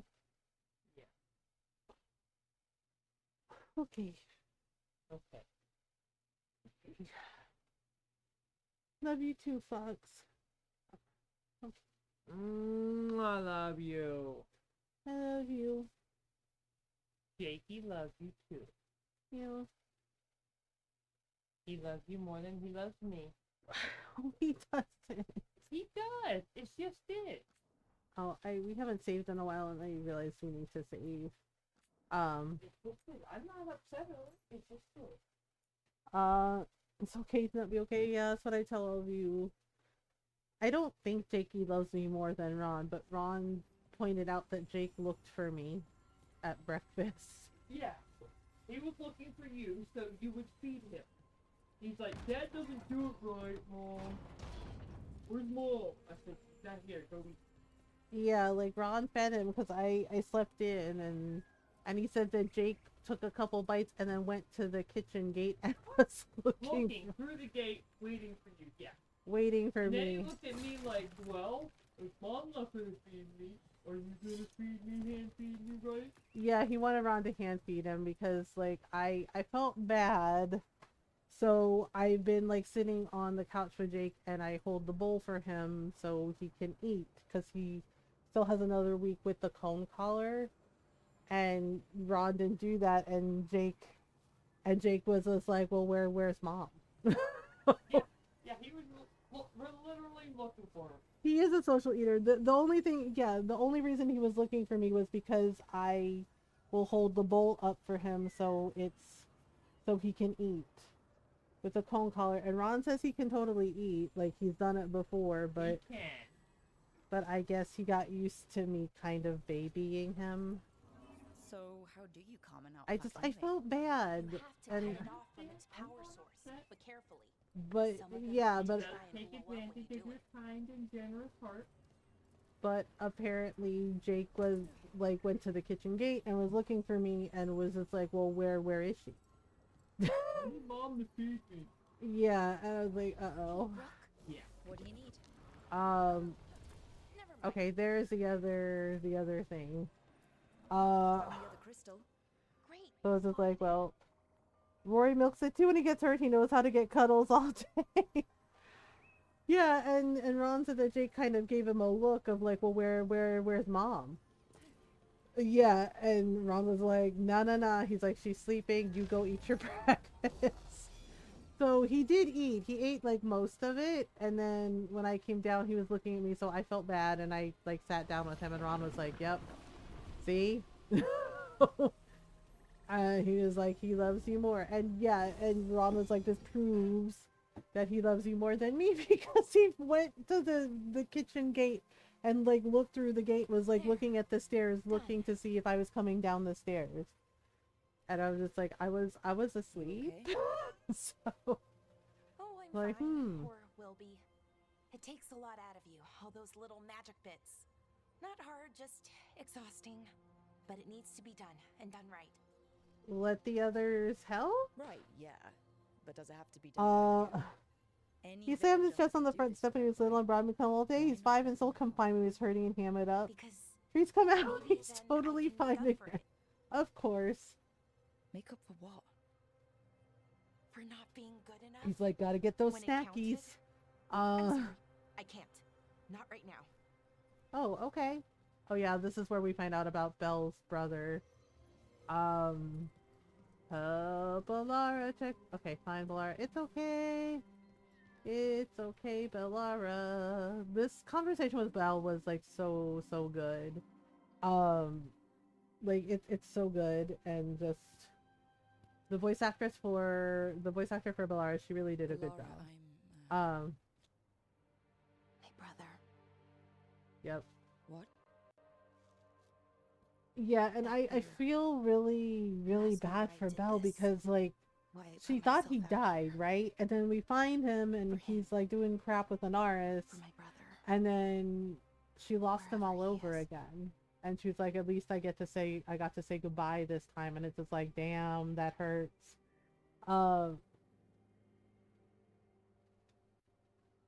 Okay, so I'm sorry. I'm sorry. I shouldn't have brought it up. It's okay. Well, no. I also it's okay. Not okay. But So not I have some because of thoughts you. about Belle because I noticed there are people like I know people don't have like you're not gonna like every single character, you know what I mean? And I totally get that. Like with Gale, I liked Gale, but it took me a little while to warm up to him, you know what I mean? About Elven. And then I realized like, oh, there's actually a lot of insecurity on Gale's part because of what was done to him by Mistra. And I swear we are so fighting her in a Denny's parking lot. Like not just I joined the Veil Jumpers. you know, not just Mistra, but Mythal too, because like seriously, Solus is entirely her fault. It should have been safe. I know, I checked that Okay, artifact well that's okay. I guess it should have been 4. Artifact started pulsing. He was too close. I couldn't find my way in. And the fact that she blamed herself for something that's not her fault. Wanted to make a statue. Oh boy. I thought it would make it all okay. Never does. I'm sorry, Belle. I'm sorry doesn't feel like enough. It's something, even if it doesn't fix it. Yeah. Syrian, he felt responsible for our people, for me. Aw. My little brother. He thought he needed to well, you know, sometimes it's like that. He called me Shivan. Hummingbird in Elven. Said it was because I could never sit still. Yep. But he loved me for it. Said it kept him thinking. Trying to keep up. Ah, okay. And it helped well. me too. He kept me focused, anchored. And now he's gone. Because I wasn't good enough. That is not true. It's not. Not even a little bit. You have to know that. Then why does it feel like it was? That is called survivor's guilt. And it is a normal reaction to but have. If you don't learn to get past it, you'll drown. I wish it were that easy. I've tried. It's not easy. It never is. And it's not supposed to be, especially when it's someone you love and care about. But my heart doesn't. So I try to make up for it. Honor him. Learn about our people. Find the truth. Maybe when I do, I'll feel it. Aw, Belle. Dang. That he forgives me. And that I deserve it. Aw. Poor Belle. We should head back. Rook. Thank you. For being here. Aw. Poor Belle. Oh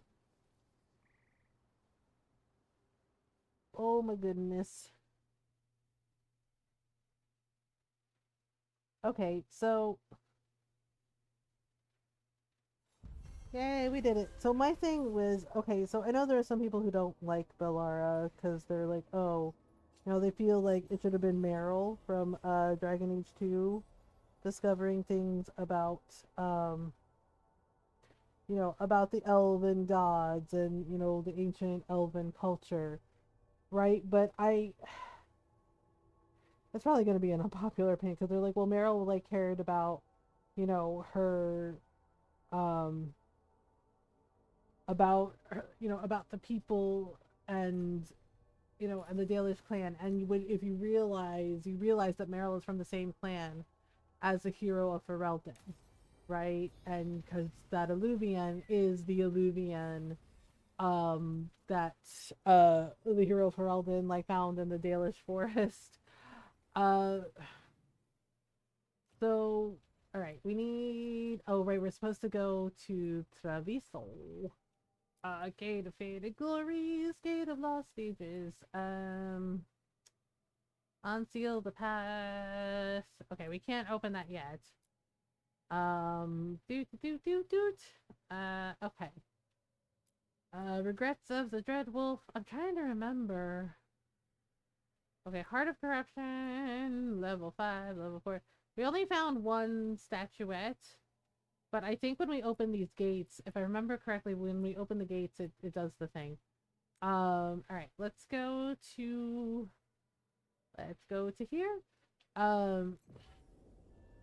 Yeah, so the thing is like, there are people who are like, oh, they don't want to romance Valara because, and it's fine if you don't want to romance her, but my issue is they're like, oh, it's like she's like a little kid. I was like, Valara's an adult. And yes, she is autistic coded, but she's an adult. And again, it brings up the point of, can you please stop infantilizing autistic people? Especially autistic adults, because that's weird. Right? Like implying like, oh, she couldn't possibly be in a romantic relationship with someone. Right? And I'm just like, seriously? Right? And then followed by like the hate for her, or like not necessarily hate, but not liking her, and everybody being like, it should have been Meryl, it should have been Meryl. And it's just like, and I know it's not, people are not gonna agree with me, and that's fine too, but Meryl had her time, she had her story, it's done, right? And she's fine, okay. Like, she's fine. And I get it. People get attached to characters. Like, I got attached to characters too. Like, look how much Varric messed me up. Like, that messed me up. And he's a fictional character, but I love Varric. He's one of my absolute favorite characters in the Dragon Age series. Right? Same thing with Cole. Like, I absolutely love Cole.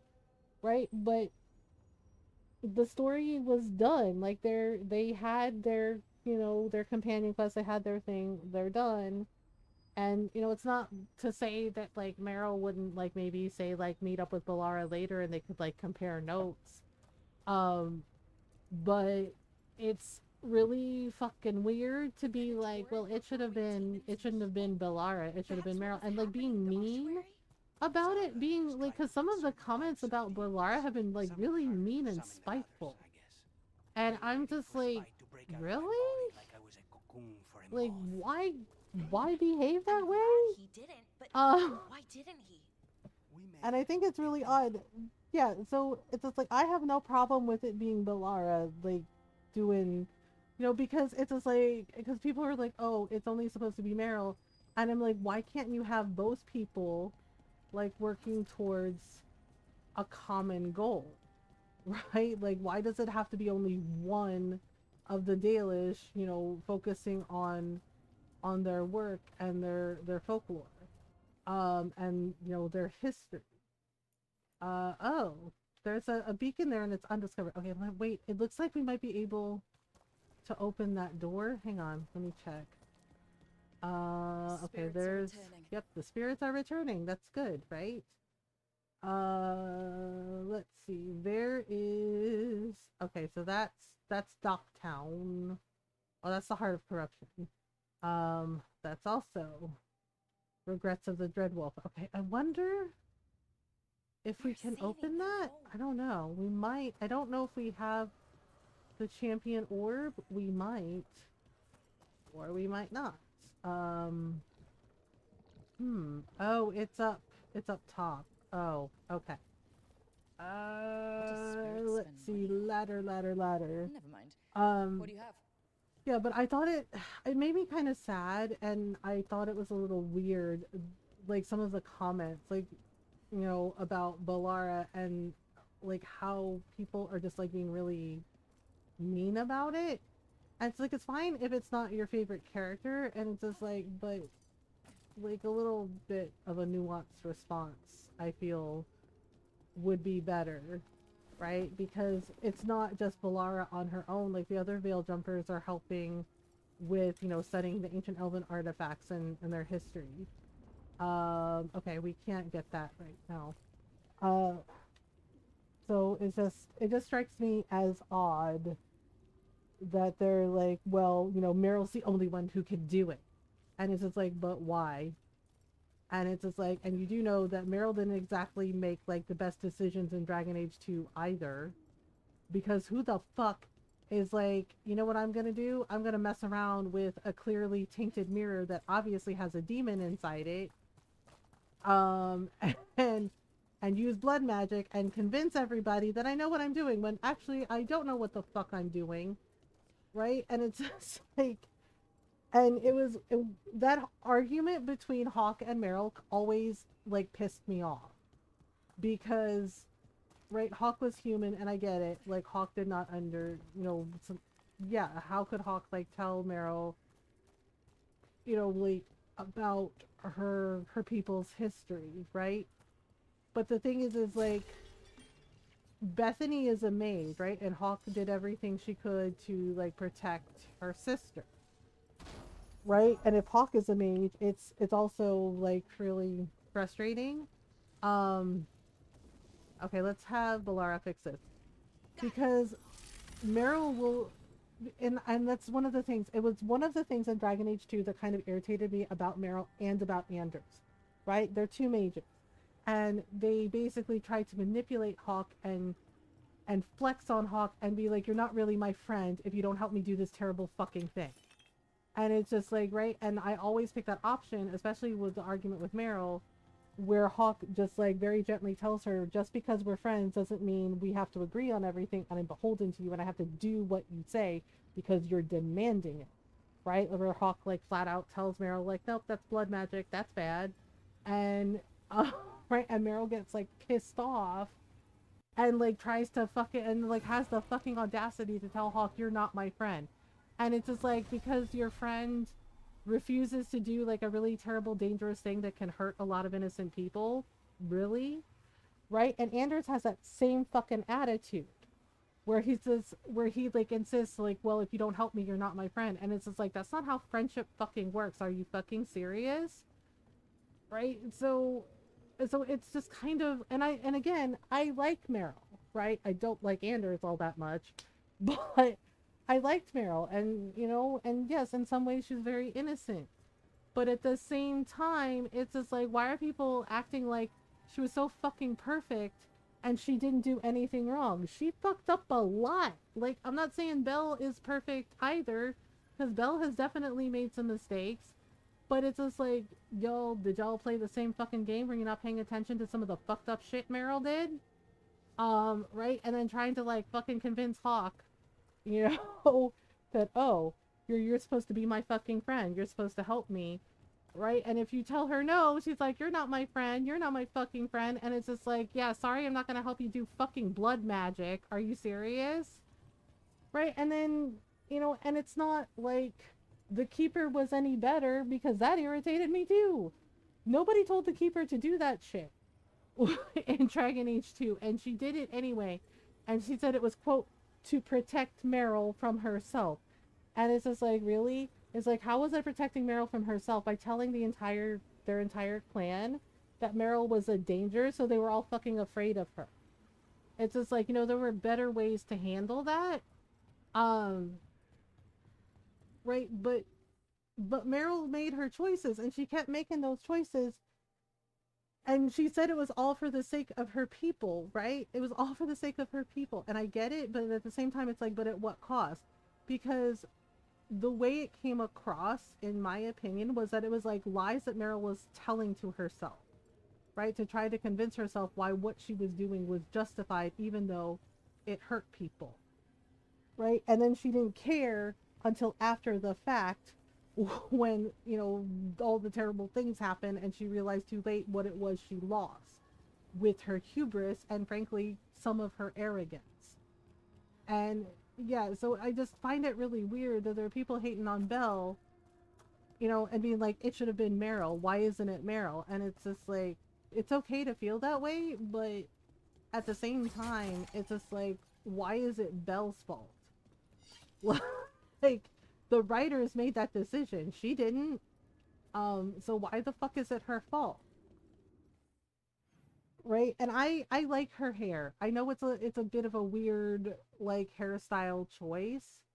Um, but I don't mind her hairstyle, and it just seems odd to be like, well, and then I've of course unfortunately also I've also seen people be frankly fucking racist towards Bellara, and just like seriously, that's not fucking okay. Okay, so we can't get to this one. Alright, well, let's go to Treviso. I gotta take a stretch break in a minute. Yeah, it just really bugs me. Like I said, it's fine if you don't like a character, right? Or you don't agree with it, or you don't agree with some of the decisions. That's fine. But I just think it's weird to be like mean about it, and then like on top of it be racist too. So I heard we're Just and also ableist, because seriously, that really bugs me when people are like, well, Polara is autistic coded. I'm like, yep, yeah, that part. And but then they're like, oh, I don't want to romance her because it's like she's like a little kid. I was like, she's a full fucking adult. What do you mean? Like, what do you mean? And it's like, and again, it's just like, can you stop infantilizing autistic people, please? Because seriously, that's a weird fucking thing to do. All right, there we go. Fast travel unlocked. Wait, really? But I thought we unlocked that already. Whatever. Uh, wait. I wanted to. Dang it. Wait, where is that spot where the treasure chest is? I think it's near Taya. Okay. Oh, right, this guy. Hello. Hello, merchant of... I don't know if we should save Minrathos this time or Treviso. Last time we saved Treviso. Like Antam blood. Okay, we'll just sell this, I guess? Yeah, we gotta do them some favors. Oh, wait. What was that? Oh, that's a gift for Lucanus. Right, we can buy him that, and then we'll get some stuff for the keeper. Let's see. Hunting plumage. Okay, so we got this, and basically some more appearance stuff. Okay. See you again. Fit for a crow. You mean a Lucanus? Yep, a Lucanus. Alright. I'll be right back. We have an ad break coming up, so I'm gonna take a quick little stretch break. So take a stretch break if you need one. Okay? Okay. Be right back.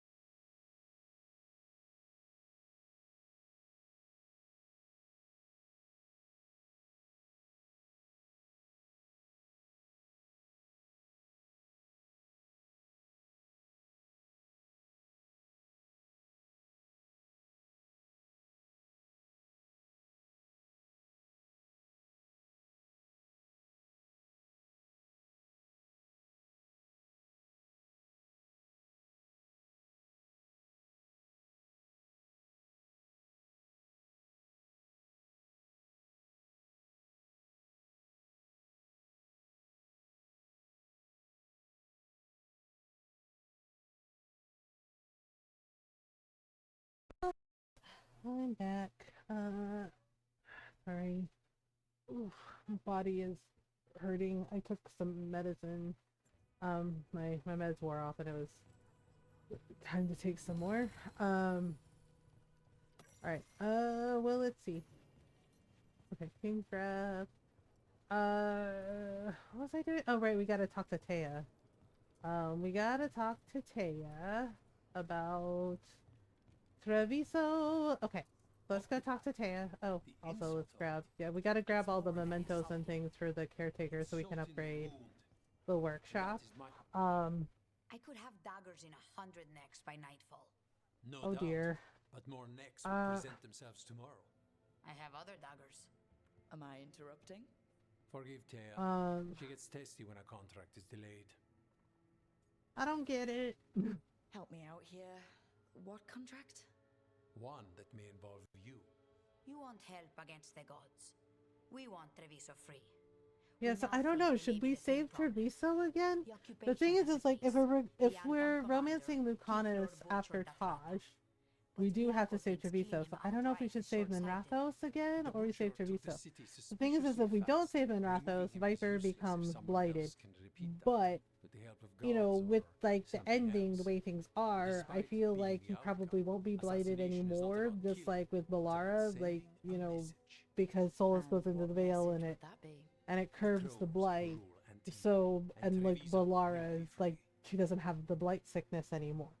So I'm wondering if the same happens to Viper. How can I help? Helping with the cause helps everyone in the long run.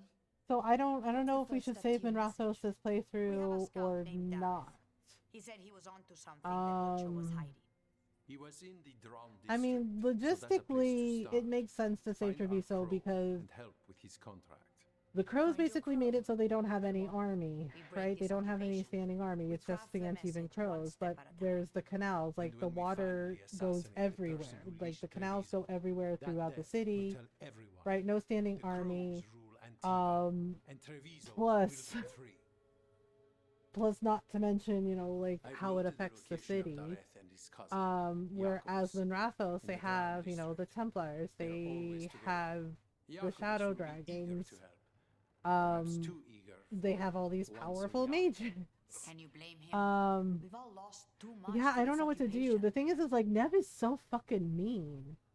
Right? Like I noticed the difference and I kind of don't like that they did it that way. Like I love Nev, but I kind of don't like that they did it that way where like Lucanus is just really sad and brooding in the corner.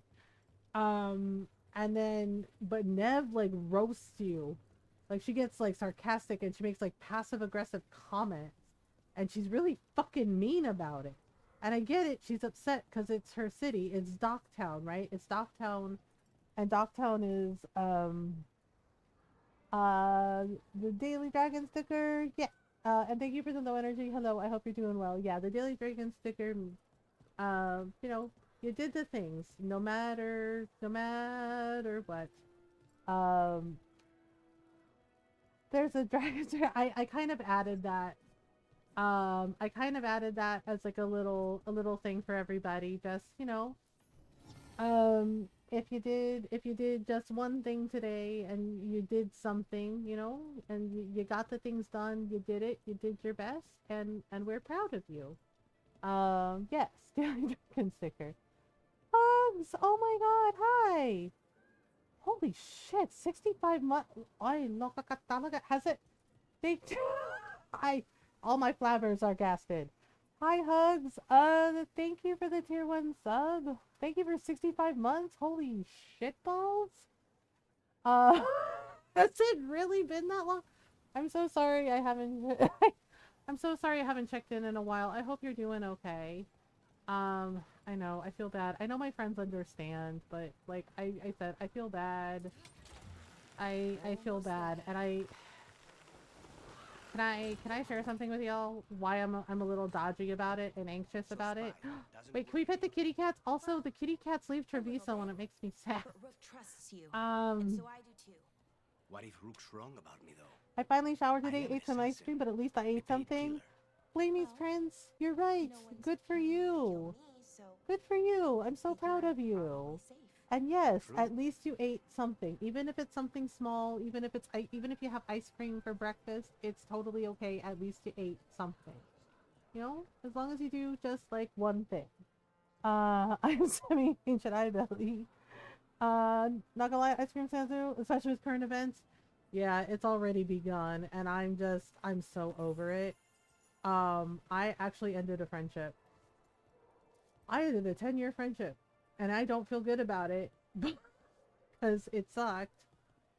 But the person, yeah, the person went full misogynist towards black women, and I was like, bitch, what the fuck? Uh, and I'm just like, yeah, I had some thoughts. Recently misogyny, yes, yeah, and I told my mom, and my mom, because I was upset, I was just like, I feel bad. I was like, but seriously, like they said some shit about, yeah, not the misogynoir. They said some shit towards black women, right? Because it was something about like child support, like something that they're fucking with, because of course they are.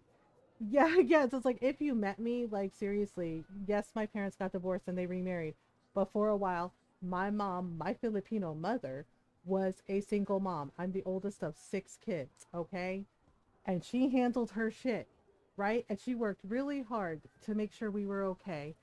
Also, and putting food on the table, making sure we were looked after. I did everything she could. And I know, and was she perfect? No. But I know she did the best she fucking could, right? At the time. And yeah, and the implication was like along the lines of yeah, basically along the lines of women need to get, yeah, that, and he said black women, that was the thing, I was just like, so racist and then misogynist on top of it, okay, and being like, well, they need to get right with their baby daddies. So yes, yeah, basically said they need to make things right with their baby daddies, otherwise they're not gonna have any money. And the way my eye twitched, y'all, and I'm just like, are you for real right now, man? Oh, and I was just like, are you fucking for real right now? Yeah, and yeah, they did think I would be cool with it, and I'm just like, I am not cool with it. I am not fucking cool with it. Are you serious? Uh, and it's just like, right? Gonna take care of my blood, make sure she can retire early. Oh, Flamey, good for you. I wish you good luck. Yeah. Right? And it's just like, and I flat out called them out on it. I said, that is not okay. I was just like, you know how that sounds, right? And I was like, you know how that sounds, right? And then they doubled down. And then they doubled down and were like, yeah, well, yeah. And I was just like, are you kidding me? It was totally dead. But not all people think that. Yeah. And my parents are happier now. Like they're happier now. Like my stepmom's lovely, my stepdad's lovely, right? But they're like, yeah, but my friends, there were people who were like, well, why did your parents get divorced? And I was like, my parents got married too young. I was like, for fuck's sake. I was just like, my mom was 19 when she had me. My dad was 24. Okay, think about that for a minute. And both of them admit that they were too young, that they were way too young, and they didn't. And my dad like flat out said, I did not have my shit together, right? Right. And my mom was basically like, I will always love, have a place in my heart for your dad. Like he was, my first love, like my first real love. And she's like, but we weren't good together. Right. And yeah, and they're both happier now. The fact that they were basically like mature enough to realize that shit. Oh, and, um, yeah, and they handled it. Right? Yeah, but I told the person, I was like, this is not okay. Hell no. Um yeah, and then they said this shit and they're like, well, you know how black women are. And I stared at them because there are people in my family. I have aunties that are black that married into my Filipino side of the family and my dad's side of the family because, my dad is white. And I said, no, how are they? Please tell me. And right? And they were like, well, and I was like, Is this going to be racist? Is this going to be misogynist? Is this going to be fucking disgusting towards black women? And, and they were like, well, and I said, yeah, we're done. I was like, this is not okay. This is bullshit. And I was like, and you know better. You absolutely know better. And yep. Both, is it both? Oh yeah, it was both. And I'm just like, you gotta be fucking kidding me. Right? And yeah, and they're like, well, single moms need men. I was like, women don't need men.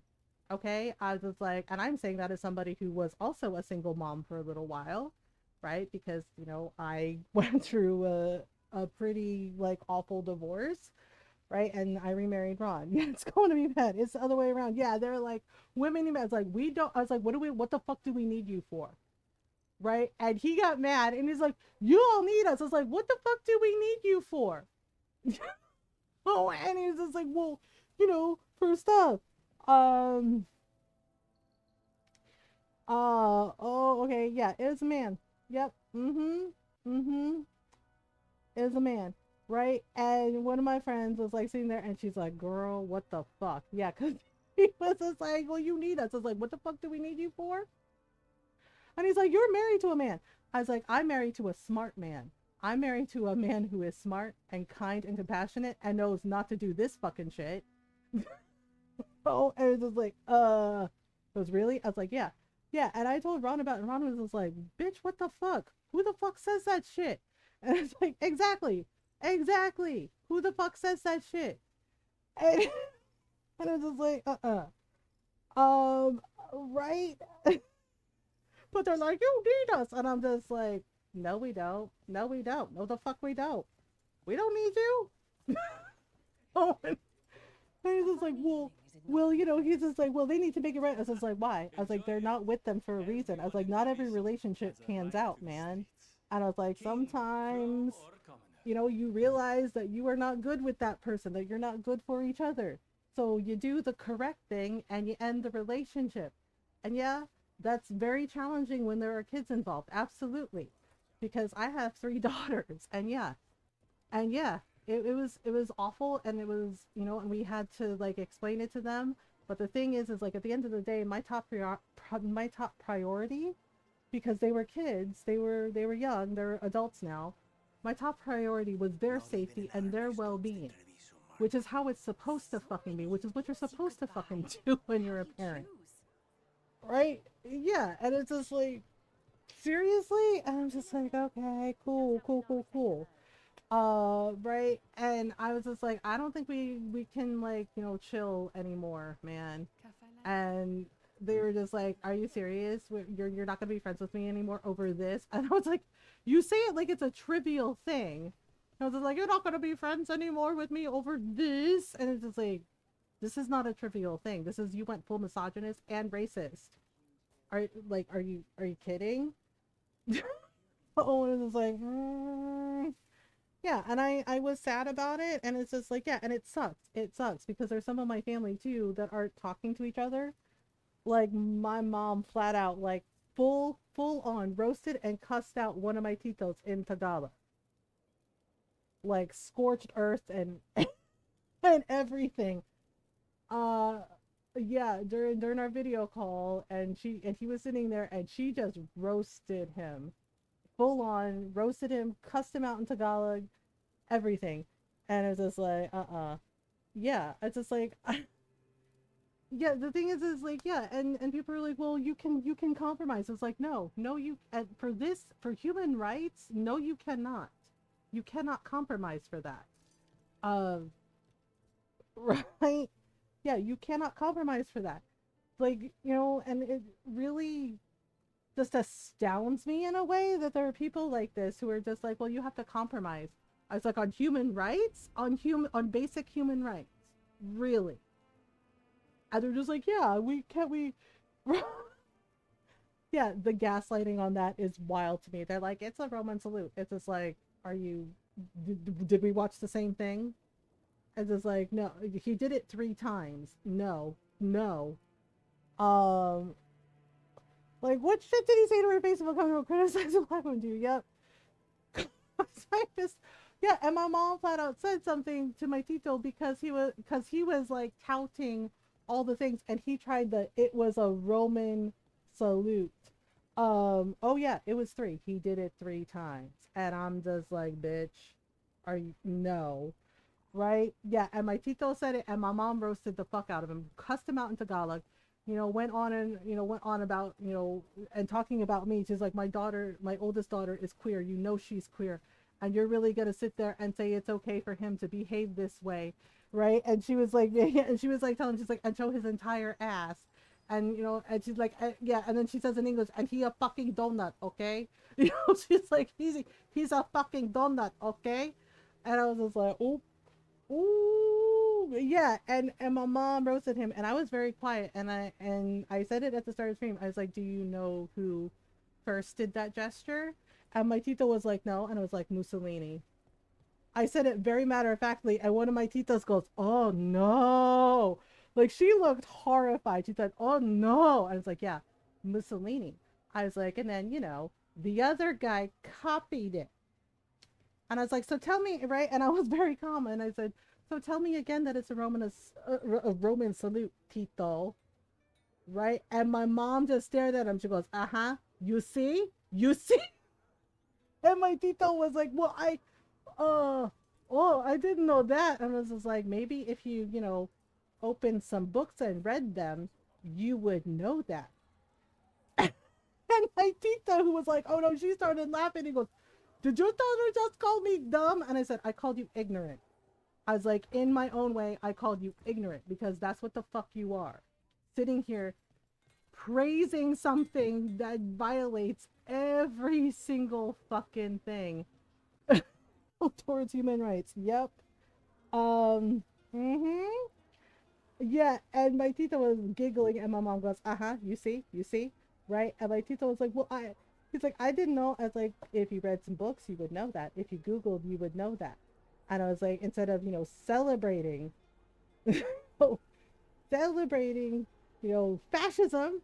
And I was like, would you like some clown shoes to go with your clown nose? And my mom started cackling, and my tita goes, wow, that's just rude. And I was like, what's rude is you think that I should be okay with you basically celebrating somebody that wants to kill people like me, that wants to kill people like my mom. Yeah. I was just like, he is not a good person. None of them are good people. So, yeah. And I'm just like, okay, cool. And him, yeah. And I'm just like, really? This is where we're at? Yeah, and I flat out told my tito, I was like, he doesn't like you, right? I was like, he doesn't like you. He's not gonna pick you. I was like, none of them are gonna pick you. I was like, if they pick you, it's for something really fucking bad. And yeah, and my mom was just sitting there, and he's like, you're not gonna say anything to your daughter? And my mom goes, why? She's like, what am I gonna say to her? Nothing she said is wrong. She's like, yeah, and my mom, and I was just like, bless my mom, because I was like, it is not our fault that your brain is tiny like little sugar snap pea, okay? She's like, that is your fault. I was like, well, right, oh yeah, my mom was like, nothing she said is wrong. And I was like, yeah, my mom knows. Right, and my mom is scared too, because she's like, she took her citizenship.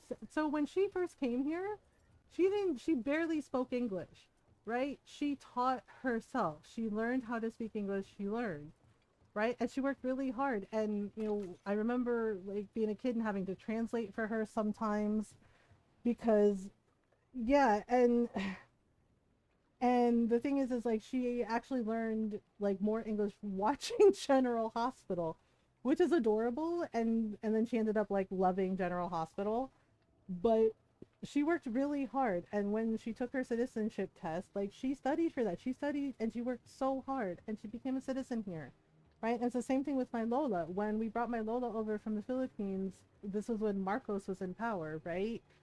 And my Lola cried when she became an American citizen here.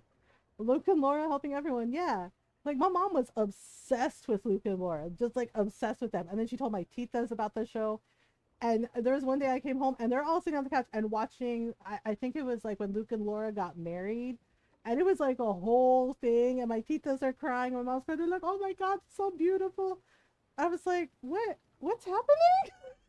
Yeah, like they were really, really excited. And I was just like, damn, okay. Right? But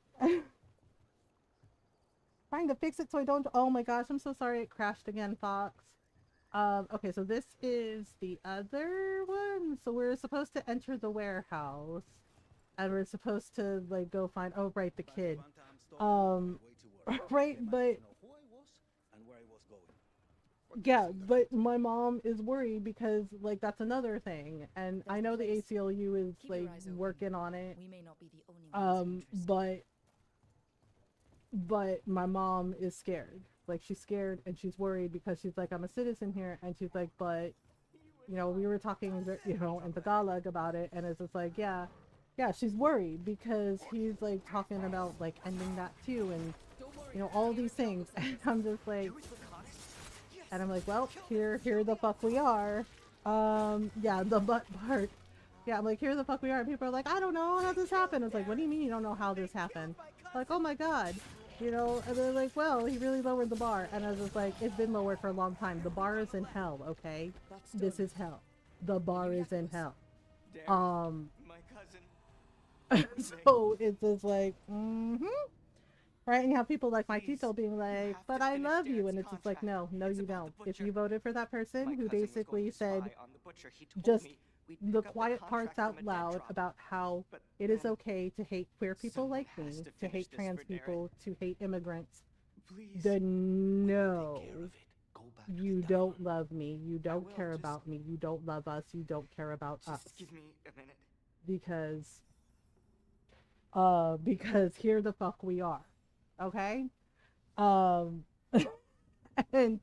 right, and then you know, all these people being like, but you're safe with me. It's just like, you don't get to decide that, just like I don't get to decide for someone that they're safe with me, right? Like that's up to them to decide.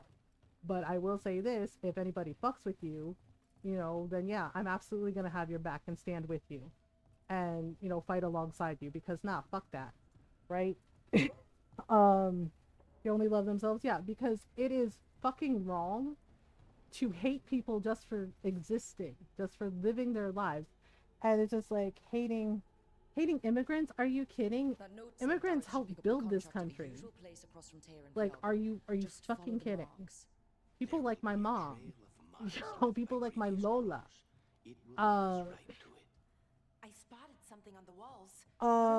And Celestia out was a queen. Yeah, we have to basically, right? And I flat out said we were teaching Spanish earlier today about what to do to help immigrants out, like saying things like no digas nada, don't say anything, and pera un abogado, ask for a lawyer. La migra, yeah, yep. Because the thing is like not all of them speak English, right? And this, you know, and yeah, my friends were like, you know that? It's like, yeah, I grew up speaking Spanish because of my family, because of my Filipino side of the family, because I have titas that are titas and cousins that are Filipino and Mexican, Puerto Rican, right? One of my titas is Cuban, right? Yeah, so yeah, my family, my Filipino side of the family is huge. I'm gonna fight like hell for them, yeah. And I was teaching everybody, it's like, this is what you do. Because the thing is like, as I said, not all of them speak perfect English, or they may not speak any English. So by letting them know, like, no digas nada, like, you don't have to say anything. And this is true. No digas nada, pera un abogado, ask for a lawyer. Because, yeah, because they prey upon that. They prey upon people, and it is fucking predatory. They prey upon people not knowing, you know, like, very confidently, you know, they assume and feel very confident that most people do not know what their human rights and civil rights are. And basic civil rights are, you do not have to fucking talk to the cops. You don't have to talk to immigration without a lawyer. You don't have to say fucking shit. You do not have to say anything, and you ask for a lawyer.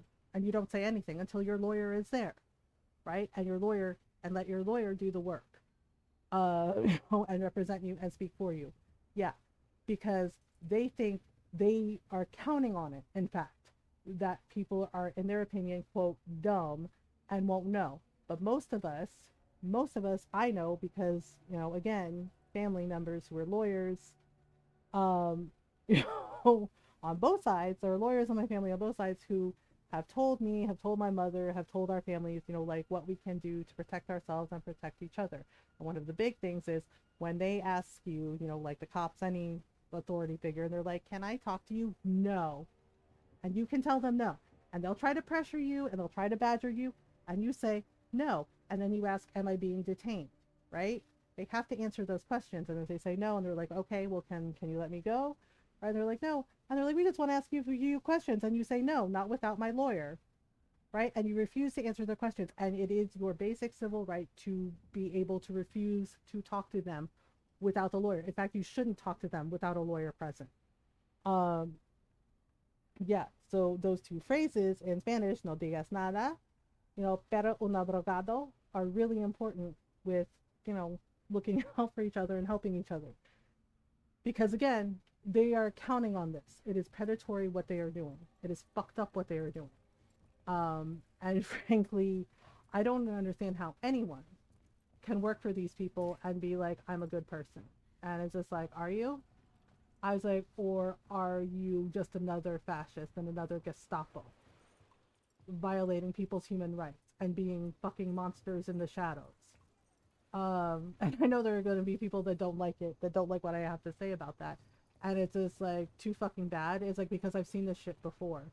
Many of us have seen this shit before. Because in the Philippines, like the Philippines has its share of problems too.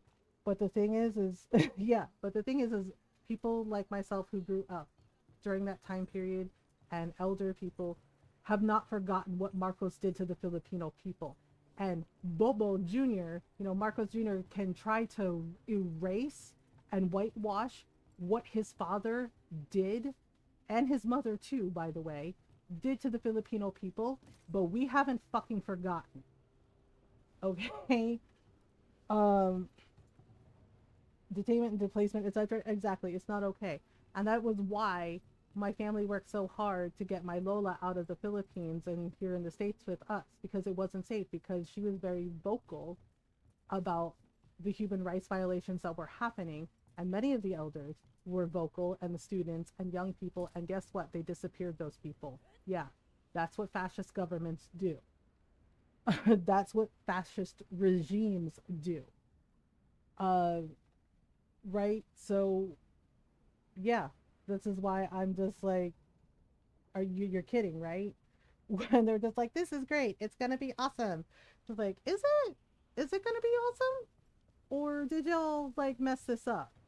Right? And already, we have we have all this shit happening. And then the part where he basically admitted in so many words, like, yeah, I totally cheated and I won, ha ha ha ha ha. Yeah, and everyone was like, record scratches, like, did he just say what we think he said? And it's just like, yep. And he threw Muskboy under the bus too, and basically bragging about how good he is with computers and voter counting machines. And I was like, oh, you did that, okay. That's got to be Dareth's trail. Yep. Keep an eye out. He gave his little speech and he did that. And we're all, and those of us who actually know to ask questions and think for ourselves, raised our eyebrows and went, oh, he just, oh, okay. Yeah, if they have safe work conditions, exactly. And it's been very frustrating and exhausting, to say the least, to see this shit happening, as being like, and the thing is like, as I said, we have to, yeah, like, I'm worried about my friends, I'm worried about my family, and it's a whole thing. I'm worried about everyone in our community, because it's not gonna get better. We have to like fight about it. We have to fight. We have to keep fighting and working together and organizing and sharing information and resources, and it's a whole thing. Yes. Yeah, I saw it. I also saw the thing about the World Health Organization, and I'm just like, and I just kind of sighed and went, so basically the goal is to kill everybody? Because that's what is going to happen. Right? And I know there's all these people going, oh no, you're overreacting. And it's just like, really? Like, do you remember the start of COVID? It's like, are we overreacting? Or do we know that he's going to do everything he said he was going to do because he literally told everybody. He showed everyone exactly who he was. And most of us believed him the first time. Yeah. So, no, they don't. They don't. They're just like, who needs science? And it's like, everyone needs science. Medical science and facts are important. Not, you know... and I'm just like, well, here the fuck we are. Here we go again. Okay, so we're looking for the crow like symbols. They like throw a balloon of paint on the wall and it shows you where to go. And we have to find this guy's contract. Yeah, and it's just like, well, here we go again. I'm more of a from a more privileged population position, yeah. Yeah, it's gonna be really, really messy and awful. But I have Asian. Oh yeah, I haven't forgotten, like, right when it first happened, and you know my mom was upset because like some lady on the fucking bus like yelled at her to like go back to her country, and yelled like racist shit at her, and my mom's like, what the fuck did I do? Right? Like she was just minding her own business, and this white lady just like says this to her. And was like yelling at her and got in my mom's face, and my mom was just like, you better get out of my face, like this isn't okay. Right? But she yelled that shit. And I'm just like, and my mom was so upset, and she had every right to be, because that's like really messed up. Like she's a citizen here. And even if she wasn't, you know, she's an immigrant, she you know, she came here, right? And she built a life for herself, and she worked really hard to get where she's, you know, so many immigrants. Yeah, lady, I have a brick in here. Yeah, my mom was like ready to like hit this lady, and I was just like, oh gosh, right. And but my mom was just like, well, luckily the bus driver stepped in and kicked the lady off the bus and said, now you got to get off my bus. You know, like you got to get off my bus. Mark this way. And it's just like, yeah, that part. Yeah, and so it's really frustrating and exhausting to see this, and it's like the same shit, different day, and you're just like, okay, well, I guess this is where we're at now, right? Wow. Even during an occupation, the market is still pretty busy. Oh yeah, yeah. It's like I said, while we're doing this move, as I said, I'm not gonna miss that racist neighbor at all. Not even a little bit. Yeah, because it's just like, the thing is, it's like, yeah, and it's not just them, because like some of my friends, like one of my friends, you know, he's from Honduras. Yeah, we're moving to a smaller place, where we're downsizing. Didn't she move? She got kicked out. Her husband moved. Her husband and the two boys moved out, and she's still there. Oh my god, seriously. I know, and it's just like, and what is the reason for hating us? Like, what is the fucking reason? And people are like, oh, I don't understand this. I don't understand how this could happen. And it's just like, pay attention. History is repeating itself, because that's basically fascism 101, right? They target a group of people, and they're like, oh, you have to hate these people. And then they make up a laundry list of bullshit reasons for why it's okay to hate us. Right? Why it's okay to hate that group of people, and why it's okay to do terrible things to them, and justifying it, and to get everybody fucking riled up. Yeah, to get everybody fucking riled up, right? And then, yeah, and then they hate people, and you know, and then they claim they didn't know. They're like, I didn't know, I was just following orders. Are you fucking serious? Right? And doing that fucking salute, right? In multiple countries where you can fucking get arrested for it. Right? Yeah, like Australia, apparently it's you can get arrested for it. Germany too. Yep, Germany is just like, don't do that fucking gesture, you will get fucking arrested. Yeah, they like seriously. Seriously. Right? And I'm just like, right? And so, like, this is what they do. Right? They just make up bullshit reasons for why it's okay to hate hate an entire group of people or multiple groups of people, and blame it, right? Because I guess life didn't pan out the way they wanted, and like, sorry, that happened, but that's not everybody's fault. And hating people for your bullshit racism, your bullshit bigotry, and making up excuses for why it's okay to violate people's basic human rights and civil rights is not the vibe. But this is what they do. This is what the fuck they do. And honestly, right, like, I didn't watch it. I heard about it and I saw the clips and I was just like, okay, yep. I was like, and was I surprised by it? Nope, not even a little bit. Because I was bracing myself for it. Many of us were, because we fucking know. We fucking know what comes next. Right? And it's already happening. I'm trying to find reasons behind the bigotry instead of saying, hey, bigotry is bad. Yep. I wouldn't want the crows to start being death climbers, is all I'm saying. And I did not, and like I said at the start of the stream, I did not appreciate the people basically infantilizing him and being like, well, he has autism. And again, autism doesn't make you racist. It doesn't make you a bigot. It doesn't make you ableist. You choose to do those things. You choose to say those things. So, really? Like, really? Right? And yeah, and I was happy to see fellow autistic and neurodivergent people being like, can you all stop doing that? Like, he chose those accents.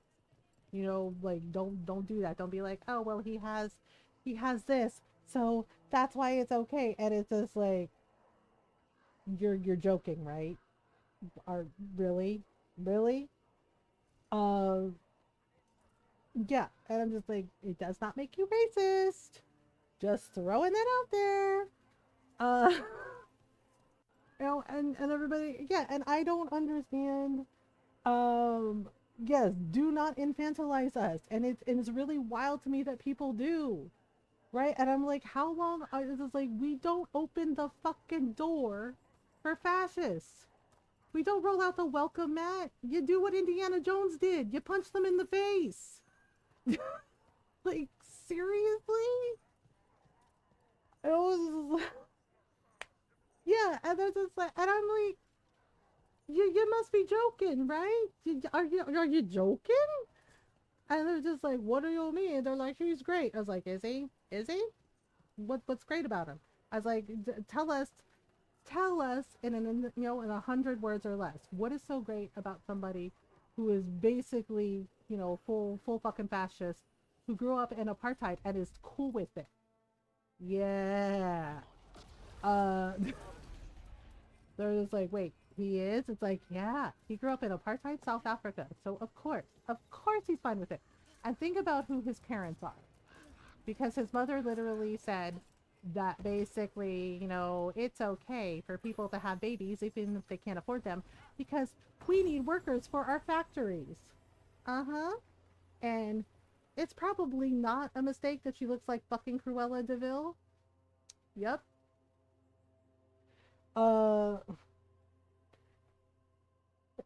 It's okay that he does something probably because he doesn't know better. And yeah, and I'm just like, are you fucking serious? And it's just like, because he doesn't know better, it's just like, he is a whole ass adult. Okay? And yeah, like Nyara said, please stop infantilizing us. It's not cute. It's not fucking cute. Alright? He made decisions. People make decisions. Both of those statements are wrong, by the way, right? And it's just like, he made decisions. Brooke and her not swimming. He's no better. Yeah, he knows better. Why? Okay, seriously, why does it keep dunking me in the water? Oh, that is not okay. Okay. Yeah. It kept dunking me in the water again.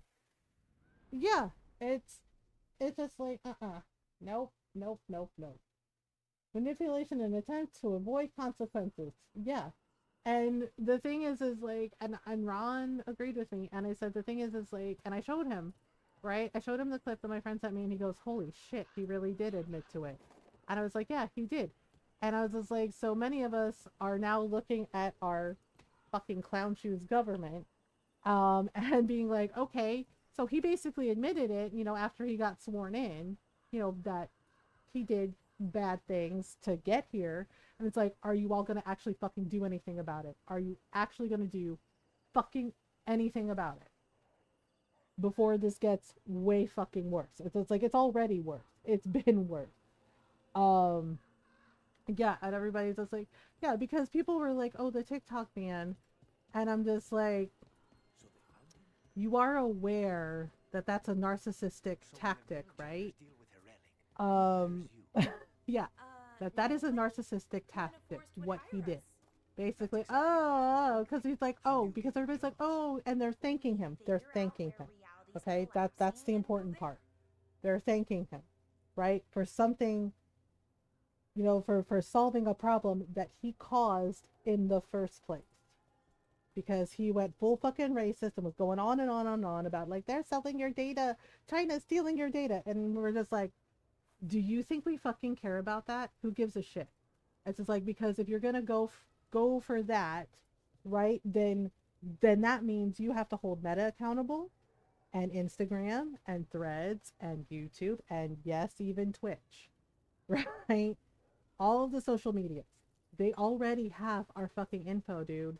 So if you're coming for TikTok, like, oh, they're selling it to China, then are you gonna hold those other social media, you know, platforms accountable? No. What's the difference? What's the fucking difference?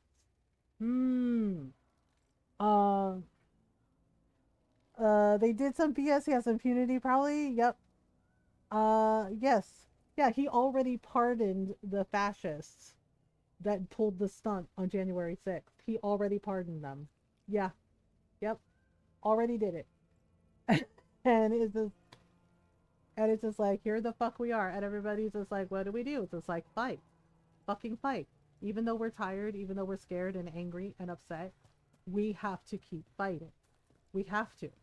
We can't let that fucking happen. We can't let them like do this bullshit to everyone. Like, that's not cute. Yeah, but the thing is like, what happened with TikTok, right? And everybody's thanking him, and it's just like, you know, that he caused this problem in the first place, and then he suddenly magically reinstates it, and then everybody's thanking him. And it's like, think about that for a minute. It is manipulation. It is a manipulation tactic. It is also a form of abuse, okay? Because he's a fucking narcissist. There's no ifs, ands, or buts about that. He is a fucking narcissist, and that is a narcissist trait. Yeah, basically, you know, they take something away that everybody loves or that the person loves, right? And then they give it back, right? So you're like, oh, you did us a favor. Oh, you're so kind. Oh, you're so wonderful. Yeah, it's a manipulation tactic. It's a narcissistic manipulation tactic. Yeah, he basically, quote, solved the problem that he caused in the first place, right? And it is not an accident that Facebook suddenly has an official account on TikTok, okay? And I already blocked them. And apparently people noticed things like when they blocked the Facebook TikTok account, suddenly their For You page was fixed, right? And they were seeing all the things that they generally liked. Yep. Right? And if you use Facebook, right, I reposted it on Blue Sky. Yeah, Facebook is tracking everybody, and you can turn it off. You can turn it off. So you know how, yeah, I explained this to my mom, and I showed her how to do it, because she does use Facebook, and she turned it off, and she said that's creepy. And it's like, yes, it is very fucking creepy. So you know how, like, you buy something, and suddenly Facebook has, like, an ad on there for it, like it's tailored to you? That's why. They're tracking all your shit. And you can turn it off. You have to go into your settings, into your account settings, and you have to basically turn it off and basically delete it, and it'll ask you, like, are you sure? Yep, sure. I delete my Facebook. Yeah, a lot of people deleted their Facebook. Unfortunately for me, I do have to have it for my family, and also unfortunately for the knitting shop. But like I'm not on there a lot. Um, like I'm only on there for my family in the Philippines. Yeah, and I'm just like, but it was like the degree. Yeah, Filipino Facebook is awesome. But it was to the degree of like how far they were willing to go with tracking, right? And just this little information for you. Did you know the CEO of TikTok? Well, I don't know if he's the CEO anymore, but he was an intern for Zuckerberg. Did you know that? Yeah. He was an intern for Zucker over there. And right, and then he goes on to create TikTok, and look how many people use TikTok. Look how many people create content on TikTok, and how many people were like, "Oh my god, what do we do?" right? When it was gone. Yeah. Think about that for a minute. And, Musky Boy over there too didn't like TikTok, right? And think about what the reason is. Um yeah, exactly. Exactly, Belle. Think about that for 2 seconds. The two whitest white boys, right? And one of them, this person used to be an intern for, right? And he goes on to create TikTok, and when you take a really good look at TikTok, yeah, it became really successful, right? Really popular. And look how many content creators are on TikTok, like making like really cool videos, really cool things. Also, the fact that for short form, whitest of the white, yeah, right? And he's Singaporean, right? So of course, according to little, King George lookalike Zuckerberg over there, um, it's just like, how dare his intern be more successful than him at something? How dare TikTok be more successful than Facebook and Meta and Threads and Reels? Because if you look at Instagram Reels, it's literally a copy and paste of TikTok. Yeah, right? And, with Twitter too. So both of these little yahoos are just like, how dare that be more, you can't be more successful than us. And it's just like, why? Um, yeah, exactly. I only have it for for like messages with like my Filipino family, because it's cheaper just to do like video calls, and we do Discord calls as well. But you know a lot of them use Facebook. Yeah. So think about that for a minute. This person was his intern, and then he goes on to be really fucking successful, right? Um, he goes on to be really fucking successful with TikTok, and of course, he's over here, and it boils down to jealousy and greed and power and control. They are jealous and insecure, and they couldn't handle it that TikTok basically, is used by more people than their social media platforms. And yeah, so that was neat. Of course they did, because they don't want to hear the truth. Unfortunately, you will run into people who never want to hear the truth. They never want to hear the ugly truth. They just want to stick their head in the sand and pretend it's not happening. And frankly, that ship has sailed. You can't do that anymore. You can't. I mean, you can try, but it's not gonna work.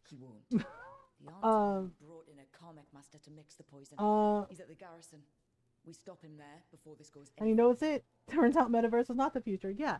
And the thing is like, they showed it. There was a TikTok that I saw, and they showed it and showed the receipts, and basically how he, put a little thing in there, was just like advocating for like, oh well, yeah, I agree. They're selling our data to China. It's like, so are you, bitch.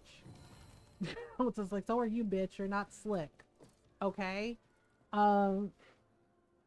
Right? Yeah, and basically the wording, and you realize that it basically boils down to both of these assholes being insecure and jealous and greedy, because they saw how many people were using TikTok and how successful it was and how popular it is, and their little insecure colonizer egos couldn't handle it. And this is like, and then here we go. Yeah, exactly. And then of course, there was the TikTok ban, right? And then it's back, and they're all like thanking him, and it's just like, yep. And then the Facebook account, right, on TikTok, and it's just like, okay.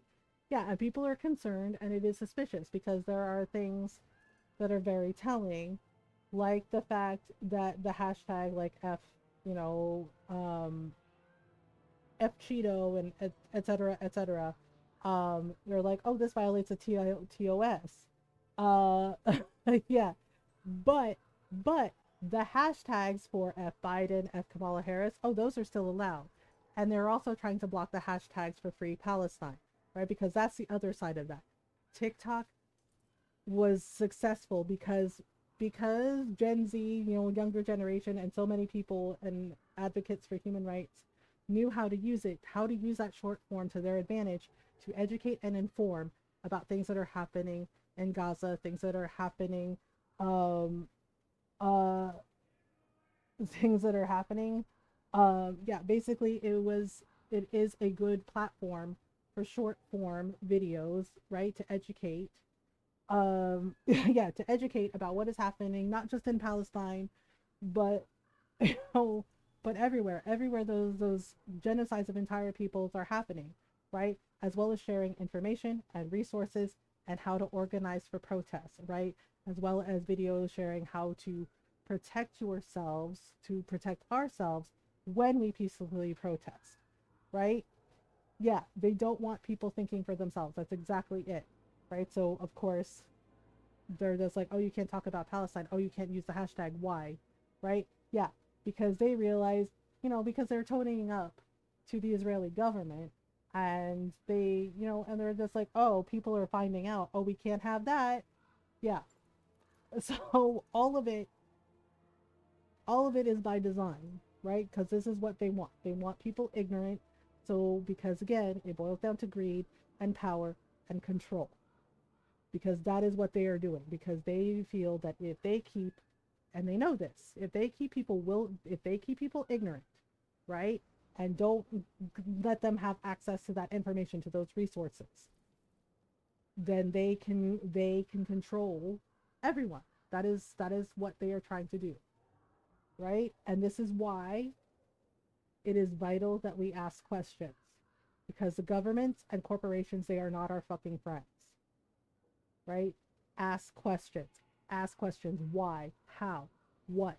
Where? Who? Like, ask questions. Keep asking questions, because these fuckers, because there's no other word for it, these fuckers don't seem to fucking understand that they're, you know, they don't get to just do whatever the fuck they want, right?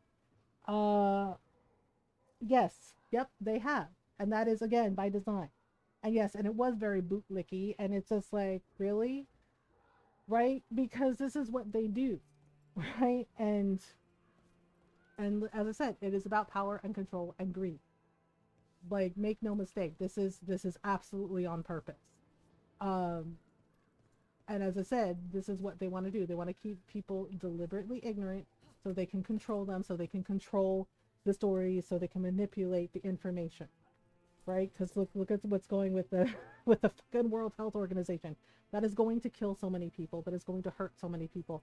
And like Fox mentioned, the issue with medications and prescriptions, and him trying to be like, oh yeah, I'm gonna ban remote work for government workers and for everybody, right? Again, that is going to kill so many fucking people. Um, and make no mistake, they don't care. They don't fucking care, because why would they? Because they are using the systemically racist system, okay? They are using that inherent system to basically do whatever the fuck they want. Yeah, I've blocked every single one because I'm just like, nope. Like, nope. Right? And it's just like, I don't care what you believe in, it's fine, right? Like, believe whatever the fuck you want, vote for whoever you want. I get it. But at the end of the day, if you are basically choosing to hate people and you are choosing people that violate civil and human rights, then no, it's not okay. Uh, I was like, why can't I block you on mobile? Yeah, it's just like, it's definitely coming out, like, all of the things. Okay, so we have to get to the garrison. I think we have to, like, take the zip line. I was trying to figure out where the hell that treasure chest was, but I cannot remember. So, alright, we'll pull the lever. Yeah, and it's frustrating to say the least. right? And then, you know, I'm seeing, so when I stipulated that I don't, you know, have the right to say, like, you know, oh, decide for people that they're safe with me, that's exactly what I mean. Just like the person doesn't have the right to decide that for me, right? But we do the best we can to be as kind as we can and help where we can, right? And show up for each other, show up for everyone in our communities. Yeah. However, I will say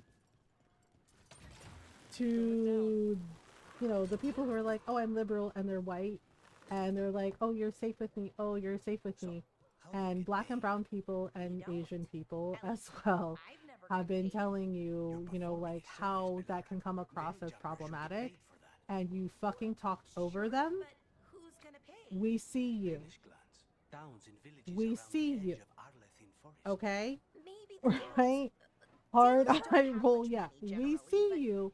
And you're like, but I'm an ally. No, no, no, yes. Or you dismiss their opinions, or you pressure black and brown people to speak up. Why don't you speak up? It's like, are you kidding? It's like they've been speaking up forever. And it's just like, why do you expect them to do more fucking emotional labor for you? Are you fucking serious? Right? Do not ask marginalized people, black people, brown people, Asian people, disabled people. Do not ask us to do emotional labor for you. Do not demand that of us. Like, what the fuck? What comes with yes. And the thing is like, we don't, Back on the ground soon. There's a content creator I really respect, because, you know, she walks the walk, she talks the talk, and she does the work. All right? And she doesn't have to, but she does it. She shows up for everyone in our community. And something that she said, you know, resonated with me, right? And I was like, yeah, that part. Because she was like, we don't need allies. She's like, what we need are willing accomplices who will get into good trouble with us. Exactly. Who will actually be willing to take that risk and get into good trouble fighting alongside us, fighting, you know, just standing up for each other. Yeah, we don't need allies, we need accomplices. Like willing, supportive accomplices. Because this, you know, and I've had to explain this to a couple of friends before where, yeah, willing to risk their comfort, willing to risk your privilege, right? Willing to use your privilege to help others, to actually show up and show out. Yeah, status quo is absolutely BS. And I've had to gently explain this to a couple of friends because when they're like, but I'm an ally. And it's just like, yeah, when you say that, it doesn't come across as well as you think it does. Okay? Because for our communities, when we have our communities and we're doing the work and we're showing up for everyone, for each other, and standing together, the thing is you are essentially a guest in our home. And you definitely, you know, we're okay with you having a seat at the table, but you also have to understand that you are a guest there, right? and if you really are an ally or a friend to our communities, you won't say, but I'm an ally, and talk over us and dismiss us and be rude. And sometimes, you know, some of you who are like, quote, allies, the mask comes off and some of you will say racist, bigoted shit. Because you're like, you're not listening to me, but I'm an ally, and then full racist, full bigot.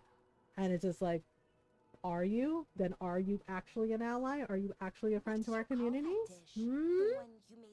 Right? It is very important that you understand that. While you may have a seat at the table with us, that you also need to actively listen and not talk over us when we discuss these things that affect not just us, but our communities, our families, our friends, our jobs, our education. Yeah. Right? And you need to be willing to actually take a step back and check your privilege at the door and actually sit down and actually actively listen. Right? And instead of doing what you think we need, right? Or, you know, or help, and, you know, like, well, here's what I'm doing to help. Here's what you need. Instead of telling us what we need, ask what we need. Ask, what can I do to support you? What can I do to help? right? And then actually listen and do it. Um, yes, exactly that part. And I think a lot of people don't seem to understand that. And it's really disappointing. Like, I was so disappointed when somebody I thought was okay proceeded to talk over multiple black people, right? And then kept going on about, like, well, you know, but I'm marginalized too. And it's just like, yep. And you also have to understand that there are varying amounts of privilege, right? And that's another thing people don't seem to understand, that there are varying degrees of privilege, right? Multiple levels of privilege. Because the person that did that shit, they're white passing, right? And yes, I'm Filipino, and I know I'm white passing. And have I used my white passing privilege to protect people I love and care about? Yup. And I would do it again in a heartbeat. Right? Not just for my brothers, not just for my mom, for friends. I've done it for people I don't even know. Because it's the right fucking thing to do. Right? It's the right fucking thing to do. Right? And you just do it. Yeah, and it was really fucking disappointing seeing them talk over multiple black people, multiple black content creators who were telling them, like, this is not okay, this is not the vibe, right?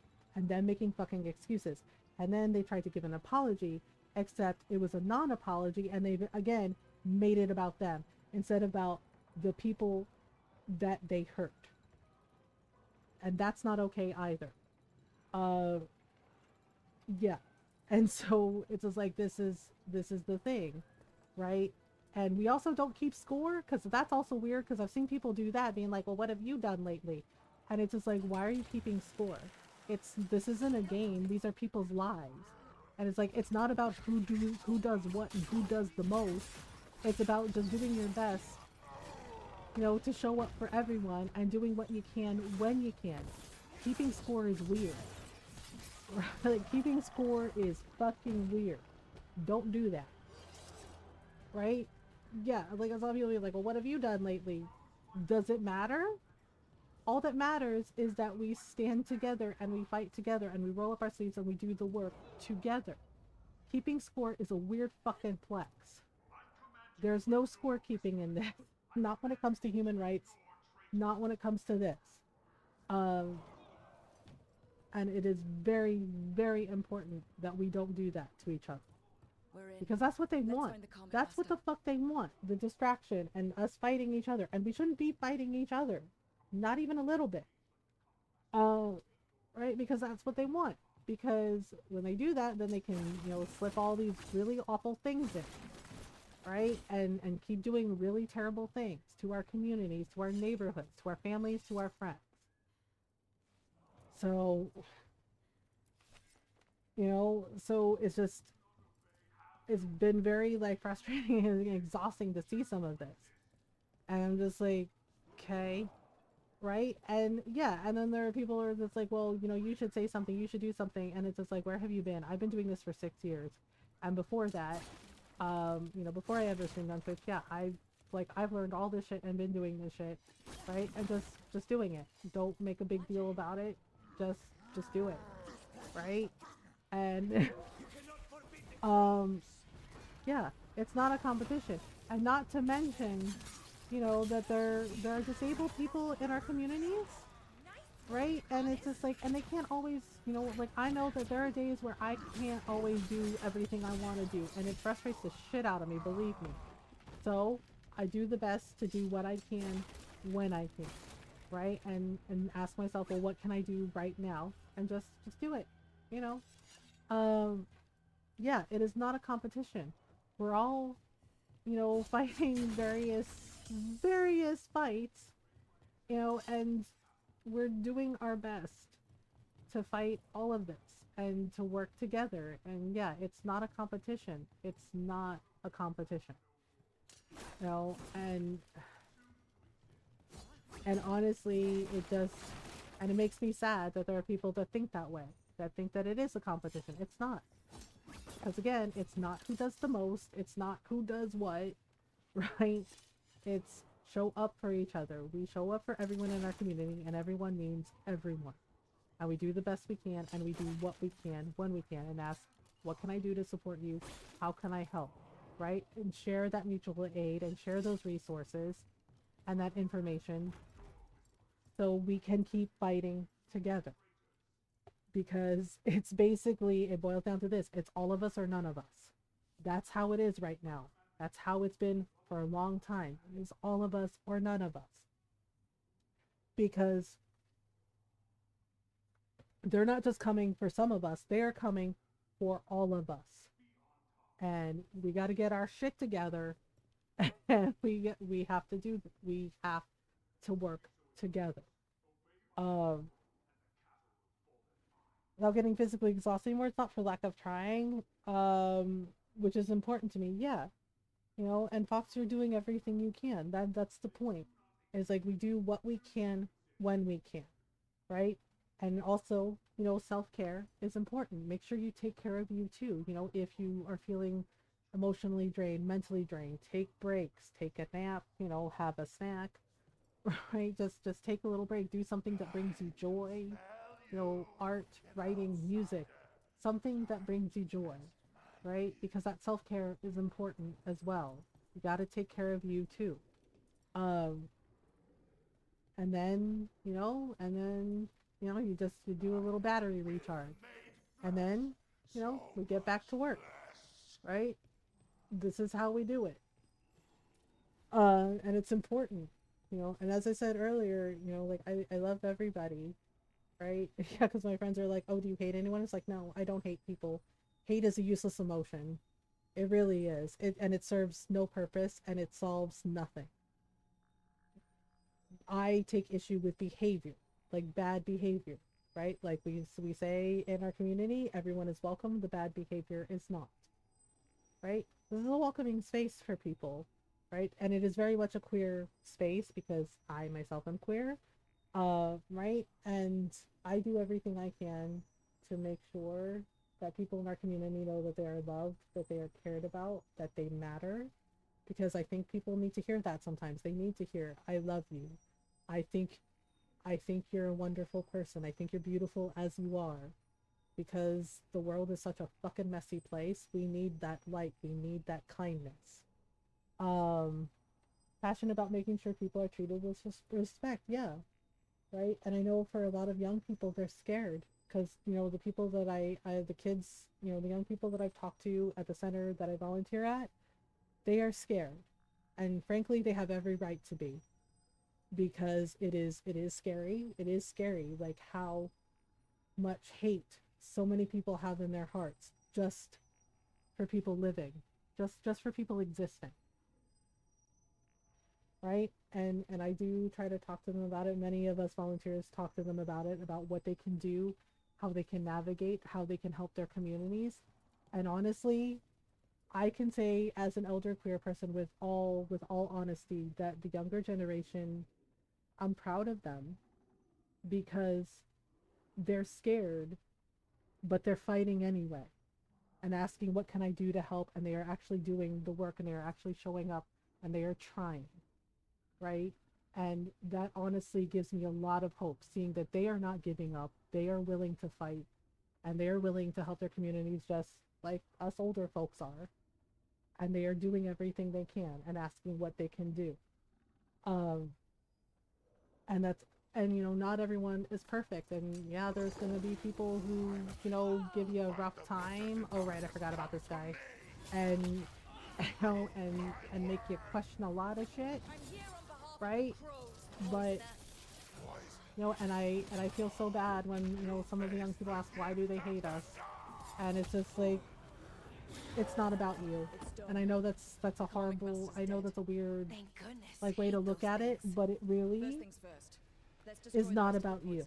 It's about their insecurity and their misery, and they're projecting that onto you, and that is not your fault, and it is not your problem.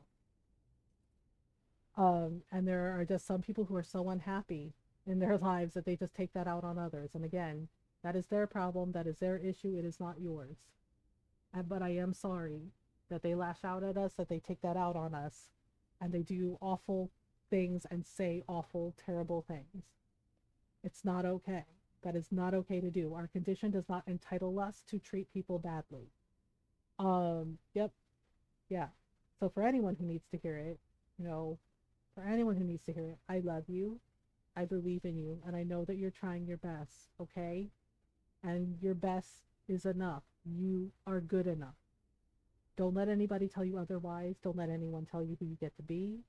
Don't let anyone tell you like, oh, your identity isn't real. No, they don't get to decide that for you. They never get to decide that for you. That is your journey, not theirs. And the only one who knows what's right for you in that moment is you. Right? And you have got this. You have got this.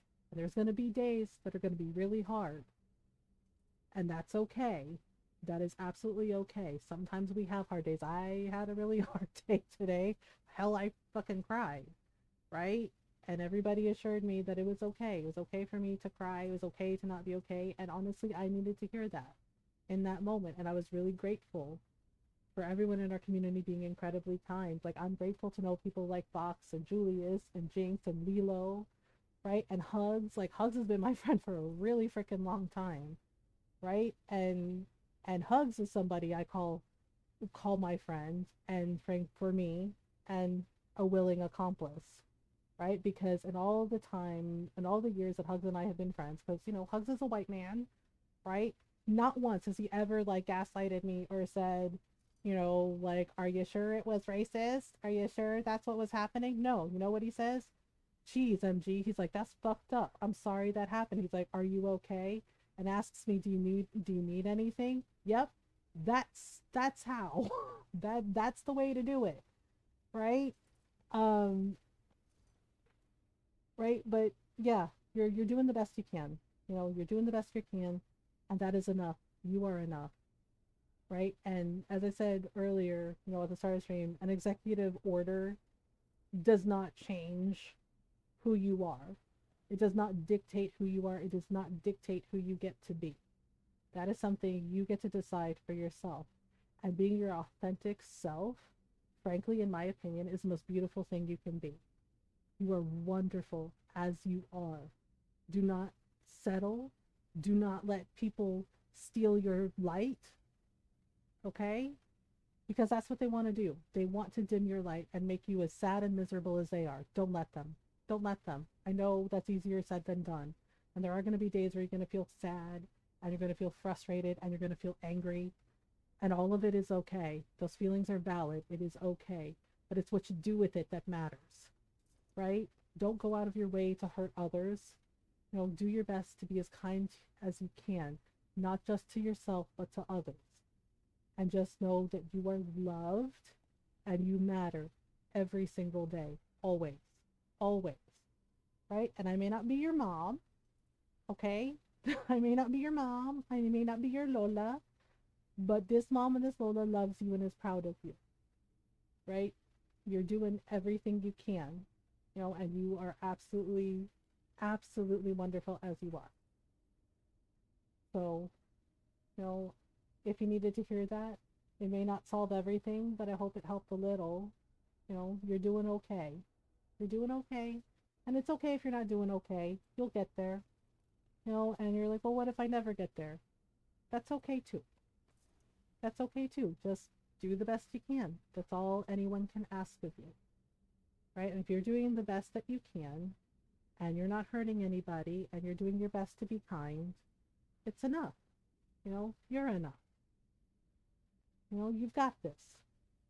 You have totally got this. And I totally believe in you, and I'm rooting for you to get all your wins. Love y'all. Stay safe. It's okay to not be okay.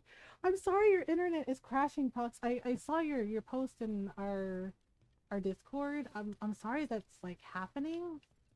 Because, oh right, I forgot, we have to destroy this. Oh, it's gonna be, yep, we have to basically it's like poison gas, and it's really nasty. The Canary people come up with some really nasty, yeah, like the Gatlock was like gunpowder, and then there's like this stuff that's basically like poison mist. Yeah, I'm really hoping when we get fully moved in, that our internet's going to be okay. Ron says it's basically going to be the same, like, you know, ISP and everything, so it should be okay. But we're definitely going to test everything with like the streaming equipment and everything. He's been reassuring me because he knows it's making me anxious. And yeah, we're moving, we're downsizing. I haven't really told a lot of people. Use storeroom key. Okay, here we go. Uh-oh, it's very dark in here. I'm so frustrated. And the back and forth. I know, I saw that. They're like, oh, it's fine, never mind. I'd be like, what the fuck? Nah. Yeah, I like that is wild to me. That part where they're like telling you, like, we'll send a tech out. They're like, oh, never mind, it's okay. I would be like, are you serious? Send someone out here right now, dude. Right? Like, what? Send somebody right out here. Like, what are you doing? Yeah, because when we had some issues with Xfinity, with Comcast for a little bit, right, and they kept going, well, it's fine now. We'll just reboot the modem, and we'll restart the. Have you restarted the router? Have you did this? Yeah, and I feel kind of bad for the one customer service guy because he keeps getting me. Sometimes he would keep getting me. And he's really soft-spoken and not very assertive. Oh, bless him. Well, that's okay. Yeah, but the customer service guy, he recognized me. He went, oh, no. And I was like, yeah, because the first time, I had to, like, chat with him. He was very condescending. It was not a fun time. Yeah, he was very condescending. And he was just like, well, did you try turning it off and turning it on again? And I said, yes, I did that. And he said, well, he's like, did you try unplugging this? And I got annoyed because, his tone. And I said, I'm going to stop you right there. And I was like, I'm going to let you know right now that yes, I did try turning it on and off again. I did unplug everything and do like, a recycle updo. Yeah, and he was like, oh, and I was like, I did do this. I was like, I did all these things. I was like, I did check, to see if there was an outage in our neighborhood, right? And I was like, my husband basically taught me how to do all this stuff because he basically built, his computer, my computer, and Ron also built the streaming computer. And I was like, what else you got? Right? And that guy did not know what to do. You could hear it in his tone. He went, and I could hear him like flipping through, I guess, like the script, and I was just like, do they not have that in the script for you? And he's like, I'm gonna get my manager to talk to you. And I was just like, well, right, then you paid premium. Yeah, it's just like, why are we paying for this? And I was very firm with him. It's like, why are we paying premium prices for business internet, right? Because I explained, like, I work from home, we need good internet. And I was like, why are we paying premium prices for good internet if this is how you're going to do us? Right? And he didn't know what to do. Yeah, and then the last time it went out, I got him again, and he recognized my voice, and I recognized his voice, and he went, oh, no. And I said, yep. I was like, oh, well. Yeah, and Ron laughed about it, and was just like, well, he learned, didn't he? And it's like, yep. Yeah, and now it's pretty stable. We've still had like sometimes where it goes out, but it's not often. The circus criminals. This person. We did all that for free. This is Governor Evenchi. They have concerns. Do they have concerns? You've endangered the city. We're defending can't breathe. These protections are in place for the good is like of it's hot. You act without oversight. Yeah, but we're downsizing.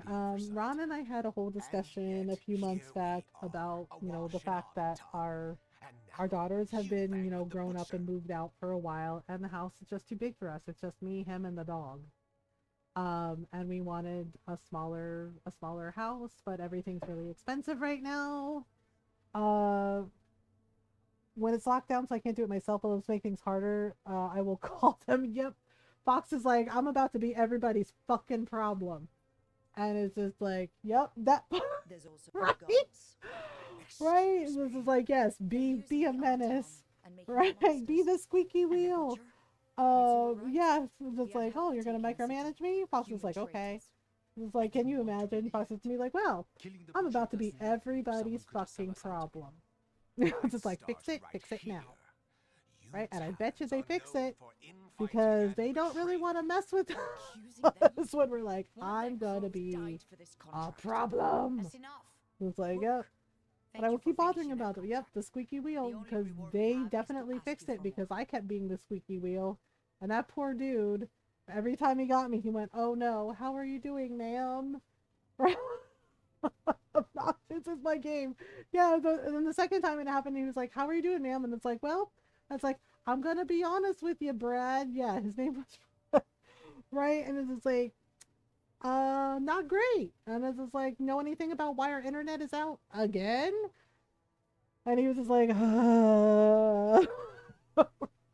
Right, yeah, like he was like rude like one time, you know, and then after that it was like very, very polite, and then he was just like, oh no.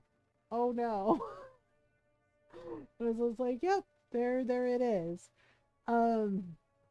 It's not unexpected. I'm gonna be sassy Rook all the time. Eventually is right about one thing. The butcher will not like that we're fighting. Well, too bad. We need to be ready.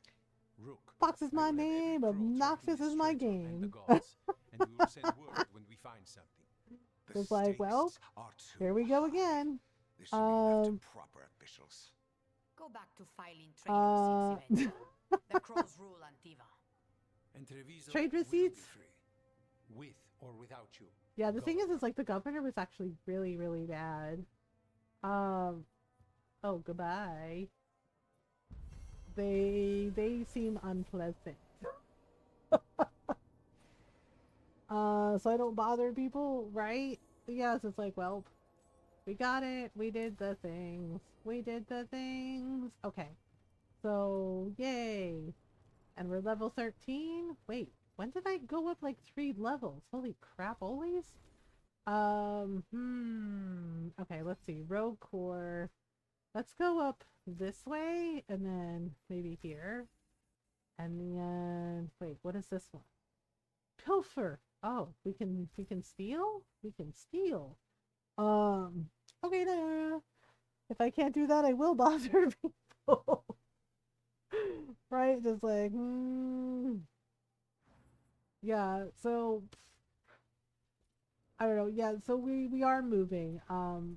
Yeah, as I said, it's kind of ridiculous here, and Ron and I were like really frustrated because we're just like, I was kind of freaking out. I'm like, what if we never find a place? Okay, let's rank up their shop.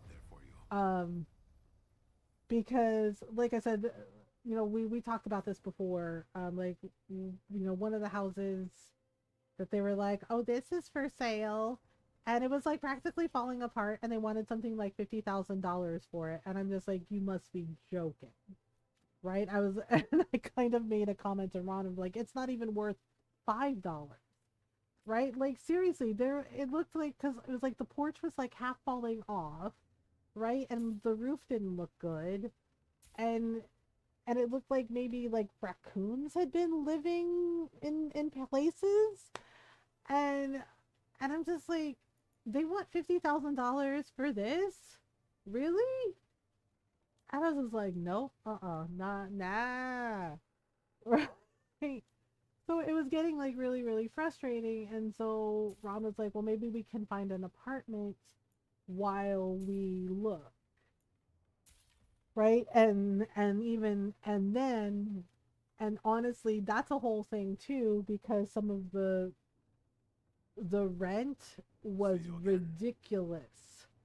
Like, one place wanted, like, for a little tiny, like, I'm not even kidding, tiny apartment, 1-bedroom apartment, okay, and the rent was something like $2,000, and I'm just like, for real, really? And I'm just like, what? And it's so like mind-boggling. Yeah, 1,500 and a down payment of 5K. Yeah, and it's just like, what? Right? And I'm just like, seriously, and I kind of hate that. It's just like, you have to rent an apartment, right? And then they're like, oh, you have a landlord, and it's just like, but landlords, frankly, are bullshit, because Yeah, for a rental, no pets. Yeah, and that was the other thing too. We had to find something that was pet friendly for JP, because obviously he's going with us. He's our family. Okay, fit for a crow. Oh right, we got to go back to the lighthouse and give Lucanus a cute little coffee thing, and then we're gonna go to Docktown with Ned. Um, yeah, and it was pet friendly, but they were like, oh, $2,000 for one bedroom, and the kitchen was really freaking tiny. And I'm just like, you can't be fucking serious. I was like, you cannot be fucking serious. And I was just like, ugh. And we were really worried we weren't gonna find anything because it was not looking good. It was not looking good. But the good news is we did find an apartment. I don't like the stairs. Ron doesn't like the stairs. It's 20 steps. It's 20 steps on the second floor because it used to be a house. That's the thing. Because people are like, 2,000. Yeah, there was one place, teeny tiny fucking apartment, and they wanted $2,000 for rent. Oh yeah, this is about Gus, the little nug we saved. An update on Gus. Dear Brooke, thank you again for figuring out what happened to Tenor and Oros. Gus is adjusting to life without them, I think. Eating well, and me and the other veil jumpers play with him when we can. He still screams if I try to remove Oros's old backpack from his hutch. Never heard enough scream, it's bone chilling. Yeah, if they're like rabbits, then yeah. Things have been terrible lately, but having Gus around helps me get through it. He really does put a smile on everyone's face. Thank you again for bringing him home. Regards, Sloan. Aw, that's nice. Let's see. Oh, Nev and Balara and Lucanus. Okay. So we can talk. Oh, right. I gotta give Lucanus the coffee set. Um, yeah, it was kind of ridiculous. Uh, do. It was kind of ridiculous, right? So, and Ron and I were worried that we weren't gonna find a place. Ron was like, I have faith. He's like, I have faith. We'll do the things, we'll find a place. Right?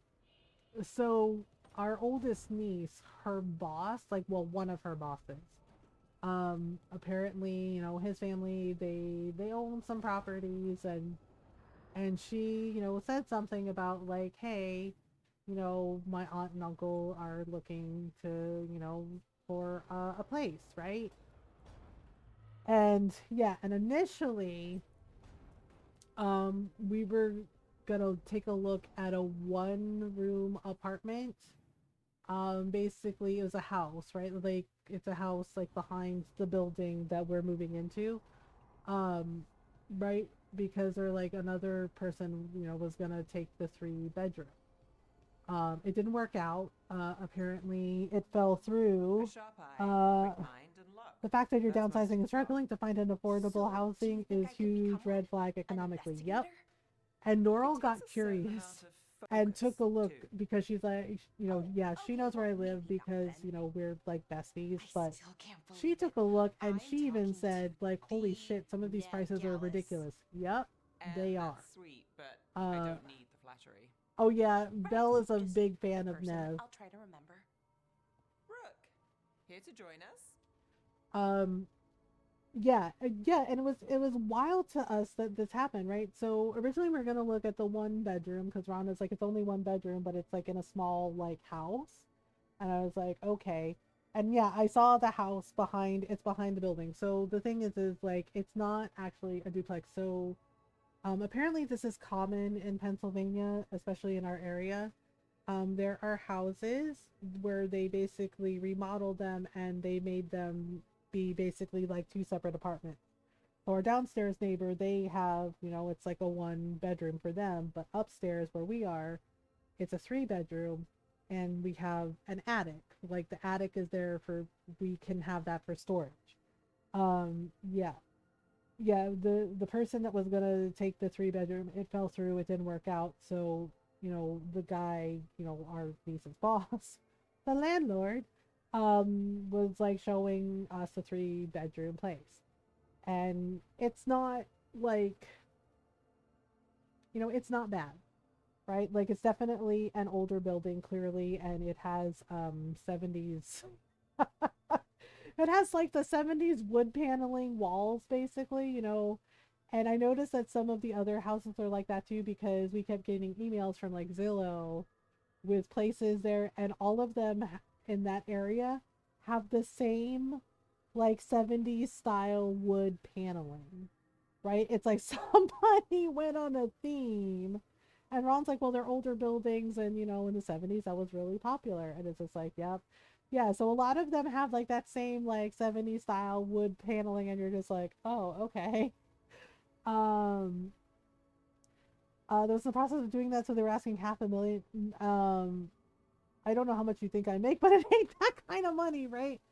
It's just like that's like Rockefeller money. We don't have Rockefeller money. Oh, definitely. Nev's Right? Yeah. So, and honestly, the rent is actually not bad for this place. It's actually reasonable, and Ron and I were really, really shocked. The downstairs bathroom had carpet in.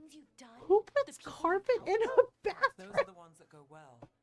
You don't hear Who about puts the rest. carpet in a bathroom? Everyone Like, wants a scandal. why? Or a happy ending. For what? Or both. Like I just Hold on. I don't think Rook's interested in that story. Why though? It was an old house. Oh my god. Yeah, like ours is an older house. Luckily, there's no carpet in the bathroom. It's only one bathroom, and Rana's was like, that's gonna suck. And he's like, we're gonna have to, because we got used to having two bathrooms, because, and it made sense when we had the girls here, because teenage girls, you need an extra bathroom. Tiny kitchen, neon green, neon green carpet, tiny slanted. Oh god, the tiny slanted ceiling. Neon green. Oh god. I can help out. I'm a pretty good not neon green. Most of the time. Like I like green, and neon green can be a pretty cool color, but not in a bathroom. Oh my god. I have to go? No. I know that feeling. Good. It's not just me. Green screen carpet, neon green. Oh god. Sometimes. Not a lot of options when you're out. Oh my god, multiple rooms with neon green. Oh god, they just picked the color and went with it, didn't they? Oh god, that's, oh god. That's not, oh that's not. Oh dear. I know, khachapuri is amazing. Yep, khachapuri is amazing. Highly recommend it. Yep, khachapuri. Totally khachapuri. Cheese and bread were the only words right? I needed to hear. You have no idea. Oh, I do, Nev. I love a good khachapuri. They like neon green, yeah. It was like, okay. It's two houses. You just need to close off this and add another. Oh, for fuck's sake. Oh yeah, we do get a laundry room too. Helping me cook? Oh, woman, better not sticks. Got it. Great. Now, let's see what we can scrounge up. Yep, Dev is excited about khachapuri. I mean, same. Bread and cheese. Hell yeah, sign me up. But yeah, so everybody's like, wait, the rent is actually reasonable. Yes, the rent is actually reasonable. And Ron, thought about it and was just like, maybe we got the friends and family discount. And I'm just like, I don't know. I was just like, I don't know. I was just like, I didn't think to ask. And Ron kind of, are we cooking with the ladies? Well, Belle knows how to make khachapuri, and Nev got really excited. And I mean, same. Khachapuri is amazing. Yeah, basically cheese and bread, and it's really good. Yeah, because Belle asked, how do we do the cooking? Do we rotate? Do we do it? Honestly, I think Lucanus does the majority of the cooking, because he got worried about the way people were eating, like Nev. Nev was basically only eating fried fish, right? And I get it, because Nev is fond of the fried fish guy in Docktown, and she looks out for everybody in Docktown, and is like a guardian and protector of everybody there, right? So, but you can't eat fried fish all the time. Lucanus has a point. He's just like, that's a lot of fried food. Yeah, I love fried fish too. But yeah, she's eating it every day, morning, noon, and night, and Lucanus is like, girl, you good? So he started just cooking for everybody. He even made a cake, Nev's favorite cake. And I was just like, oh shit, for real? Yeah, if you don't romance Lucanus or Nev, they actually end up together and they're really, really cute. And Lucanus is a little out of practice, so his flirt game is it's kind of bad. it's it's a little bad. Um, right, so you gotta yeah, oh scurvy. I know, and he mentioned scurvy. He's like he's worried that Nev might get scurvy, and I'm just like, to be fair, that is a valid concern.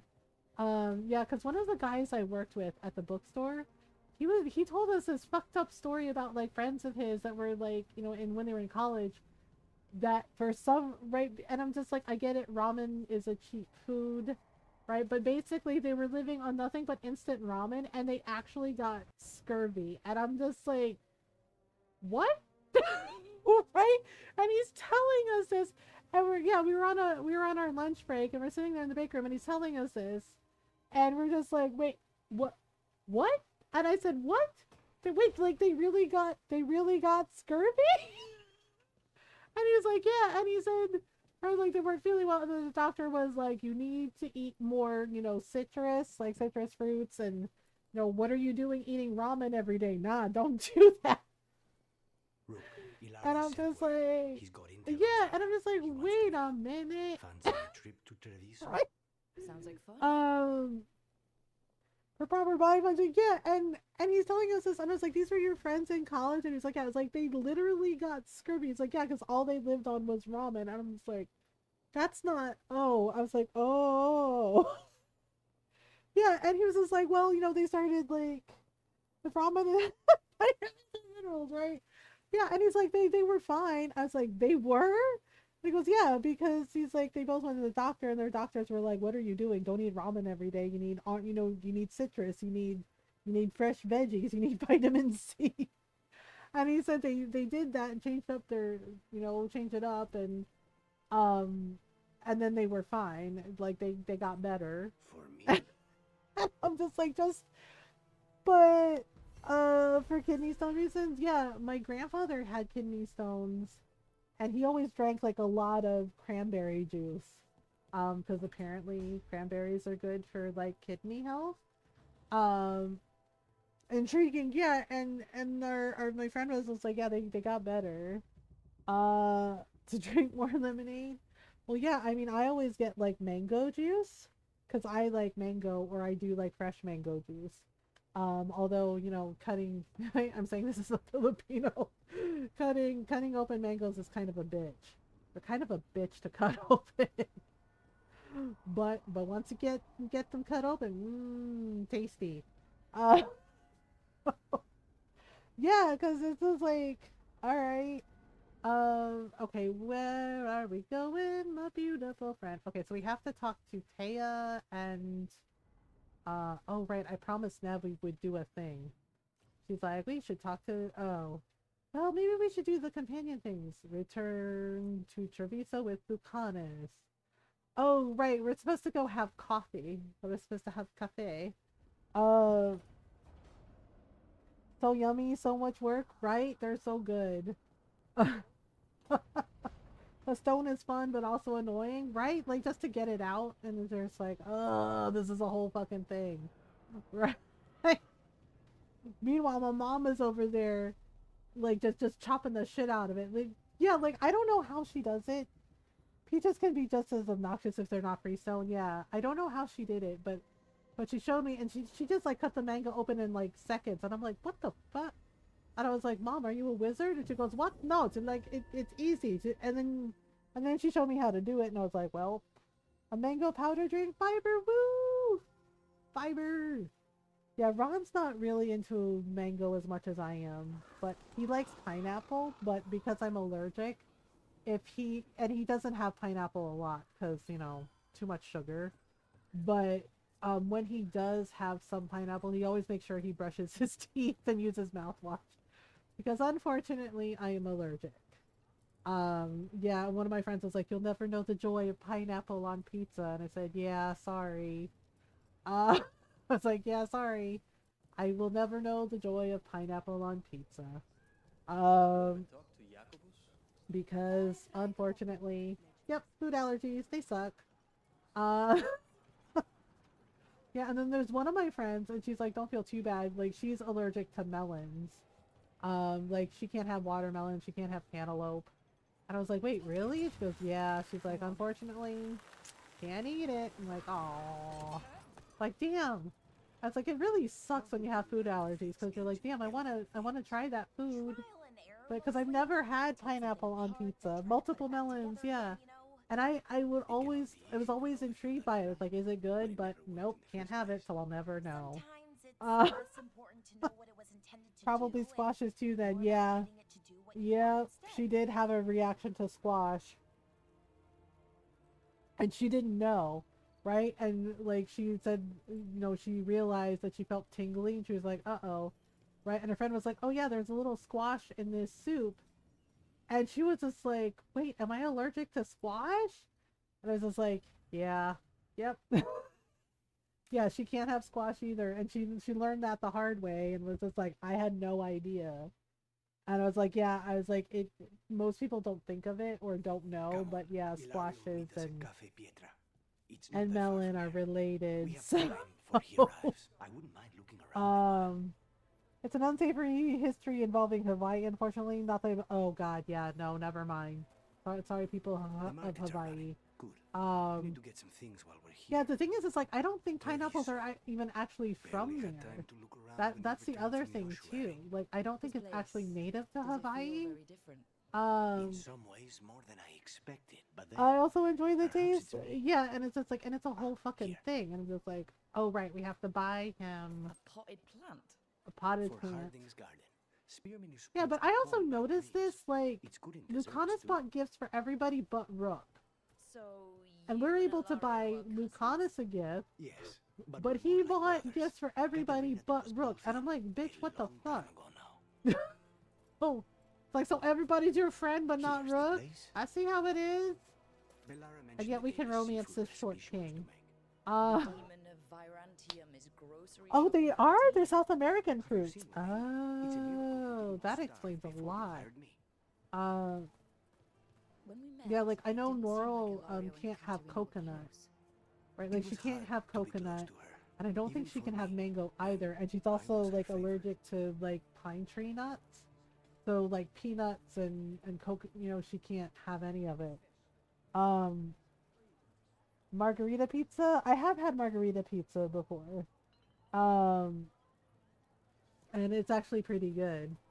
I also had this really good apple cinnamon dessert pizza. Yeah, it was a dessert pizza and it was apple cinnamon and it tasted like an apple pie and it was freaking delicious. Okay. Do you need anything else? Yes. And Ilario should be here by now. Let's go before he gets himself in trouble. Wait, can't we? Oh, right, we can buy a gift for Lucanus, which we're totally gonna do. He likes wyverns, so we can get him a little wyvern-handled dagger. So we'll buy something for Lucanus, even though we totally didn't get anything for Brooke. I'm just saying. Here, this is. Yep, there you go. Oh man, pine nuts are tasty but expensive. Mango and pistachios are related to poison ivy and cashews? Wait, really? Cashews are not sold unshelled due to the shells containing the same chemical as poison ivy. What? I did not know that. That is wild. What? Holy crap, I learned something new. I didn't know that. What? Wow, nature, what? Dang! Learning something new. Okay, we have to go to the cafe. So Lucanus can have like his 12th cup of coffee the day. Dun dun dun! Varric is right. It is not healthy that he drinks that much coffee in one go. Oh, hello. We must pet the kitty cat. It's the rules. It is the rules. Okay, here we go. Open this. Hello, Mr. Cat. Wait, why won't it let me pet the kitty cat? How dare you not let me pet the kitty cat? Thank you. We must pet the little orange floofball. I love that nobody bothers Rook about petting the cats and dogs. They're just like, yeah, fair. You have to pet them all. Wait, I think there's another kitty cat over here somewhere. At least I thought there was. Hang on. There you are. It's a tuxedo kitty. We have to pet him too. Dude, who's a good kitty? Yeah, it's to keep Spite at bay, basically, because when Lucanus falls asleep, apparently Spite goes walkabout. And you know, and so Lucanus drinks like all this coffee to try and stay awake, and I'm like, bro, you gotta sleep. I thought you might leave me here all by my lonesome. Cashews also grow on the bottom of an edible cashew apple. Oh, okay. My cousin is a stomach and no heart. No, he isn't. He just likes a good cup of coffee. Ilario cannot appreciate anything but himself. Oh well, Lario, they can never make me like you. Hondural's breath. Bitter and sweet, like a kiss goodbye. You should try it. Well, that's a description for coffee. I do like bitter and sweet. You described my dream. Like a kiss goodbye. Well. So, is there a reason we're not talking about Ilario's information or what? We're still being spied on. No, the last one just left. Couldn't take your coffee talk. Oh no, So, not the coffee talk. You have something? The crows I sent after Sarah have picked up her trail. I just see he's sitting here. We know the truth about Ilario, right? He's sitting here. I don't understand how we could sit here and just like full on lie to Lucanus's face. He's like, oh, Zara's a bad person, etc., etc., etc. Like, except he was totally like, you know, he was totally hooking up with her. So it's just like, nah. If she was here in Treviso to kill Katerina, she can't be involved. Right, and he did, and also the other part, he did this to his own grandma. Right, like, we know that she's not dead, but he did this to his own grandma. There's no other way, Sarah. And it's just like, what is wrong with you, man? In Antiva. Like, honestly, I'm kind of surprised that Katerina didn't kill him herself. Not with you out Because, for like, blood. that little old lady is, she is, like, hard as hell. Like, she's a total badass. So I'm kind of surprised that she didn't do it herself, like, after, like, she did this bullshit. I am not paranoid. He's not being paranoid. And why are you gaslighting him, man? She will come for you. If it'll make you feel better, I'll clean house, alright? Leave this to me. Why? Why should we leave it to you? Gosh, she's an ass. It's gonna be okay, Lucanus. He's like, are you sure? Like, yep. He's gone. Of course he is. Ilario always caves under pressure. He's not great at listening. Seriously, he's really not. He's always been this way. He hears what he wants to hear. That part. Okay, but seriously, you cannot drink 10 cups of coffee a day. Like, dude, your heart is gonna explode, man. Oh, right, the flirt option. Glad to be home. You look happy. It's weird. Bitter and sweet. I'm waiting until we call get that blood. Tosh. It's gonna Like be a a little kiss bit. Goodbye. So, what would a first kiss be? Good Honey question. and lavender cream. Sweet. Okay, honey and lavender are good you? flavors together. How would you describe it? They're all unique, I guess. I don't know. Every kiss is different. Sometimes a unique pleasure should be just that. That sounds like the voice of experience. Interesting. I've always thought that to live truly is to live fully. That's the But way to even do it. Before I was captured, my life was not really my own. See, they So kind much of had been gloss over the determined whole, for like, me. child trafficking thing. All work, no play. You must have Makes found Lucanus a time for dull little boy. trouble along the way. Hence why Spite wanted to If you talk to didn't, Rook. I can find you some now. Thank you for the low energy. Hello. I hope You you're don't know doing how much trouble well. I can handle yet. How's your coffee? Dark, complex, and intriguing. Ready to head back to the lighthouse? Almost. Gotta drink more coffee. Yep. another sip. I mean, I appreciate a good cup of coffee myself, you know, and a nice cup of tea. So, coffee with the crows. Actually, it was with one crow. Ilario didn't seem like he was into coffee. He was into other things, you know, like global domination, selling out his own grandma. Just Like that it's that part that gets me. Just like, God, you really sold out your own grandma? Like what's wrong with you? You sold out your Lola? What's wrong with you, man? Like, I can't believe this cafe is hidden inside all the crowds and chaos. I love it. Aw, Delara, you're so cute. Okay, so we're gonna go. Okay, so we have to go to Docktown? Docktown. Regrets of the Dreadwolf, Heckin' Soulless. Okay, we don't have the champion key yet. But soon, TM. Yeah. Alright, so we might need to. Evil, that's why.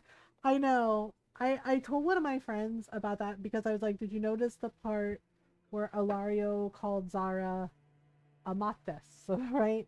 And she was just like, wait, are you fucking serious? And she's like, I wasn't paying attention. She goes, I missed that, right? So I was just like, just trust me.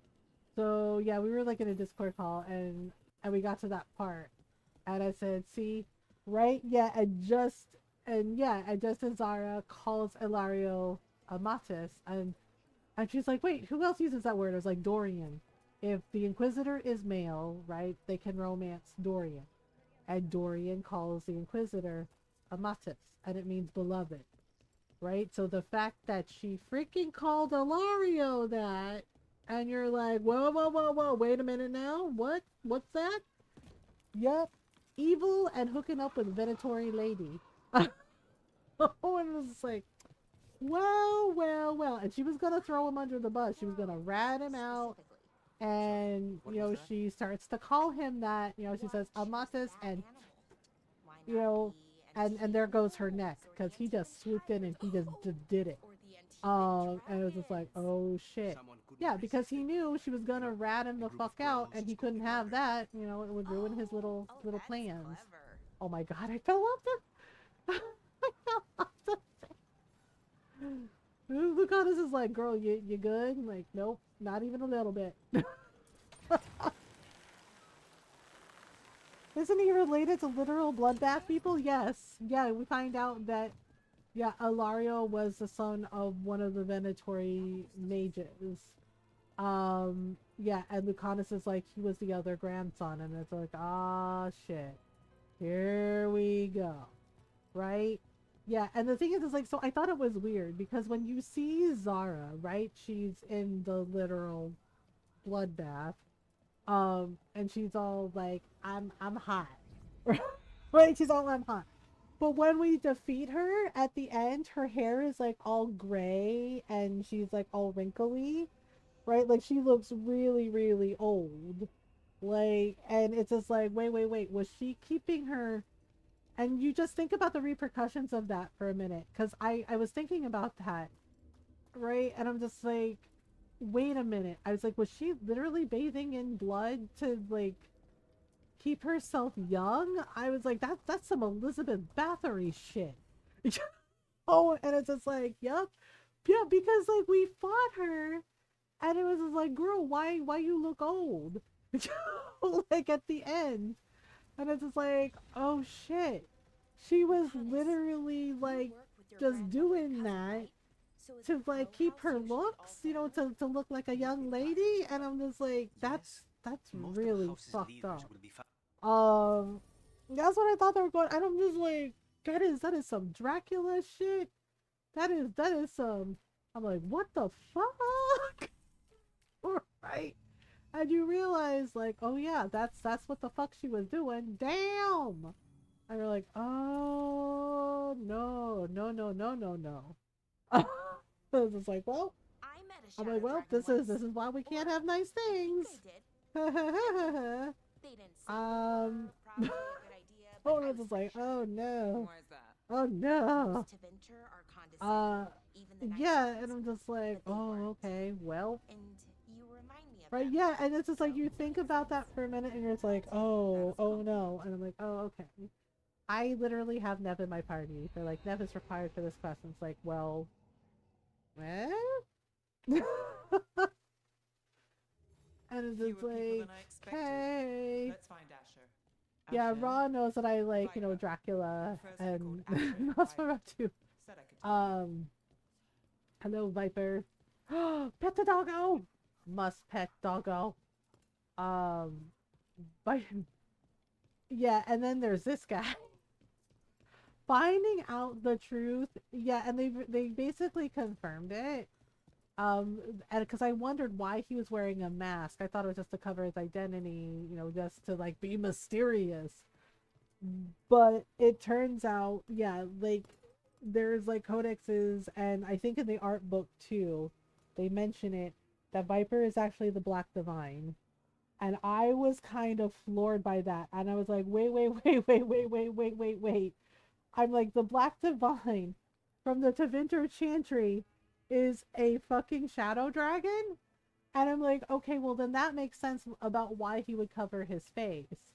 So because if they recognize him, yeah, it looked bad. But those tunnels are safe Um, passage for... I know. Speaking of vampires, wait, about Aswang, about our Filipino We vampire? recently had to deal with blight. Those darkspawn have to be Why are they destroyed spreading before they rumors get out about into the city. Aswang? Aswang is like a scary story our lolas and our moms tell us when we're being bad. Like when we're acting up. My Lola would like always tell us, if you're bad, the Aswang is gonna come and get you. The Aswang comes and eats the bad kids. And it freaked one of my brothers out so damn bad. Right, and I was a little scared too, but then I grew up and I was like, Aswang is just like a story, they tell us to scare us, it's old, like 50s old. Oh gosh, what the heck? I mean, yeah, Aswang is scary, but we also have Tik Tik, and we have get to the tunnel entrance in Docktown. All right. This is Yeah, I still don't know. Hello. I still don't know if I want to save Minrathos or Treviso. I don't know which one to do. But why is it called that? Like, if we, yeah, because the next romance is Lucanus. And we have to save Treviso if we want to romance him. But we're romancing Tosh this playthrough, so there's a manipulation tactic. That's so weird and also fucking racist as shit. Like, it's like don't freaking use our culture to be like assholes. I'm Lorelei. Anything you need, just Okay, ask. so sell all. Hello. Oh yeah, this was I know it's just like it's so bad though. If you don't save Minrathos, it's just like no matter what you pick, you're fucked. You know? It's like no matter what you choose, you're fucked. Right? Like if you don't save Treviso, well, it's real fucking bad. If you don't save Minrathos, well, Shadow Dragons get wrecked and that also gets like fucked. But I just like I'm thinking about it like big picture wise, and it's like I know it's a blighted dragon, right? Like Illanane sent 2 blighted dragons. Keep an eye out. Elgardon too, but Why are they so close to the shop? but you would think, okay, thank you, Fox, but you would think that like I said, Minrathos has an army, like they have, and they like literally have that palace with like magic lasers. That's the one. There's a switch behind the They're like, but the Venatori have infiltrated everything, and I'm just like, yeah, and they're fighting them, and I was like, you mean to tell me that, yeah, because Tevinter like touts like, oh, we have all these powerful mages, like like Nev, Dorian, Maveris, right? And they're like, oh, Tevinter has all these powerful mages. They also have the Templars. They also have like a really powerful army, right? And a castle with freaking magic lasers? And you mean to tell me that they couldn't handle a blighted dragon? And they're like, well, the Venatori took advantage of the chaos. And it's just like, okay, but again, y'all couldn't handle a blighted dragon with all of that. With all the military, all the Templars, all the powerful mages. Because Nev is a really powerful mage. So is Dorian. And it looks like Dorian also taught the other mages the time magic that he and his mentor, were working on. So it just strikes me as really weird, right? That they're just like, yeah, our city's fucked, and I'm just like, y'all couldn't handle a blighted dragon. Like Treviso, I get it. They don't have a standing army. They only have the Antivan Crows, right? And the canals, the water goes everywhere, like all over the city, right? And they have no standing army. So, and they don't really have a lot of mages either. Um, so, so yeah, so it makes sense, right? But everybody's like, oh, tactically speaking. I'm like, tactically speaking? I was like, these are people's lives. Like, tactically speaking, Monrathos is the better choice. Like, you get more points. And I'm like, but, I'm like, what now? What do you mean we get better points? And it's just like, what? What? Uh, yeah, so I'm not really sure which one we should save this playthrough, because like I said, no matter which one Rook picks, somebody's gonna be upset and like their city's gonna get destroyed and it sucks. So I don't know what to do. I don't know what to do. But honestly, Treviso makes the most sense to save because, as I said, they don't have a standing army. And Monrathos does, but then Viper gets blighted, and I think their Archon gets assassinated too, and then Dorian has to become the Archon, and it's a whole thing. Coin flip? Yeah, and my issue too is like the way they wrote Nev if you don't save Monrathos. Like I said, Lucanus is like sad boy times and you feel really bad, right? Like he's like, I understand it was an impossible decision. You know, there was no right answer, and it's just like, yeah. But then he's like sad all the time, and I feel fucking terrible. But Nev, like, she does, like, you can romance Nev even if you didn't save Monrathos. Like, she's really salty about it for a long ass time, right? And you gotta take her on missions, to like boost her affinity, but initially, at first, she's kind of fucking mean, right? And she says like passive-aggressive shit, like really mean passive-aggressive shit.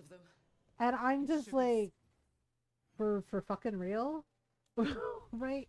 And it's mean, and I don't know why they wrote her that way. Like she's really mean, and right, and says like the most like just very, very passive aggressive crap. And I'm just like, that's not cool, right? And the other side of that is it's like, I'm kind of wondering if Lucanus or Nev were in Rook's position, would they be able to easily make that decision? Right? I'm gonna go with no, because like Lucanus said to Rook, it was an impossible decision, and no decision you make is necessarily, no matter what you pick, yeah, somebody's gonna get fucked over, right? And their city is gonna get fucked over.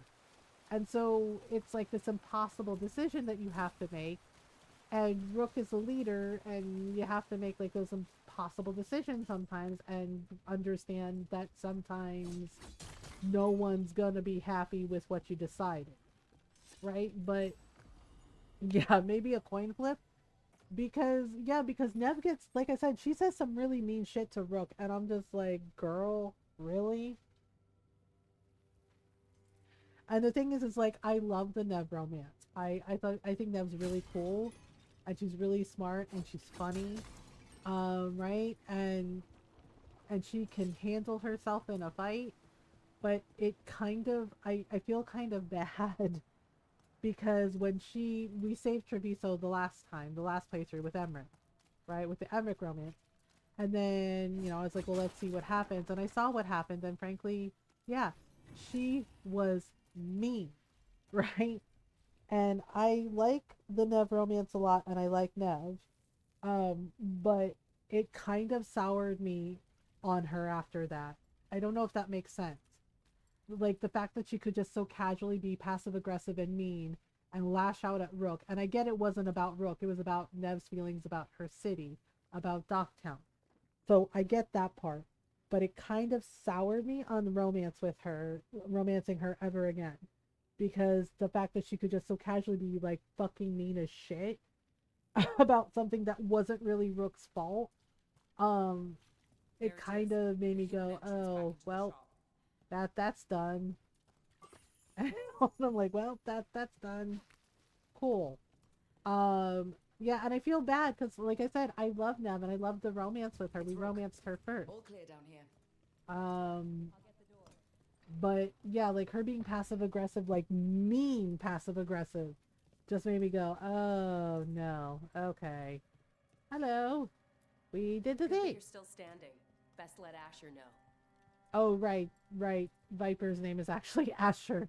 Asher. How did the Venatori find the Shadow Dragon's hideout? Isn't it a secret? We helped the people in Docktown. Yeah, like it was a secret, right? So how did they know? People spreading rumors, that's easy to handle. But Darkspawn, that's different. Yeah, that's pretty bad. Okay, so if we go up here, I think there was like a secret squirrel door. Aha! Hello. Secret squirrel door. Okay, so we can go tell Asher that we're done. Hello, Tarkin. Oh yeah, and also Tarkin yells at you. I didn't are a teeny bit off vibes sometimes, right? And it feels like Rook is everybody's therapist. And she's like, bitch, I'm not qualified for this. And they weren't fighting each other. How is that possible? Right? Yeah, and I also felt bad that Tarkin like yells at Rook about because, you know, I totally think he and Viper are a thing. Like, because the way he reacted about Viper being blighted, I totally think they're a thing. That's really worrying. Best not to make assumptions? I don't know. Let's not jump to conclusions before we have more answers. Yeah, like Tarkin like yelled at Rook. Like he really yelled at Rook. And I still like him, but it made me feel bad. And I was like, could be a coincidence. yeah, and it's just like, and think about that. Think about that for a minute. And unless Rook's a mage, right? Rook's basically like my Rook. Rogue Rook is basically a regular person. They don't have, you know, like an anchor on their hand like the Inquisitor, or you know, or just like a total badass like the hero of Ferelden, or you know, champion of Kirkwall like Hawk. Right? They were just like a regular person, and Varric was supposed to be in charge, and then all of a sudden, you know, Varric's like, okay, you're in charge now, go team, and Rook's like, wait, I'm not qualified for the position. And yeah, and Varric's just like, I believe in you, kid, you got this, and Rook's like, I don't got this, right? So, like, think about that for a minute. Yeah, like, Rook gets put in this fucking impossible position that they didn't want, right? They're just like, nah, I don't want to be the leader. What the fuck? Right? Yeah. What do you mean? Right, yes. And everyone's like, decide the things for me, Rook. Tell me, please, Rook, tell me what to do. I can't possibly think for myself. Please, tell me what to do. What do you mean you made that decision? Well, fuck you then. Fuck you. And you're just like, what? Wait a minute. Oh, yeah. They're like, decide my important decisions for me. And then you make the decision. They're like, how fucking dare you? Fuck you. A curse on your house. A curse on your cow. Fuck you, Rook. Fuck you very much. And you're just like, what the hell? No, and poor Rook is over here like, I did the best I could. What the fuck you mean? Fuck you. Right? And it's like, this is fine. This is fine. And yeah, and also, like, I didn't really think about that until just now when we were like shopping with Lucanus. Like, he bought a gift for everyone but Rook. What the fuck is that about? Right? He bought something for Bellaria. He bought something for Harding. He bought something for Nev. Right? And then Rook got him a present. Did he get Rook a present? No. Everybody else got a gift but Rook. Like, excuse me? What now? Venatori, we have to be getting close to their hideout. Yeah, and it just struck me as really odd. Like, Rook is just there, and everybody else. I mean, the romance is like, oh my god, Emmerich romance is still like my favorite so far. But yeah, it's just like they're all on one side of the table, and Rook is by herself, with the exception of, you know, of sweet little Asan like lying at her feet, right? But everybody else is on the other side of the table, all in a group, and I'm just like, so you basically all left Rook out on purpose. Like, that's on purpose. And I'm just like, really? They're like, there's not enough room over here. It's like, y'all could make room. I'm just saying. Like, why throw a bone to the player and give an item? What does it hurt, right? And I'm just like, and everybody's like, oh, but we love you, Rook, we love you, right, in the group. And I'm like, and yet Lucanus bought a gift for everyone but Rook. really? Really? Like, really now? I know, it struck me as really freaking odd. And, yeah, and, like, I don't understand why we couldn't save both. Right? That's the other thing that bothers me, too. It's just like, you split up, your team splits up. One goes to fight the dragon, and everybody's like, well, it's because they didn't have Solus's dagger. And it's just like, yeah, but Harding has fought high dragons before. Like, she was literally in the Inquisition for like 10 plus years. And it's just like, you mean to tell me she couldn't handle it, or Lucanus couldn't handle it? And it's just like, if your team is so freaking good and badass, what do you mean they couldn't handle a freaking blighted dragon? And it's just like, yeah, it's just like, I kind of don't like that decision, right? Like, I get why they did it that way, you know, to show, like, your actions have consequences and, you know, whatever decision you make, like, this is the result of it. But, like, why the fuck couldn't we save both? Like, I wish they had given us that option, but they didn't. They're just like, nope, it's one or the other. And it's just like, oh, okay. And then no matter what you pick, somebody's upset. And whatever town, whatever city you didn't pick, it gets fucked over. We love you, yeah, we have better relationships with each other. Yeah. And that was the other thing too. One of my friends, one of my friends romanced Lucanus, right? Or she tried to romance Lucanus, and she didn't know. She didn't know that if you don't save Treviso, it locks you out of the Lucanus romance. But it doesn't lock out Neb, which is also weird, right? Like, that's a weird choice. Right? And she said, you know, and I guess, right? And basically she tried to go for Lucanus afterwards, right? And he literally tells Rook, right? Like, oh, you know, sorry, I can't be with you right now, blah, blah, blah, blah, blah. I can't be with anyone. It's too hard, etc., etc. And it's like, okay, fair. And then he ends up with Neb, right? Like, he's in the group with Neb, and he's flirting with Neb, and Neb's flirting with him. And my friend was like, yeah, she got mad, and she goes, excuse me, Antivan asshole. And she's like, are you joking? Like, she got so mad.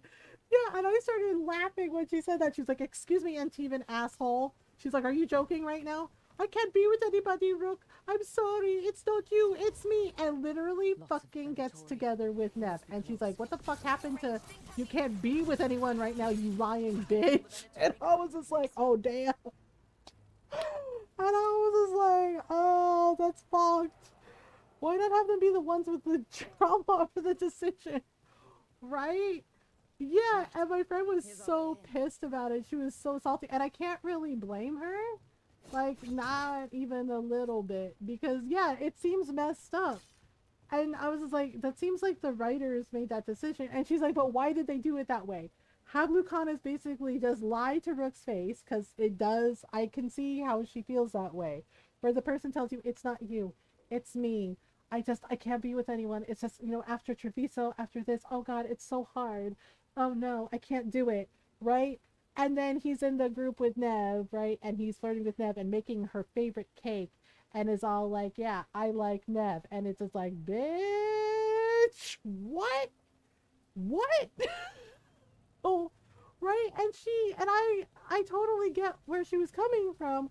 When she's like, I would rather him say to my Rook, like, look, Rook, you're really cool, but I'm just not interested in you. Instead of fucking lying to me and being like, it's not you, it's me, girl. Sorry about it, I gotta go. And then hooking up with Neb in front of her. She's like flirting with Neb in front of her, and she's just like, and Ron was laughing about that too, because he heard the Discord call, right, when we're chatting, because I was just like, damn, girl, because she was just like, he's flirting with her in front of me after he told me that bullshit. And she's like, you know what? She's like, I'm gonna go back to Treviso. She's like, and I'm gonna burn it to the fucking ground. And Ron turned around at his desk and went, he's just like, that wasn't you that said that, right? I was like, no, right? And I was like, that was her. Yeah. He was like, I'm gonna go back to Treviso and burn it to the ground. She's like, I'm gonna finish the job the Venatori started. And I was like, wow. Wow. Like, she was not having it. And Ron was so shocked. He was just like, damn. I was like, right? Yeah, she was just like, nope, nope. Yeah, and I totally understood what she meant when she's like, I'd rather he just like say like, look, I'm not interested. Like, I'm flattered, but I'm not interested in you. There's someone else I like. And yeah, instead of that. But that's what they did. That's what they did with the decision. And it's just, yeah, and like I said, I totally got where she was coming from, where she was just like, I'd rather he say, I'm not interested, right? Instead of doing this shit, right? And she said, because it feels fucking insulting. She's like, it feels really fucking insulting. And yeah, and it's just like, no, I get it, because she's like, I know it's just a game and they're fictional characters, but she's like, yeah, it feels insulting. And it's like, no, I totally understand. It's like, just be honest, right? Because I can totally see how a lot of people, including my friend, feel that in a way it's like Lucanus lying to Rook, and it's just like, can you just be honest for 2 minutes, bro? Well, Rain was like, yep, that part. Fault of Rook, of course, Rook takes all the blame, right? Making your players feel guilty over forced decisions constantly is a weird choice. Exactly. And I asked that before on the first playthrough, and I'm just like, to the writers, I was like, do y'all even like Rook? Because why does it feel like throughout the game, Rook is constantly getting punished, getting ostracized, getting basically shoved in the corner, and then nobody talks to her unless, they need help with their fucking problems. Like, she's their fucking therapist. Right? Like, she's basically their fucking therapist in a way. And they treat her like that. And I'm just like, why did y'all do it like this? Like, that's weird. Right? And I'm just like, do y'all even like Rook? Because, yeah, it really feels like some of the decisions just, like, punish Rook left and right for everything. And it's like, okay. Yeah, but they all chat with each other and are buddies. Yeah, and I love them all. But it's just like, why you do that? It's like, but why? Okay, we're going down here.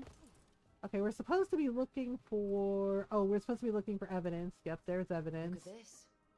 Draining into the Yep, tunnels they're below the letting city, that go into the yeah, it's so odd. Like, some of the choices were just like really odd to me.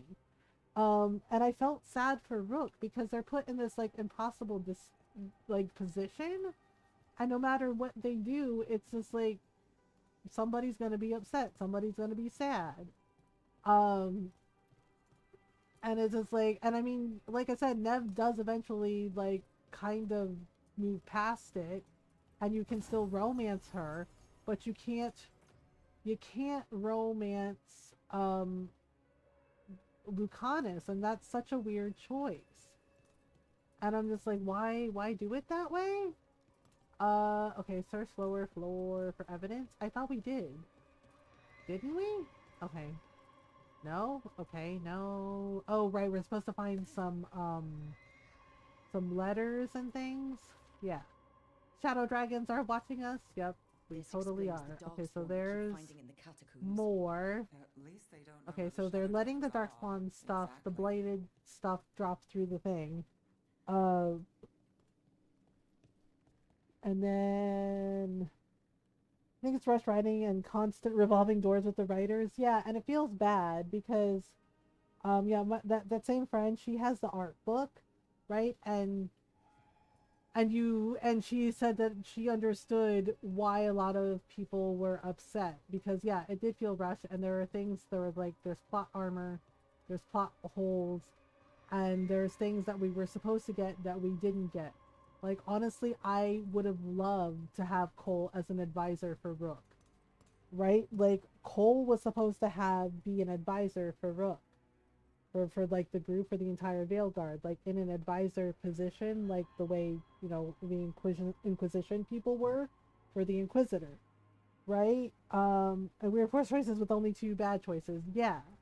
And basically, like, Cole was apparently supposed to be an advisor, right? And there were like a couple others, like I think they mentioned like Josephine, right? But like Cole being in an advisor position, I would have loved to see Cole again. I loved Cole.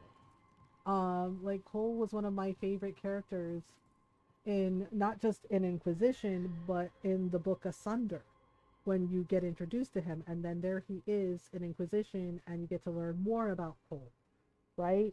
And you can either like have him embrace the fact that he's a spirit because he was a spirit of compassion, or you can, you know, go along with Varric to make him become more like a person, because, you know, but Cole is a little different, but he's still ultimately himself, right? But he becomes something more, and he is very like sweet and kind, and he doesn't always do things the right way because he doesn't necessarily understand, but the Inquisitor can talk to him, and Varric talks to him, and Solus too.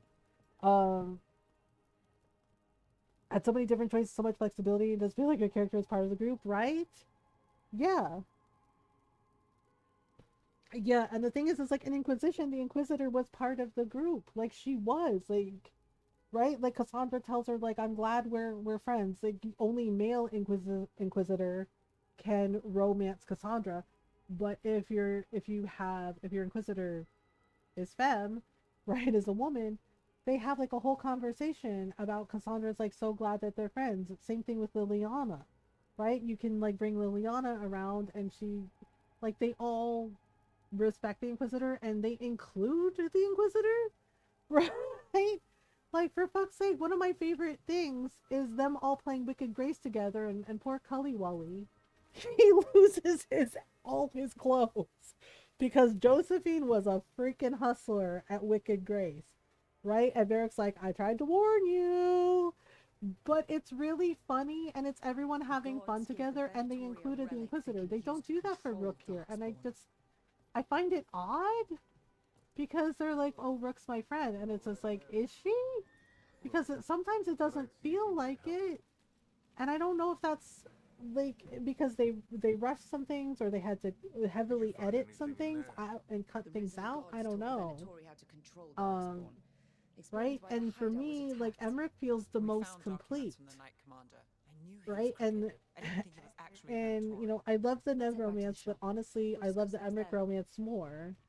We're gonna see how the Tosh romance goes, but Emmerich feels like the most complete to me, and apparently he was one of the first characters that they finished, right? Like his romance, his companion arc, everything. So, you know,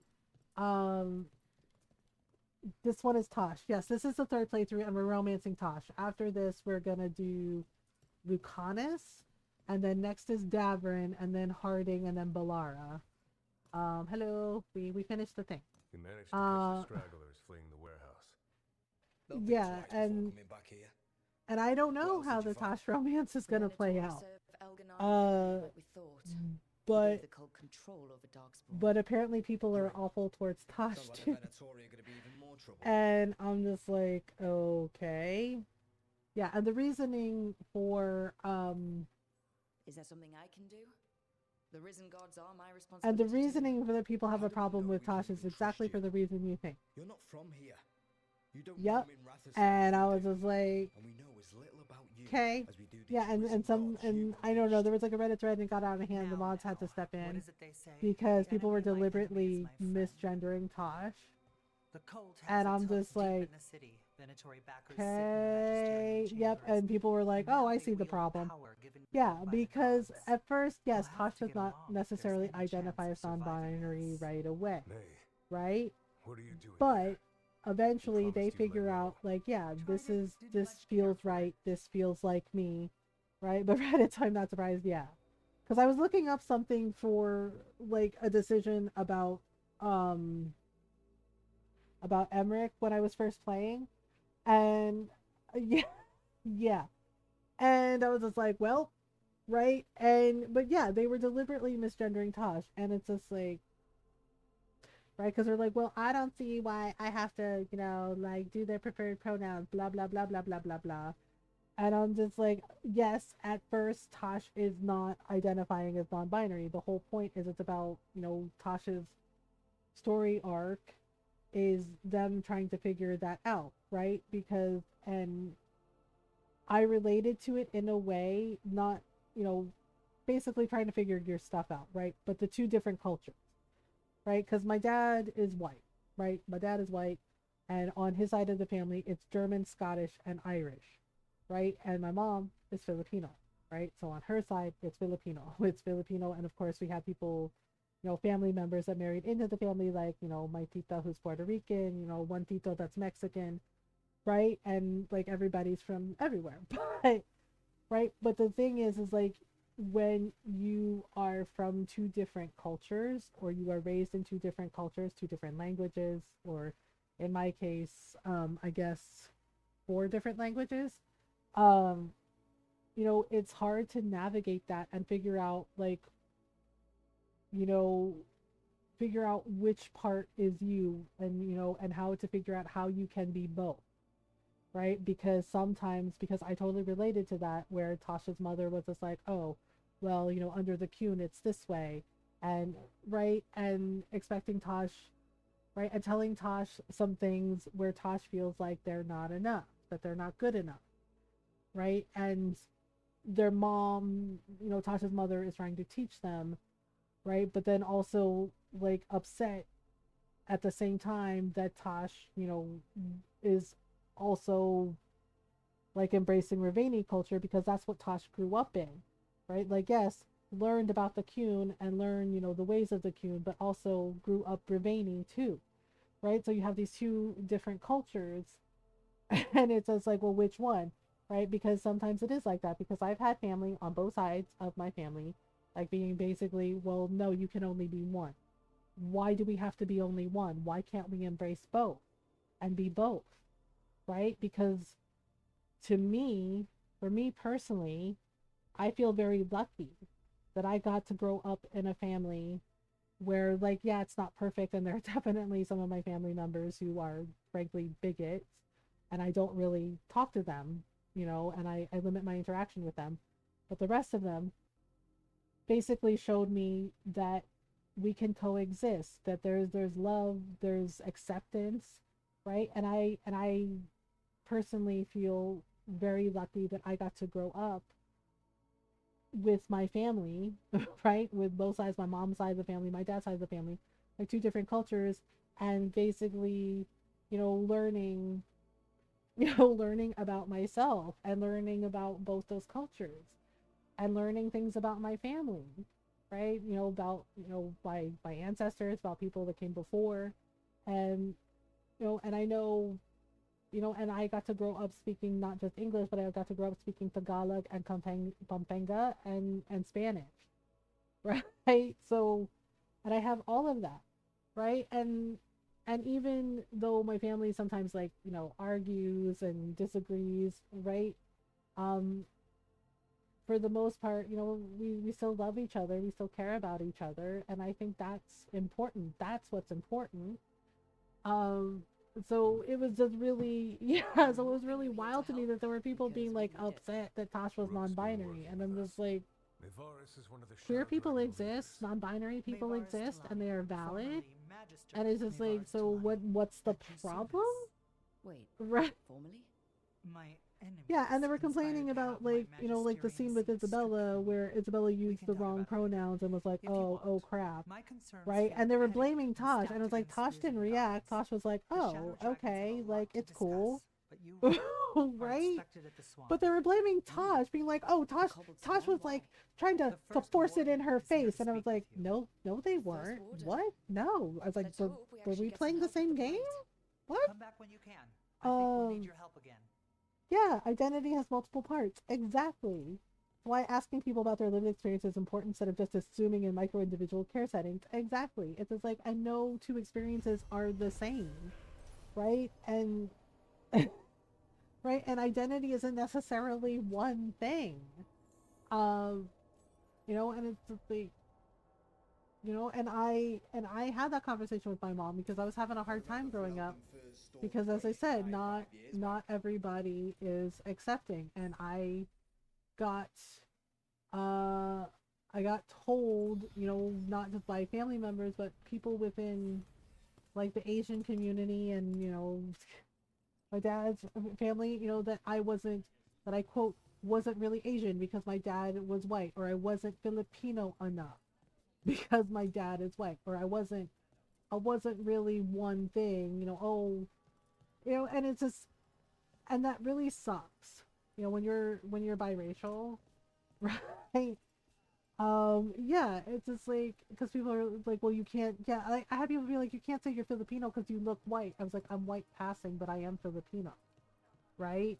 And they're just like, well, where are you from? No, where are you really from? I've gotten that question asked too, right? And what really sucked about that was like having people in my family, right?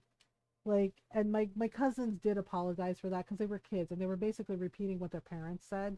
And yep, once again, hate is learned. And basically telling me to my fucking face that I wasn't really Filipino because my dad is white. Like somehow me having one of my parents be white somehow erases my Filipino identity. Yeah.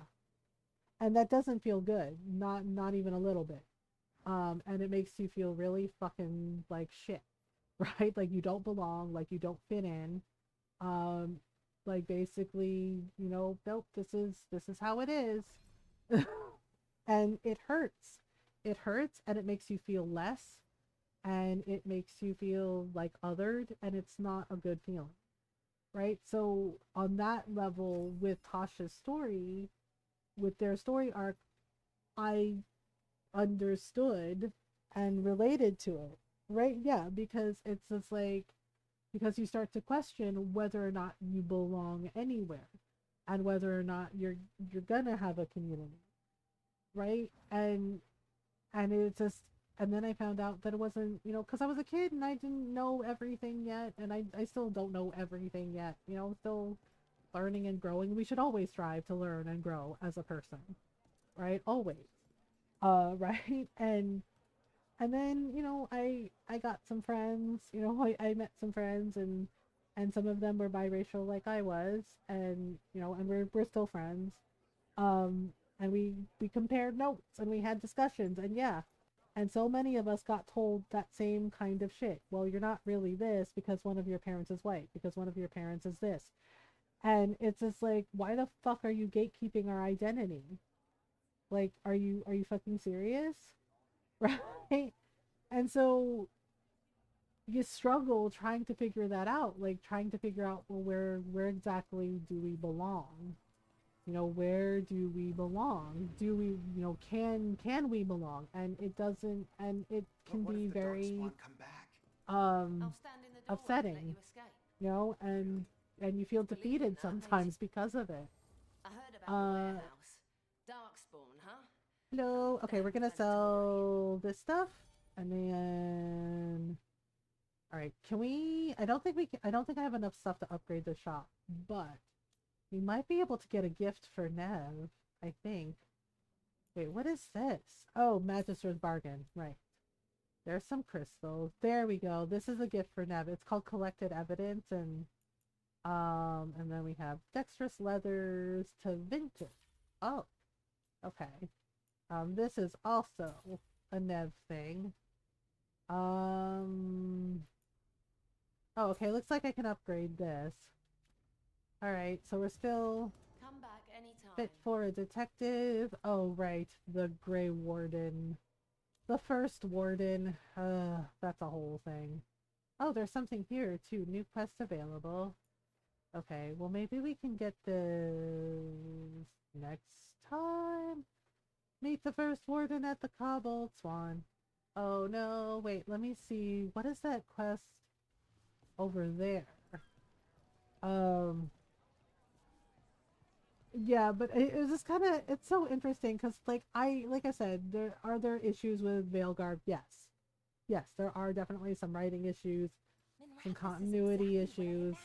But I still love the game a lot. Like I still love it. The combat's fun. The fact that we can pet the doggos and kitty cats. Right? There's a lot of really good stuff in it. You know, the Emmerich romance, the Morn Watch. But yeah, there are definitely some, some issues with the writing, with, some of the things that, happened in the previous games that the writers seem to have forgotten. Oh, right, the spirit of compassion. We can enjoy, yeah, we can still enjoy flawed things. But what is weird to me is like the vitriol towards queer coded characters like Tosh. Um, right? And just being like, oh no, like I don't like it, I don't like it. Pronouns. And you're just like, I don't like it. So like I is a pronoun. All right, and then the person will be like, what? You don't know what you're talking about. You is a pronoun. They, them, pronouns. Ours, pronouns. Yup, us, pronouns. It's part, right? And it's kind of, like I said, that part is weird to me because there are people that are like, well, I don't like it. Oh, pronouns in the bio. And it's just like, you do know that the pronouns are part of grammar structure, right? In multiple languages. Yep. So when you're like, I am going to the store, I is a pronoun. You're welcome. Oh, and you tell them that, right? You tell, the bigoted person that, and you watch the wheels turning in their brain and, watch them struggle and explode with that information. Going, nuh-uh. It's like, yeah-huh. Pronouns. You're welcome. Right? And it's just like, and yeah, and so, like, I can understand not liking Tosh. I can't. Right? But what I can't understand is, and yes, they're a fictional character, but, non-binary people exist. Non-binary trans people exist. Agender people exist. Trans people exist. Right? What I can't understand is them being deliberately bigoted and deliberately misgendering, said non-binary character. And it's just like, why? Right? Because here's the thing. If they're doing that to a fictional character in a video game, it means they've done that to actual non-binary people. Yep, that part. It means they've actually done that to others in their day-to-day. My voice is also low enough that I've been called sir on phone calls. Oh, God. Oh gosh, I'm sorry, Fox. Yeah, I've been called young lady. I don't think my voice sounds like a kid voice, but every now and then, I've gotten, can I speak to your mom or dad, young lady? And I'm just like, I'm an adult. Right? I'm like, I'm an adult. Right? And one person that I did that to, they're like, oh, hello. They're like, are any one of your parents home, young lady? And I was quiet for a minute, and I said, I'm an adult. Spirit of compassion. And the person was quiet, and they said, you are? And I said, yeah, I'm an adult. I was like, is there something I can help you with? And it was so awkward. Like, you could tell they felt awkward just from the tone of their voice, and they went, I'm so sorry. I thought I was talking to a young child, a young person. And I just laughed about it and said, yeah, I get that pretty often. 'Cause I do. And it was just like, well, right, but they felt so bad. They're like, I'm so sorry. They're like, I thought you sound very young. And I said, well, thank you. And I said, but no, I'm an adult. It was like, well, people use the wrong pronouns. I was both female and always identified as such. Yeah, I'm just like, my pronouns are she, her. Right? I was like, I'm a woman. I'm comfortable being a woman. I'm comfortable being a queer woman. Right? But yeah, sometimes it happens and you're just like, well, yeah, I'm just kind of amused by it when they're like, are your parents home, young lady? And it's just like, I'm a grown up. I'm like, I mean, it may not seem like it, but I am in fact an adult. But sometimes I feel like I need an adultier adult. Somebody who's real good at adulting.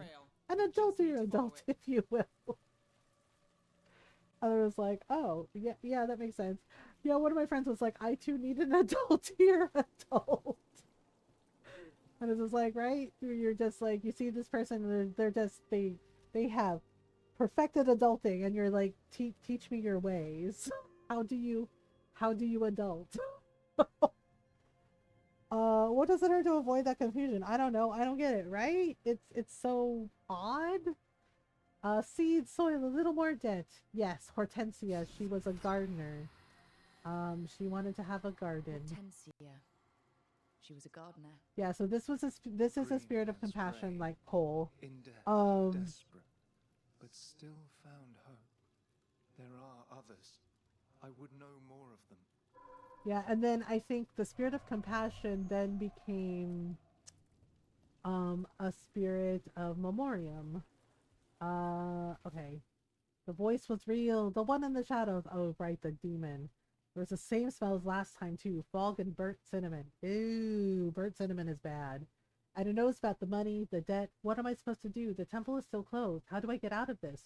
The voice made promises and I'm just so tired. Yeah, this is why we don't listen to demons. I'm just saying. You know, when it says like, hey kid, you wanna sell your soul? Say no. Okay? Say, no thank you. And walk the fuck away. Because no, as Karlak says, no good can come from making deals with demons. Nope, not ever. Not ever. Not even a little bit. Just like, well, here we go again. Which is why I don't understand Anders at all. He made that deal with justice, and then justice became vengeance, and it was a whole fucking thing. And it's just like, well, here we go again.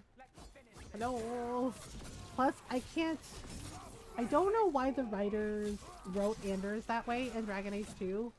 Like, I took him out of my party after that, and I was just like, no thanks, we'll just use potions to heal. Because he says something real fucked up to Fenris, right?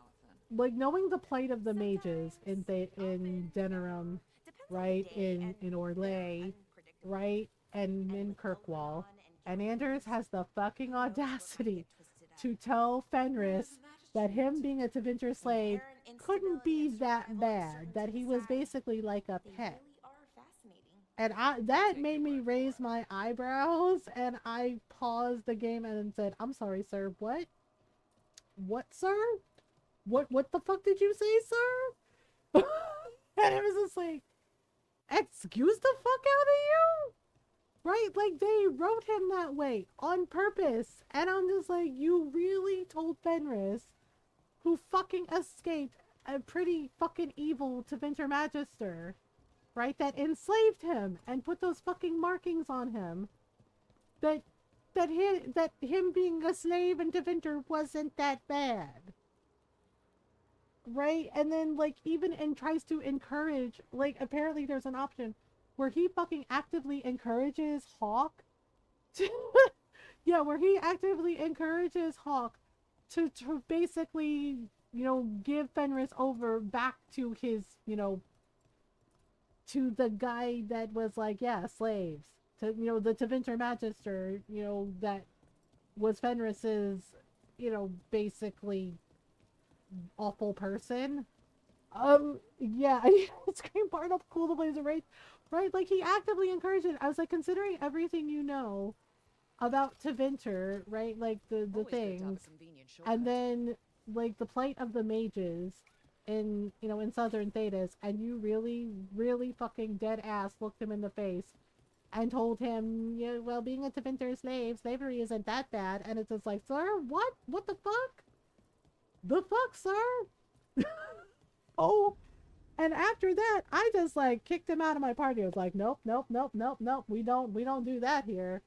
And it's just like, and he was pissed, and he was pissy the whole fucking time, right? And like, he got pissy with Hawk, but Hawk was like, nope, I'm not gonna help you. No, I'm not gonna do that. And he's like, oh, it's fine, I'm on my own anyway, blah blah blah blah blah, right? Yeah, and it basically boiled down to, right, and that make sense, right? Because Ron was like, that's incel behavior, and I was like, that part, because he had a crush on Hawk. Like, he went pretty hard trying to like flirt with Hawk, and yeah, and he is fucking awful to anyone who looks at Hawk's, looks in Hawk's direction, right? This is for male and female Hawk, right?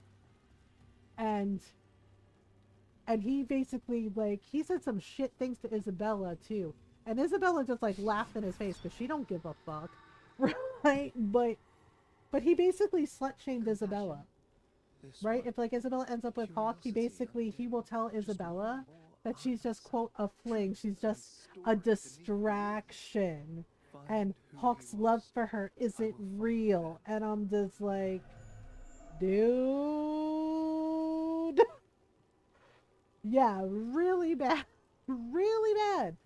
Like, he does this. And I'm just like, and he does it to everybody. And he doesn't like Sebastian. He doesn't like anyone. The only one that he was actually okay with was Varric. And I'm pretty sure it's because Hawk can't romance Varric, right? So, but everybody else that's like a romance option for Hawk got my ice cream. Why? He's like an asshole too, right? He's kind of semi okay with Meryl, but then he's kind of a dick to her too. And I'm just like, bitch, what is wrong with you? Oh, yeah, like, and Ron pointed out, that's some incel shit. And I was like, oh my god, he's right. Yeah, like, he says that fuck shit to Fenris. He slut shames Isabella. He kind of, like, acts like an ass to Sebastian about his beliefs. Right? Like, I get it. You know, like, Varric calls Sebastian choir boy, right? Because the thing is like, Sebastian, I keep doing that like a dumbass. Sebastian was actually a bit of a wild guy, right? Before he became choir boy. Like, he would drink, he would flirt with the ladies, he would fight, he would carouse, right? But then, you know, he changed his ways, right? Does he ever learn or never found out? Anders in Dragon Age 2, he blows up an entire fucking chantry. Yep. He blows up. Yeah, when Hawk tells the Inquisitor in Inquisition that Anders basically started a war that nobody could win, that was correct. That was the truth. Yeah, because one of the personal missions that you can do for Anders, he asks Hawk for help. And he's like, oh, we just have to sneak into the chantry and do a thing, and, you know, and set, right? And if you help him, yeah, I learned that the hard way the first time I ever played the game. And I was horrified. I was absolutely horrified. Basically, if you help him, you find out that what he was doing was setting up fucking explosives in the fucking chantry. Right? And the thing is like, the revered mother in the chantry, she was like a mentor and a mother figure to Sebastian, right? And Erlina. And basically, she wasn't a bad person. And thanks again for Guilt Bang, right?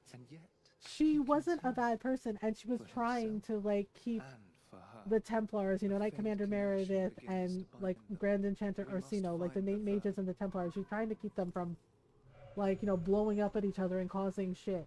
And she was doing a pretty good job of keeping the peace as much as she could. Like, she did her best. She was not a bad person. And she agreed with Hawk that yes, you know, the mages deserve better. Like, she actively said that, and she tried to help where she could, right? And even when there was like an argument in the game, right, between Meredith and Orsino, and with, you know, some of the mages like protesting, and the Templars are taking the mages back, and she, you know, Erlina makes a point of telling the Templars to be gentle with the mages and not, you know, not be awful, right? And Anders, right, and you find out basically Anders like rigged up the entire chantry to explode. He blew up a fucking chantry with Erlina, yeah, with the revered mother in it, right? He blew up the chantry. He killed all these innocent people that had nothing to do with his bullshit. Right, because everybody's like, well, she's not really innocent, is she? And it's like, look, was she perfect? No. Like, yeah, she could have, like, probably done more, but she did the best she could with what she had and with the information she had, right? And so you find out that that's what if you don't help Anders, he's like, well, fuck you then, guess we're not friends. And it's just like, and both he and Meryl do that, and it kind of pisses me off. Because I'm just like, being friends with someone doesn't mean you're beholden to them. It doesn't mean, you have to agree on, on things. Like, I get what Anders was trying to do, and Hawk, like, flat out said, because her sister, Bethany, was a mage, right? And I chose options where my Hawk was like, look, yes, you can help the mages without resorting to violence, without resorting to hurting people. But Anders just decided, like Hawk's words, to start a war that nobody could win, and blew up the fucking Tangerine and said there can be no sides, there can be no middle ground, there can be no this, and he just fucking did it. Right?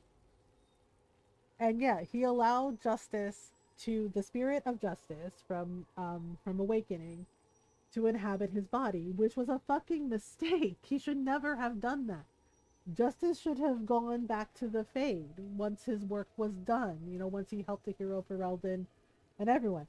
And so, like Solus pointed out in Inquisition, when a spirit is diverted from its purpose, yes, it changes. It changes into something else, and sometimes it changes into something far worse, like a demon, like what happened with his friend that was a spirit of wisdom. Because the mages summoned it, forced it into that circle, and made it to kill, and Solus was like, that's when it was changed. Yeah, and then it became a pride demon, right? So justice wasn't justice anymore, right? Because of Anders' anger, it it formed into this, basically how they say Anders became an abomination. Yeah, because justice wasn't justice anymore, and basically became vengeance, and it wasn't good. Right? So he did this fucked up shit. And you're like, well, this why we can't have nice things, huh? And it's just like, yep, exactly. Right? And you can either, not kill Anders or you can. If you don't execute him, right? If Hawk doesn't kill him, right? Sebastian is just like, well, we're gonna do an exalted march, we're gonna burn shit to the ground. Like, he's pissed, right? But if you do, Sebastian is like, okay, we're good. We're gonna do what we can, and he'll help Hawk, right? But yeah, because basically the whole point is Anders took it upon himself to basically, like start this shit, and he didn't care that innocent people got hurt. All he cared about was his agenda, and oh, I'm making a statement, right? And he says, oh, he was doing it for mages everywhere. And make no mistake, the way they wrote Anders, like in Dragon Age 2, he was not doing it for mages everywhere. He was doing it for himself, right? Like everything about him. And I don't understand how he went from being like, kind of charming, funny Anders in Dragon Age Awakening to basically somebody that was such an entitled, selfish asshole, right? That he basically was of the opinion that everybody had to think like him or they weren't his friend, or it was his way or no way, right? Instead of trying to like communicate and effectively and calmly and talk about it, right? Like I do understand his anger because yes, what was done to the mages was fucked up, right? And when you find out, right, especially if you play, when we played Jaws of Hakon the first time, right? And you find out and you meet the First Inquisitor, you meet a Meriden, and you fucking realize, right, that he basically was the one that created the Right of Tranquility, right? Like, yes, basically Solus and Mythal did it first with the Titans, but a Meriden, right, and you realize it's like how much the Chantry officials, not Erlina, not Divine Justinia, but like people like way up higher, covered up, people in power back then, covered up the fact that not only was the First Inquisitor, a Meriden, a Dalish elf, he also worshipped the elven gods, and he was Andrastian, and he was friends with the Emperor of Orlais at the time, right? And and they had to fight the Avar. He had to fight this fucking ancient ass dragon that was basically an Avar god, right? And basically you find out that he created the Right of Tranquility, right? And the Cassandra, like the Seekers, that's actually how they get their powers, right? Like they have a vigil, right? They have a vigil, and basically they're made tranquil for a couple of minutes, and then it's reversed. Like it could always be reversed. That's what the Chantry covered up, right? That's what the fuck they covered up. They covered that up. And the fact, and the Meriden can have a whole conversation with the Inquisitor about how people in power swear up and down they will not abuse something. He says it's an ugly thing to kill a man, right? And he says, so, he's like, so you create something that will, that will do something without killing. And he's like, but they swear, but it's always meant to be a last resort. Like you shouldn't look to use it all the time, right? He's like, and they swear up and down that they won't use it. They won't use it. They won't use it. And then they do. And they abuse that power, which is exactly what the fuck happened, right? Of course. Yep, exactly. Right? And you find out that the Rite of Tranquility could always be reversed, right? That the mages who are made tranquil, it can be reversed, right? They covered it up because Ameridan makes a comment if you bring Cassandra, he recognizes Cassandra as a seeker. And you also find out that basically the Inquisitor not only founded the first Inquisitor, Ameridan also, besides, creating the Rite of Tranquility, right, and making sure that it had a failsafe that it could be reversed, also founded the Seekers. That's right. Cassandra, also founded the Seekers and also worked with mages, openly and willingly, right? Yeah. And then, right, and Cassandra points out, like she reads like the Seeker's book and finds out that yes, she was made tranquil without her knowledge, and basically, it's for a couple minutes and then they reverse it, and that is how the Seekers get their powers. And they have different powers. Cassandra, case in point, for example, can boil a person's blood. If they have lyrium in their blood, she, like say a mage, like a powerful mage, she could, or a Templar, a rogue Templar, because the Seekers were basically meant to keep the Templars in check, right? She can literally boil the lyrium in a person's blood, like boil it. That is a power that she had. That's her power, right? Yeah. So they all have different powers, and you find this out, right? And Justinia was looking into it by the time, Inquisition happens, and in the Book Asunder, right? Justinia was looking into it because she wanted to help the mages. She wanted to figure out a way forward where both the Templars and the mages and the Chantry could exist together. And she's like, is it true? Is it true? And the thing is like, yes, some of the higher ups and the Seekers, they knew, and they covered it up. Like, they literally killed people to keep that secret, to keep the mages oppressed, rather than doing the right thing by them. Yeah. And Ameridan very accurately points it out that yes, that power, it corrupts, and then you have people that covered it up that didn't want it found out. And it's just like, are you kidding? Are you kidding? Yeah. And so, when you get to Anders here, right, who's going on and on about the mages and being like, oh, they deserve to be free, they deserve to rule themselves. It's just like, yeah. Except the way he went about it was really violent and awful. And he hurt so many people.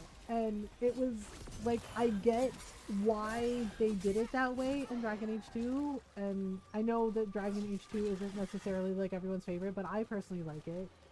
But at that point, I really didn't like Anders. I didn't like that version of him because he was so fucking awful. And the fact that they basically made him be full, like, misogynist to Isabella, right? And then be fucking awful and being like, yeah, slavery's cool to Fenris.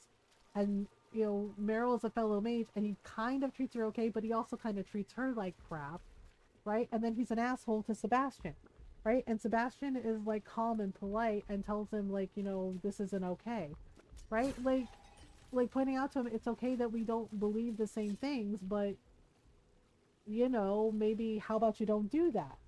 Right? Yeah, like he pisses all over Sebastian's beliefs, and it's just like, it's okay if you don't believe in the same things, but it's not okay, for you to be like a dick about it. Right? And it's just like, yeah, the only one that he seemed really relatively okay with was Varric. And Hawk, but like his obsession with Hawk was weird and creepy.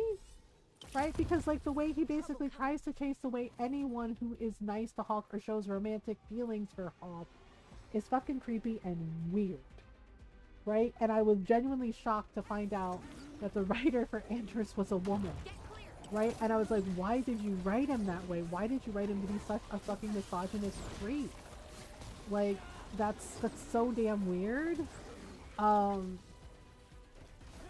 Right? And honestly, I feel like I like Anders better in Awakening because at least he was relatively funny and he was relatively kind. And maybe, yeah, maybe with justice inside him like that, it didn't, maybe it changed him too, and not for the better. Now it's my turn. I'm trying. We're not supposed to be here. I'm like way under level for this. I forgot about it. But luckily we're playing on the casual setting, so you know. Okay, I'm gonna have Balara heal me. See, and again, why does everything come for Rook? Like, there's literally 2 other people in the party, but nope, Rook tastes like chocolate, I guess. Right, like Rook tastes like their favorite snack. Yeah, but they just ran, right? Ignored Balara completely and just came for me. What, like, bitch, what the fuck? What the fuck? Like, that is so not cool. Right, like, oh my god, I hate it. Thanks, I hate it. Oh my god. Seriously. I'm serious. God damn it. Like, why are you coming for us so hard? Come on, man. Why? Tell me where. Okay. Alright. And blitz. Okay. Yeah, this is one of the champions we gotta get rid of. Sheesh. Messy. But a win is a win. Alright, let's grab this. Yoinks. Every one of these okay. gets us a little further. Now we gotta go up. Yeah, so it's just really odd. And the thing is like Dragon Age 2 was another one that got rushed and things got cut and it wasn't necessarily like a good thing. But it has some really cool DLC, like, you know, Legacy and I didn't mind Mark of the Assassin. I didn't think it was as good as Legacy because that introduces us to Corypheus and shows like how, you know, like what happened with Bethany and Hawk's dad, right? About like what Malcolm had to do in order to ensure their freedom, so he could leave, right? And the thing is like, and you realize that too because unfortunately to seal Corypheus, the Grey Wardens had Malcolm use blood magic. Yep, had him use blood magic to seal him, right? Because, you know, the little party trick, they seriously could not kill Corypheus because of that little trick that he learned of, you know, putting your essence in a high dragon so you're technically immortal, right? And he's an ancient magister, you know, ancient Avenger magister darkspawn, right? And there you go. Yeah, and Varric goes along for that, and Varric blamed himself because he's like, I'm the one that took Hawk there, and this was a whole fucking thing, and it's just like, but it wasn't really his fault. He didn't know, right? But he felt really awful. He felt so bad, and so he was just like, well, I'm gonna help fix it, right? And he becomes friends with the Inquisitor too, and you know, it's just like, well, I have to fix my mistake. Right? And he at least tried. He tried, you know, and the thing with the red lyrium too. Uh-oh. Hello. Hello, demons. We need to chase this down. We're trying. Oof. Okay. Oh, right. Okay, so this is the isolation demon we gotta get rid of. Okay, wait. I can use this. I can use this, and then... Ta-da! Okay. So this is the last one. The spirit of compassion and another murder. Hello, spirit. I think this was the artist. This one was the artist. They did a lot of Yet a world smudged in shadow. A lot so of sketches. Beautiful. Find who he was. Okay, so doot. Alright, so we gotta basically we have to find his drawings. Yeah, he made like some charcoal drawings and yeah, like something was, yeah, the demon was like targeting everything, and then yeah, we found out the truth about it. It was pretty grim. Alright, so here we go. Detailed drawing of one of Docktown's markets. There are more shadows and people in the crowd. A man weeps in the corner, but no one notices except the shadows. The drawing is unsigned. I think he signs the last drawing, like he signed the last sketch. Yeah, okay, so there's another sketch over here. A detailed drawing of demons dragging screaming civilians into the shadows. Oh no. One figure is left behind, a victim with a sword through their heart. Other civilians flee in terror from the scene as fear spreads through the city. The drawing is unsigned. Okay, and then there's a little kitty cat. A little kitty cat. Alright, there we go. A kitty cat. It's little. It's a little cat. Little kitty. Alright, and then the last drawing should be here. Charcoal drawing of a rooftop. A detailed drawing of a Docktown rooftop. A menacing shadow looms in the background, but the man in the drawing has turned away from it. His face lit by a sunrise breaking through the fog. The artist's name is signed below. Evander. Yeah, he signed the last sketch. Charcoal drawings by someone named Yeah, Evander. he was an artist, so... Smudged in shadow, he drew Docktown's darkness, but also its light. All those I found, I held a hand as the light left. Oh, Do God. you know something about the murder victims? What connected them?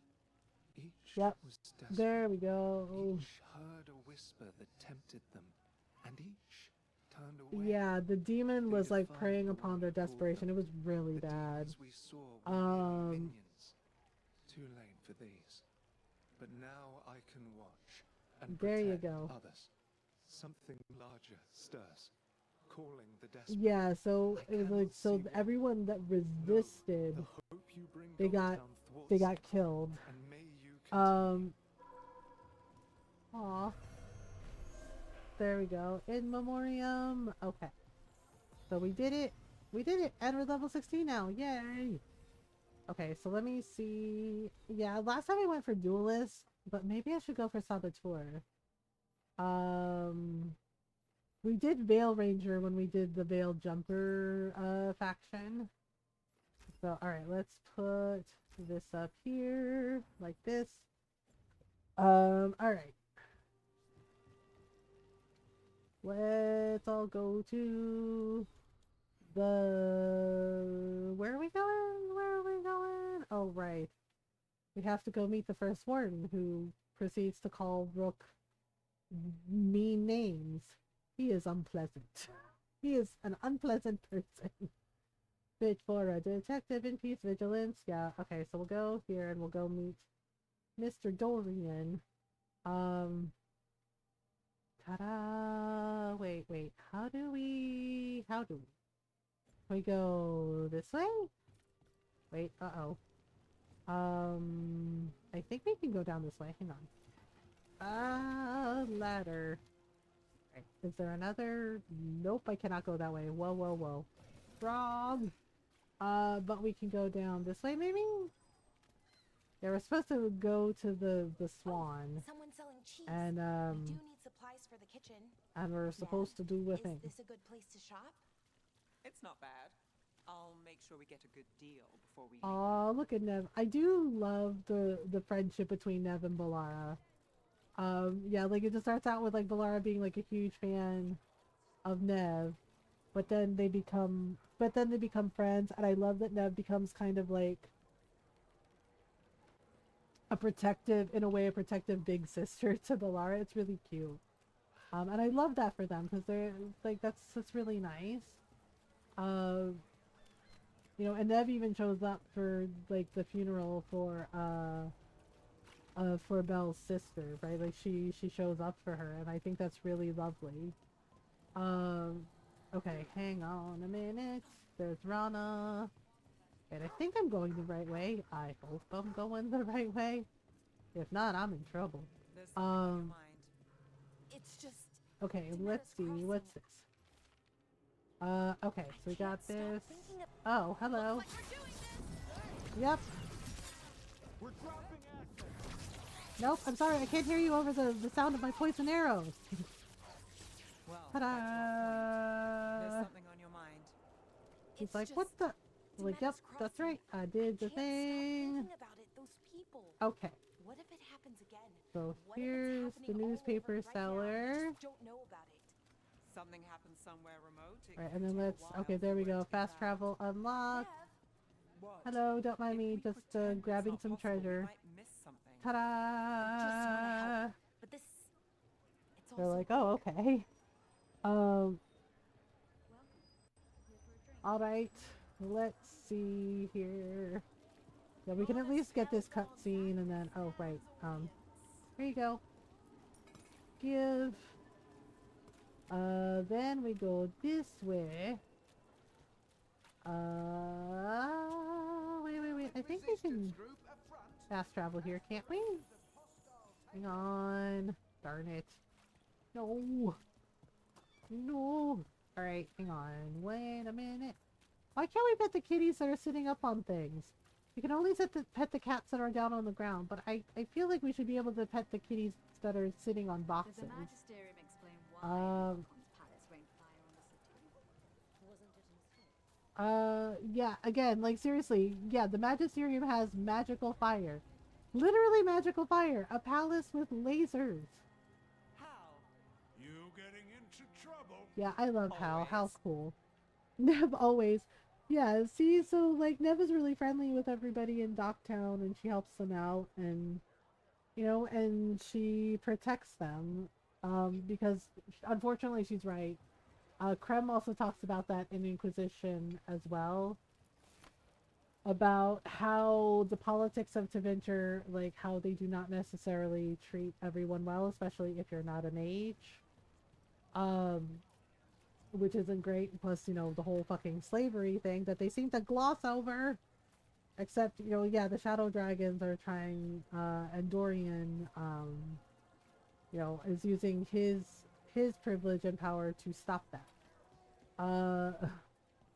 Okay, here we go. Yeah, Dorian, like the Inquisitor actually, and Varric actually got Dorian to change his mind about slavery, which I find really interesting. Okay, again, I'm just throwing it out there. Are they trying to tell us something about bald people? And not just any watcher. Because why does it feel like they made every single person that bald, like, kind of an asshole? My past controversies? Talk to the people I saved. They don't call my actions controversial. Some traditional watchers called my actions I really wanted to punch him and I didn't do it. So I don't know if we should punch him the next time. Like, I'm kind of debating whether or not we punch him when we get to Weishaupt. But I know it's frowned upon. I know it's frowned upon to, like, you know, punch him. Because everybody expected Rook to punch him. I think unleashed is a little strong. It was an unfortunate side effect. The blight was a side effect. Yes. Well, when you realize that Nathal and Solus are responsible for the blight, yeah. We did stop him, by the way. You're welcome. I did not come here to listen to fairy tales. Fairy tales? I'm here because of the blight. Wait, no, but wait, there's more! Like, hang on, it gets worse! We haven't even gotten to the real fairy tale parts yet. When we stopped Solus, 2 elven gods escaped from where he'd imprisoned them. Ta-da! And they're not just evil, they're blighted. Yep. The point is that the gods are making the blight worse. Demeter's crossing was just the start. Yeah, I still don't understand why the first warden didn't listen to Rook. Like, it's literally your job description, dude. Fighting the blight, fighting Darkspawn. I'm really glad to hear that. It is clear that whatever you did to unleash the blight has corrupted your See what I already mean? weak It's mind. like, why doesn't this donut listen? Wait. You will be taken to Weishaupt and placed under heavy You guard cannot arrest until the her. You danger have you no caused by authority. You have unleashing no the blight authority. passes. Please listen to me. Think again. Just listen, you idiot! Think again, buddy. You're not my supervisor. I assure you, it will. No, it won't, because the only thing the Grey Wardens are allowed to do is conscript people to fight the Blight. That's it. You do not have the authority to arrest her.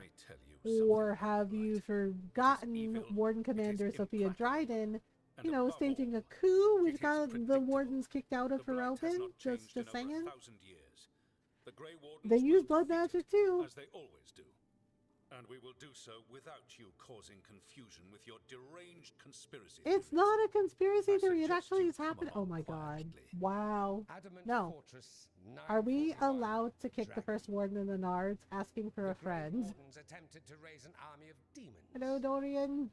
Hardly the models of good judgment yourselves, are you? Everyone knows Warden Commander Clarel acted alone at Adamant Fortress. Did she? Acted alone, you say? Imagine if everyone were to see the letter I discovered where you authorize her actions. I wonder how that might complicate the narrative. Oh. Are you prepared to risk the security of the Grey Wardens for this deluded girl? Okay, I'm just throwing it out there again. The Grey Wardens have done a lot of fucked up shit. Throughout their history. Stay away from the hence, you know, Grey Wardens. Morally gray. I mean, it's not the first time they've used blood magic. I'm just saying. Was it something I said? You just blackmailed him. You have blackmail material on the leader of the Grey Wardens just lying around. Of course not.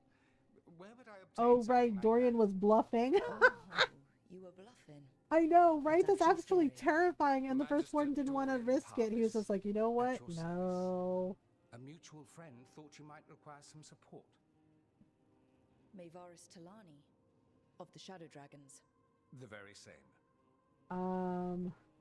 I think we made an enemy. I think we made an enemy of the First Warden today. Well, more you than me. He just thinks I'm a dangerous idiot. Ha! Enemy? I've ignored greater That is actually true, Dorian has. You need the Wardens? Yeah, and there's that part. He says, like, he just sits in the tavern and gets drunk all day. The Shadow Dragons will and keep just like, well, that's not good. Good luck. I'm sure we'll see each other again soon. Bye, Dorian. Bye, Dorian. Uh-oh. Yep. We did a thing. Only the veil stood between us and a world of blight. Yeah, the thing is like, Solus and Mythal are to blame for that bullshit, though. So it's not really ideal. They had to turn that trickle into a flood. That they did this. They sure could have used Solus's dagger to rip open the fade. Oh, oops, it's on. But some foolish okay. mortal had taken it. So they'd have to create a dagger of their Yeah, that's not good. That's not a good thing. Nope, definitely not a good thing. Nope. It's just a matter of time. You do not want to use red lyrium. Red lyrium bad, okay? Like, nope, no, do not want. We did it. Every warden's journey. Yes, every warden's journey. We read all this stuff, so we're just kind of skipping it. I need to talk to Varric. We need to talk to Varric, but he's not really there, and we know he's not really there, so why do we need to talk to Varric? Why, though? For what? For what? What for? Like, we need to talk to Varric because reasons. No raisins? No raisins. I still haven't found that beacon, and I don't... Yeah, I also... So there's another mechanic in this that is kind of frustrating, right? Whichever city you don't save, right? You have to rediscover the beacons again. Which I think is odd. But now what can you do? Alright, let's go back here. Ta-da. Oh, right, we have one of the champion essences, so we should be able to open the gate. Let me see. We got fit for a detective. No. No. Which one is it? Gate of Lost Ages. Ah, that's what it was. It was Gate of Lost Ages. Yeah. We can open it now, I believe. Alright. So we should be able to go over there. Oh shit, I forgot about the ad break. Sorry, y'all. It should be over soon-ish? I completely forgot. We're gonna be wrapping up in a couple minutes anyway. Yeah, because I'm hungry. I'm hungry and I'm tired. And I gotta eat food and I gotta get some rest and I have more packing to do. More packing. More boxes. I'm excited. Okay, I think going to have to catch me up. the door we want. Yep, it's here. What we're doing, everything we're learning. Okay, so let's put this in. Considering where that's led us, I'd take Lessable 3. Ta-da! Gate of Lost Ages. Okay. So, oh right, the converged city. Let me see. We should be able. I thought we could climb up there. Damn it. Okay, maybe we can't climb up there. Oh, hello. Hello, Venatori. Dun, dun, dun, dun, dun, dun, dun, dun, dun. We're just gonna slice through them like cake. Yeah, so Wednesday night stream, we're gonna be playing Mika and the Witch's Mountain. Okay, hang on. Gosh darn it. Oh right, we have to get rid of the heckin' crystals. Why is it always red lyrium crystals? Every heckin' time.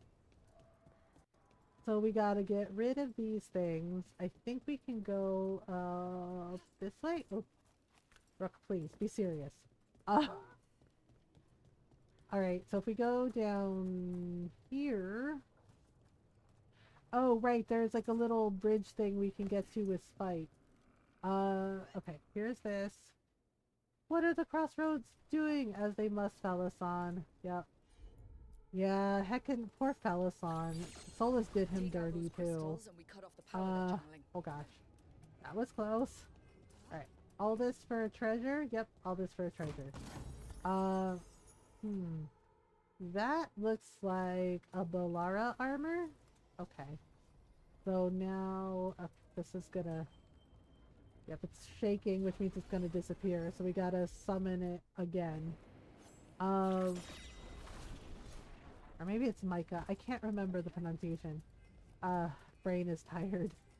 But basically, Wednesday night stream, we're gonna be checking out, the witchy game, Micah and the Witches, I think it was like Micah and the Witches Mountain. Yeah, they gave me a key. They very graciously gave me a key for the game on the PS5, so we're gonna be checking that out for Wednesday night stream, and then Thursday we're gonna check out the Tale of Bistun, which again also gave me a key for, and that one looks really cool too. Basically based on Persian culture and Persian history and a romantic Persian poem. And it looks really cool. Like the artwork for it, that from what I saw, it looked really neat. That is also going to be on PS5. Okay, I'm trying to remember. Where do we go from here? Oh, right. I think we can shoot that arrow down. The ladder down. No, there's a place where we should be able to climb up.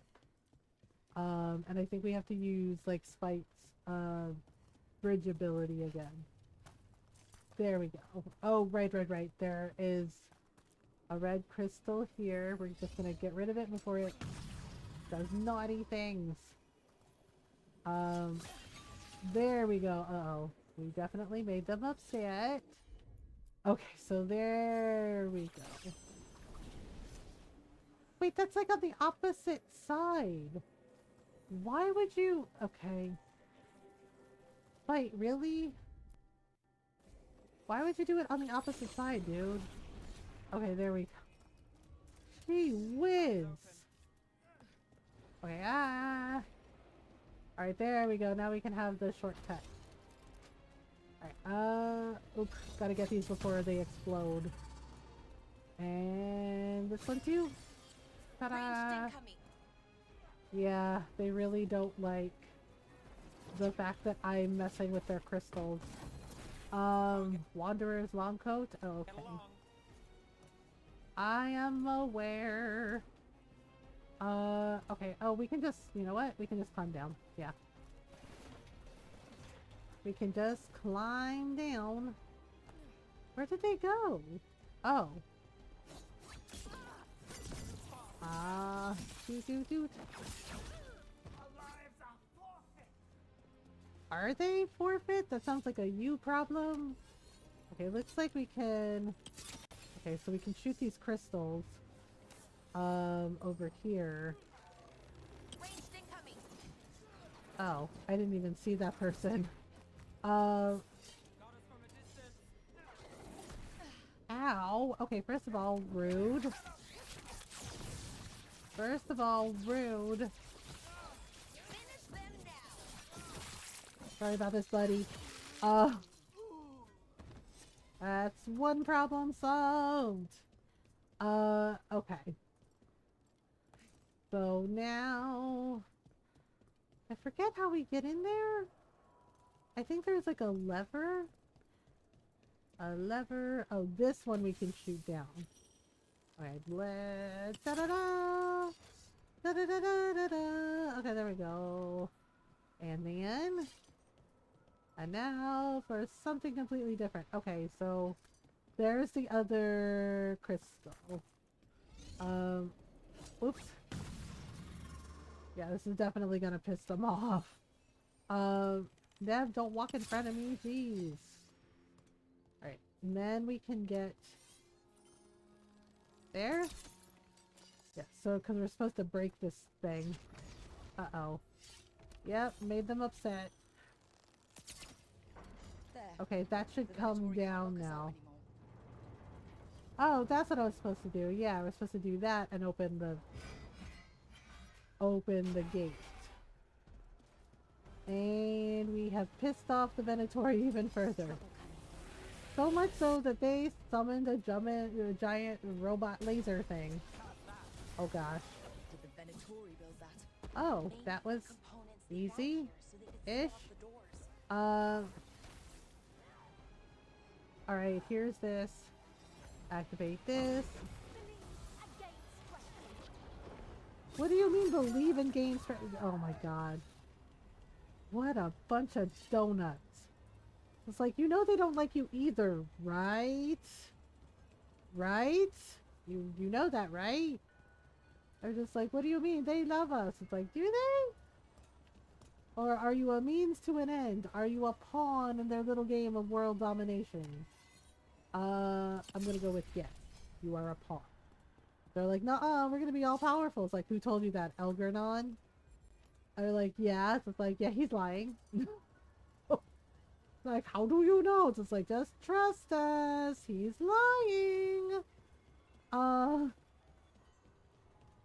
Oh my goodness. Alright, let's see here.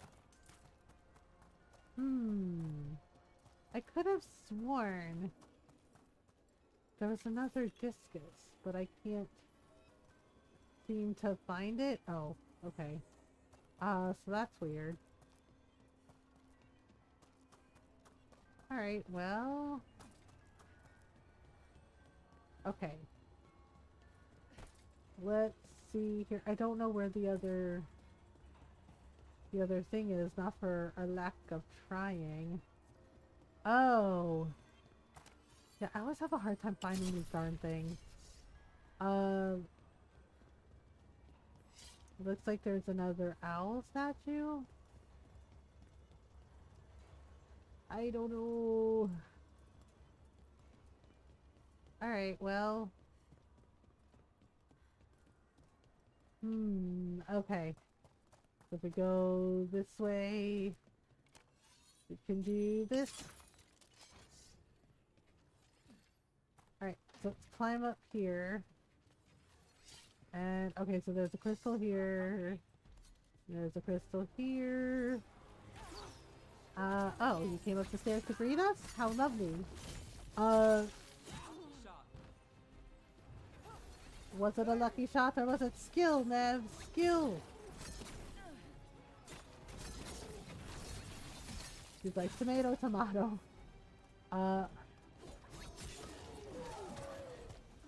Okay, so let's get this guy. Okay, so grab this and then open this. Alright, I have no idea. I don't quite remember. There's probably a crystal lying around. That one goes there, that one goes there. And that one goes there. I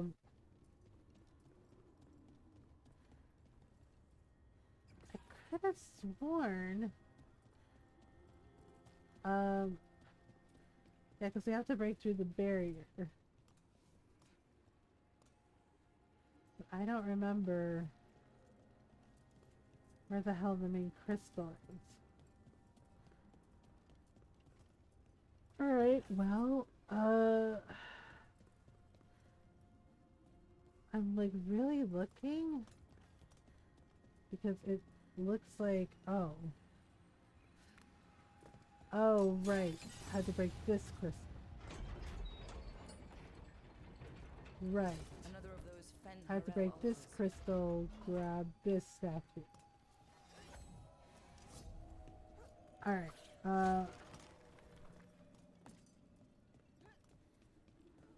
okay, now, yeah, I forgot we had to, like, break the doors. Okay, so there's this. There's the big crystal I gotta break. Okay, so we got this. Alright, and then... Fun. Oh no, right, I missed a crystal. Alright, and then... Like this. Which means... Now we can break this.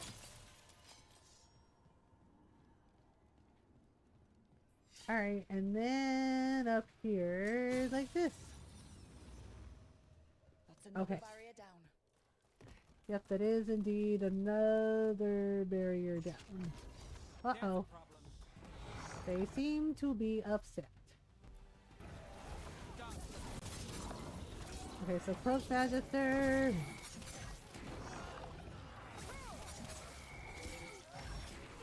Alright. And here we go again. There we go, found the other piece of the wolf statue. Better keep it safe. Right, Storm Needle, okay. I'm not in combat. Okay. Wait, no. Oh, I think that was wrong. I think I picked the wrong thing. Shoot. Okay, so we ended up here. And we ended up over here. Okay. Well.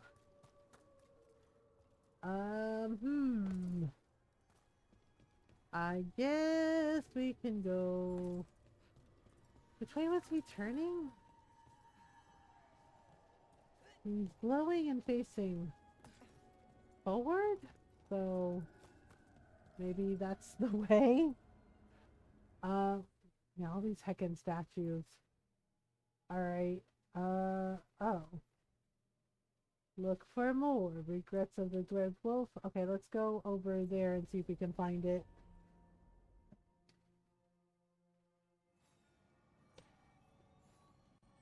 Alright. Where the heck? Where did we end up? Oh. Oh. Okay. Oh, right. I think it was...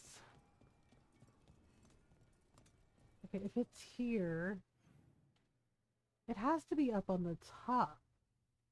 But I'm trying to remember how we got up there last time. I could have sworn we could climb up there. But maybe not? Okay, hang on. Oh, you know what? There might be like a ladder or something. Lessons, or just training, even. Looking to learn their techniques? Yeah. Oh, no, not that. I don't want to be an assassin. Not really.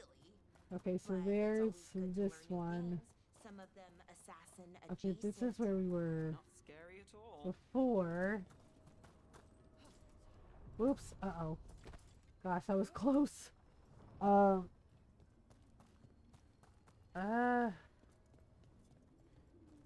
trying to remember where exactly that is because I think it's up top. Like, I'm pretty sure it's up top. Alright, there's this. Okay.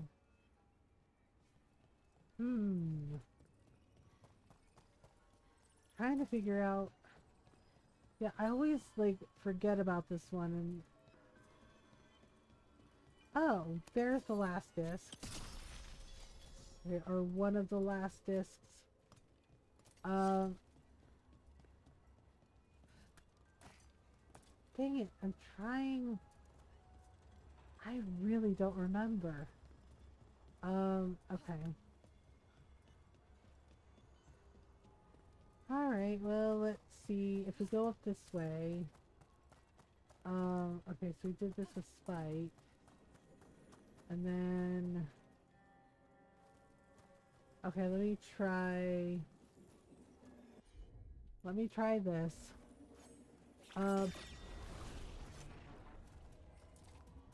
Whoops. And then, oh, for goodness sake, Rook. Okay, and then like this. The thing is like I'm looking for. I think it's on the other side of the fence, so I might not be able to get to it right now. Yeah, because there's this and there's this one. I'm not quite sure where that is. Okay, so there's there's this thing with Spike. And then there's this thing. Whoops. I wonder. Yeah, so I can't go that way.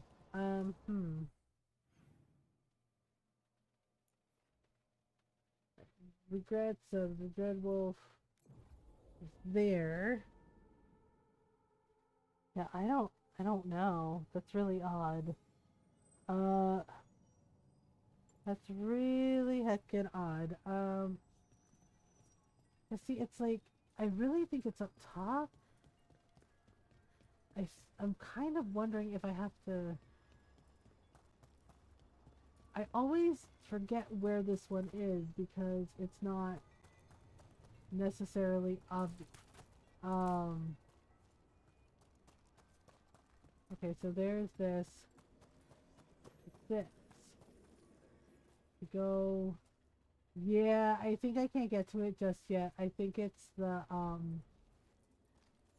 yeah, so we'll have to look for more statuettes. But alright, let's go see Nev.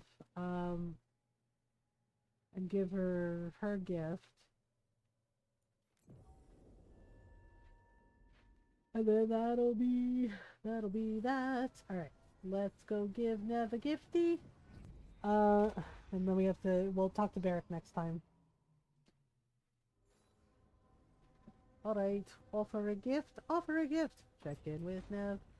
Do do do do do do do. So Nev should be in her office. Alright, let's go over here, and then I think next is Asan, and then we got Emmerich.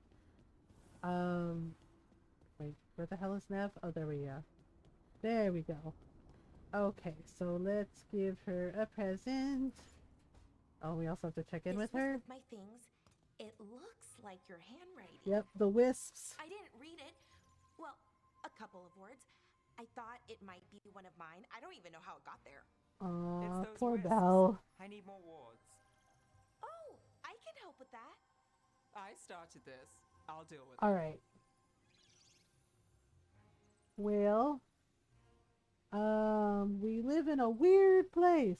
Solus lived here. The Dread Wolf. It was gonna have quirks. Solus is the worst tenant I followed, and that's saying something. Maybe they like you. Yep.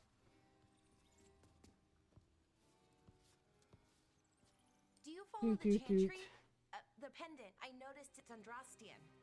I barely keep the holidays. It's from an old job. Oh, which one? Maybe I read about it in a Tivinter paper. I'm barely in the papers. Oh, but when you are, it's on the edge of something exciting. What about that one story with the demon, the diamond, and the deadbeat magister? Oh, they mentioned you twice. That was a hit piece. Okay. Well. Yeah, the wisps like Nev.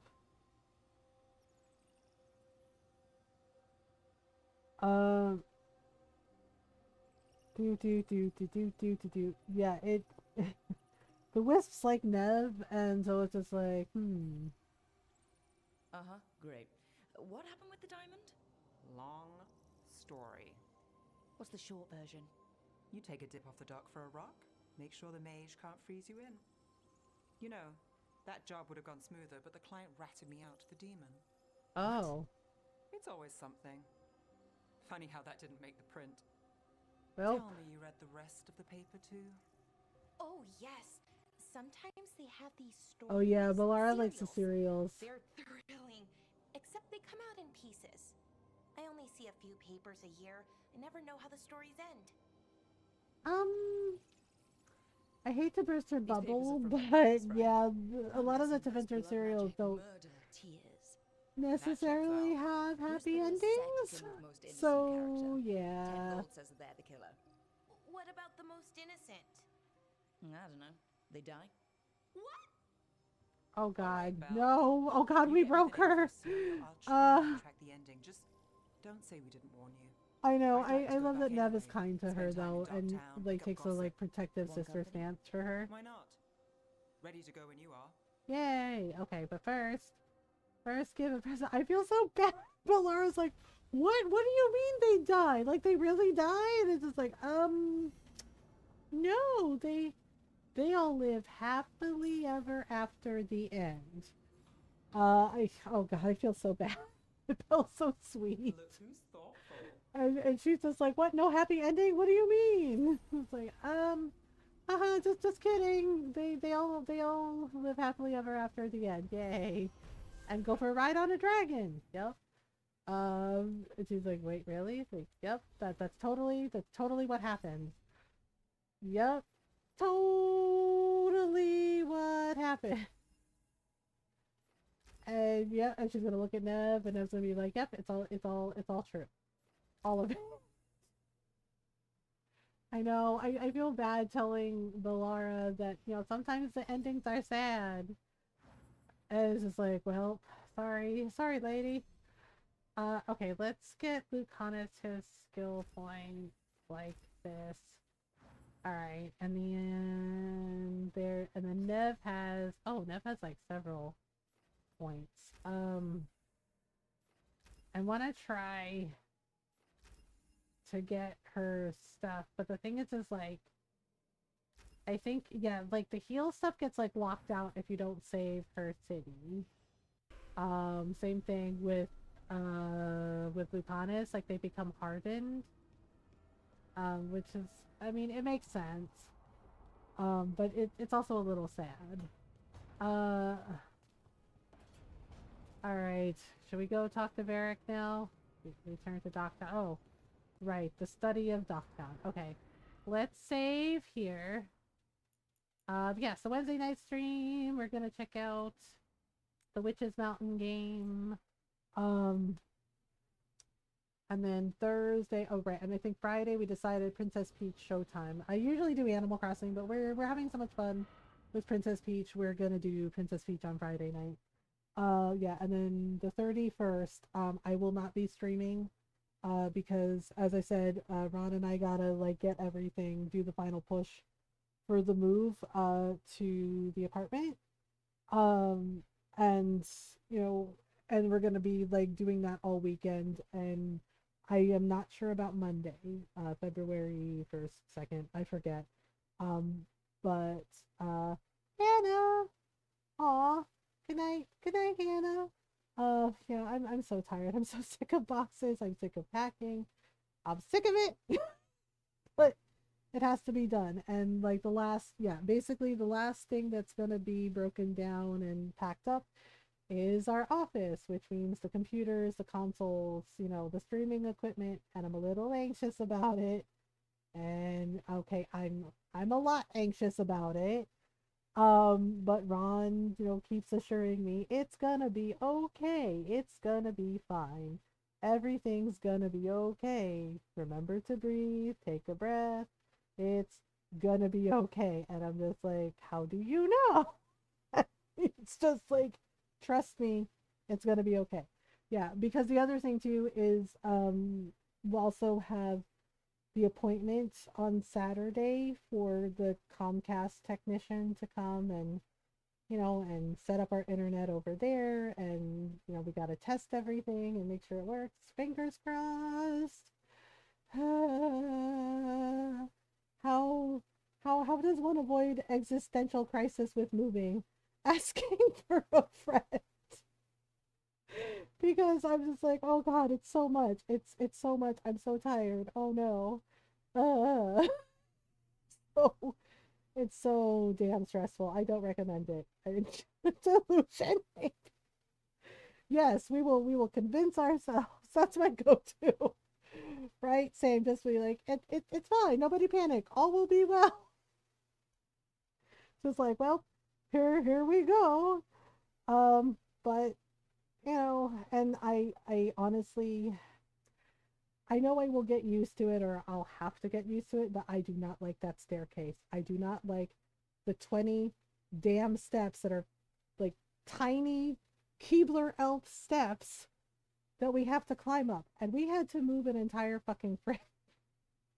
We had to move a fridge up those stairs into the apartment. Yep.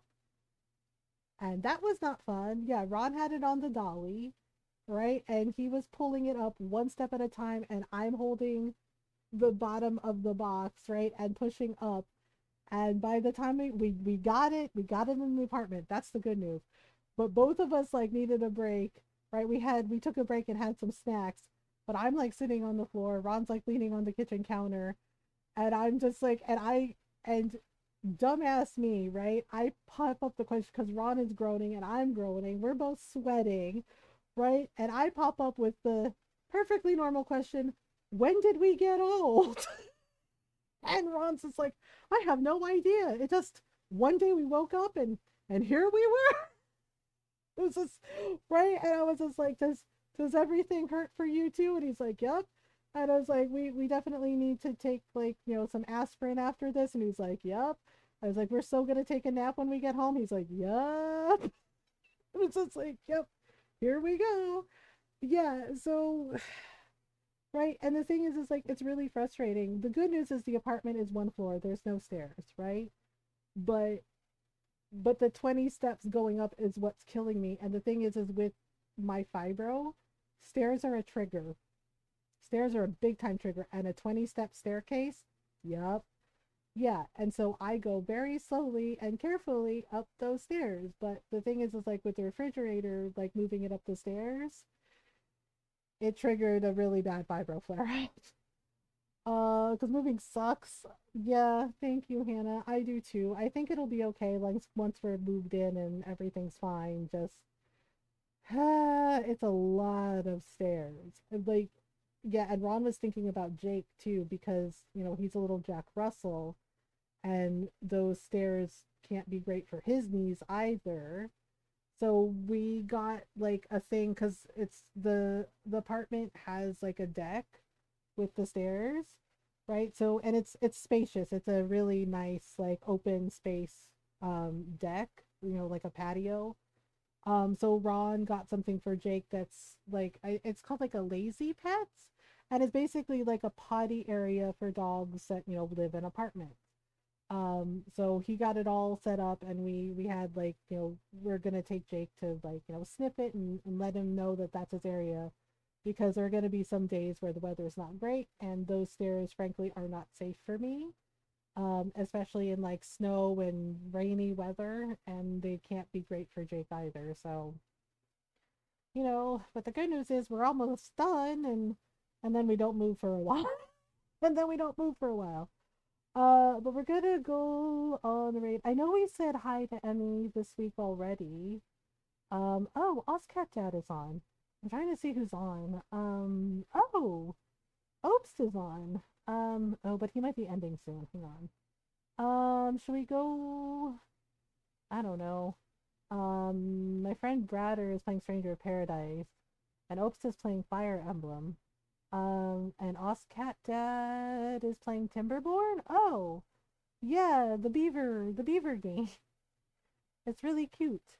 Um, yeah, basically we're downsizing to an apartment, and we're basically going to be saving up money until we can find a one floor house that doesn't cost something like $300,000. Capitalism, you know. Thank you, Golden. Yeah, you know what? I think we're gonna go. Yeah, I think we're gonna go say hello to Opes. We haven't seen Opes in a little while. Thank you, Golden. Yeah, these are the socials if you would like to follow me. Thank you for hanging out. Thank you for all the resubs. Thank you for all the follows. And there is a YouTube channel as well. If you would like to subscribe on there, you can. Basically, if you missed a past stream, you can catch up on the VODs there. So if you're not sub, you can copy and paste the first raid message, and if you are sub, you can copy and paste the sub raid message. You know what to do. Yeah, so Wednesday nights, as I said, we're gonna be checking out Mika and the Witch's Mountain. And then Thursday, yeah, I'm really excited about it. Looks really super cute. Basically think, let me do the shout out for Opes. Basically think Kiki's Delivery Service, but in a video game. It's kind of got that vibe. And then Thursday we're gonna check out Tales of Bistoon, which I'm really excited about because the lady that played that was Ambassador Avarsala on The Expanse, she's the narrator in that game and also voices a character in there. And it's based on Persian culture and a Persian romance poem, and I'm really excited because the artwork for it looks really neat. So yeah, we're gonna be doing that on Wednesday and Thursday. But we're gonna raid Opes. Come with me. He's playing some Fire Emblem. I actually played this game a long time ago. It's a really good game. But yeah, Opes is playing Fire Emblem, so we're gonna go say hello to him. He plays a lot of story games. Also a lot of Animal Crossing, and and Opes is really sweet. He's really nice to everyone. Like very, very sweet person. So we're gonna go say hello. But I'll see you over Wednesday night stream. I gotta go get food and feed Jakey and and rest and pack some more. There's nothing else. There are only boxes. But I love you all so much. Thank you for hanging out with me. Thank you for talking with me. Thank you for being kind. Thank you for just being you. Like seriously. Thank you for the hugs, Golden. But I love you all. Please remember to do your best, to be kind to yourselves and be kind to each other. Take breaks when you need to. You got this. I believe in you. I love you. We're gonna go say hi to Opes. Until next time. Bye everyone.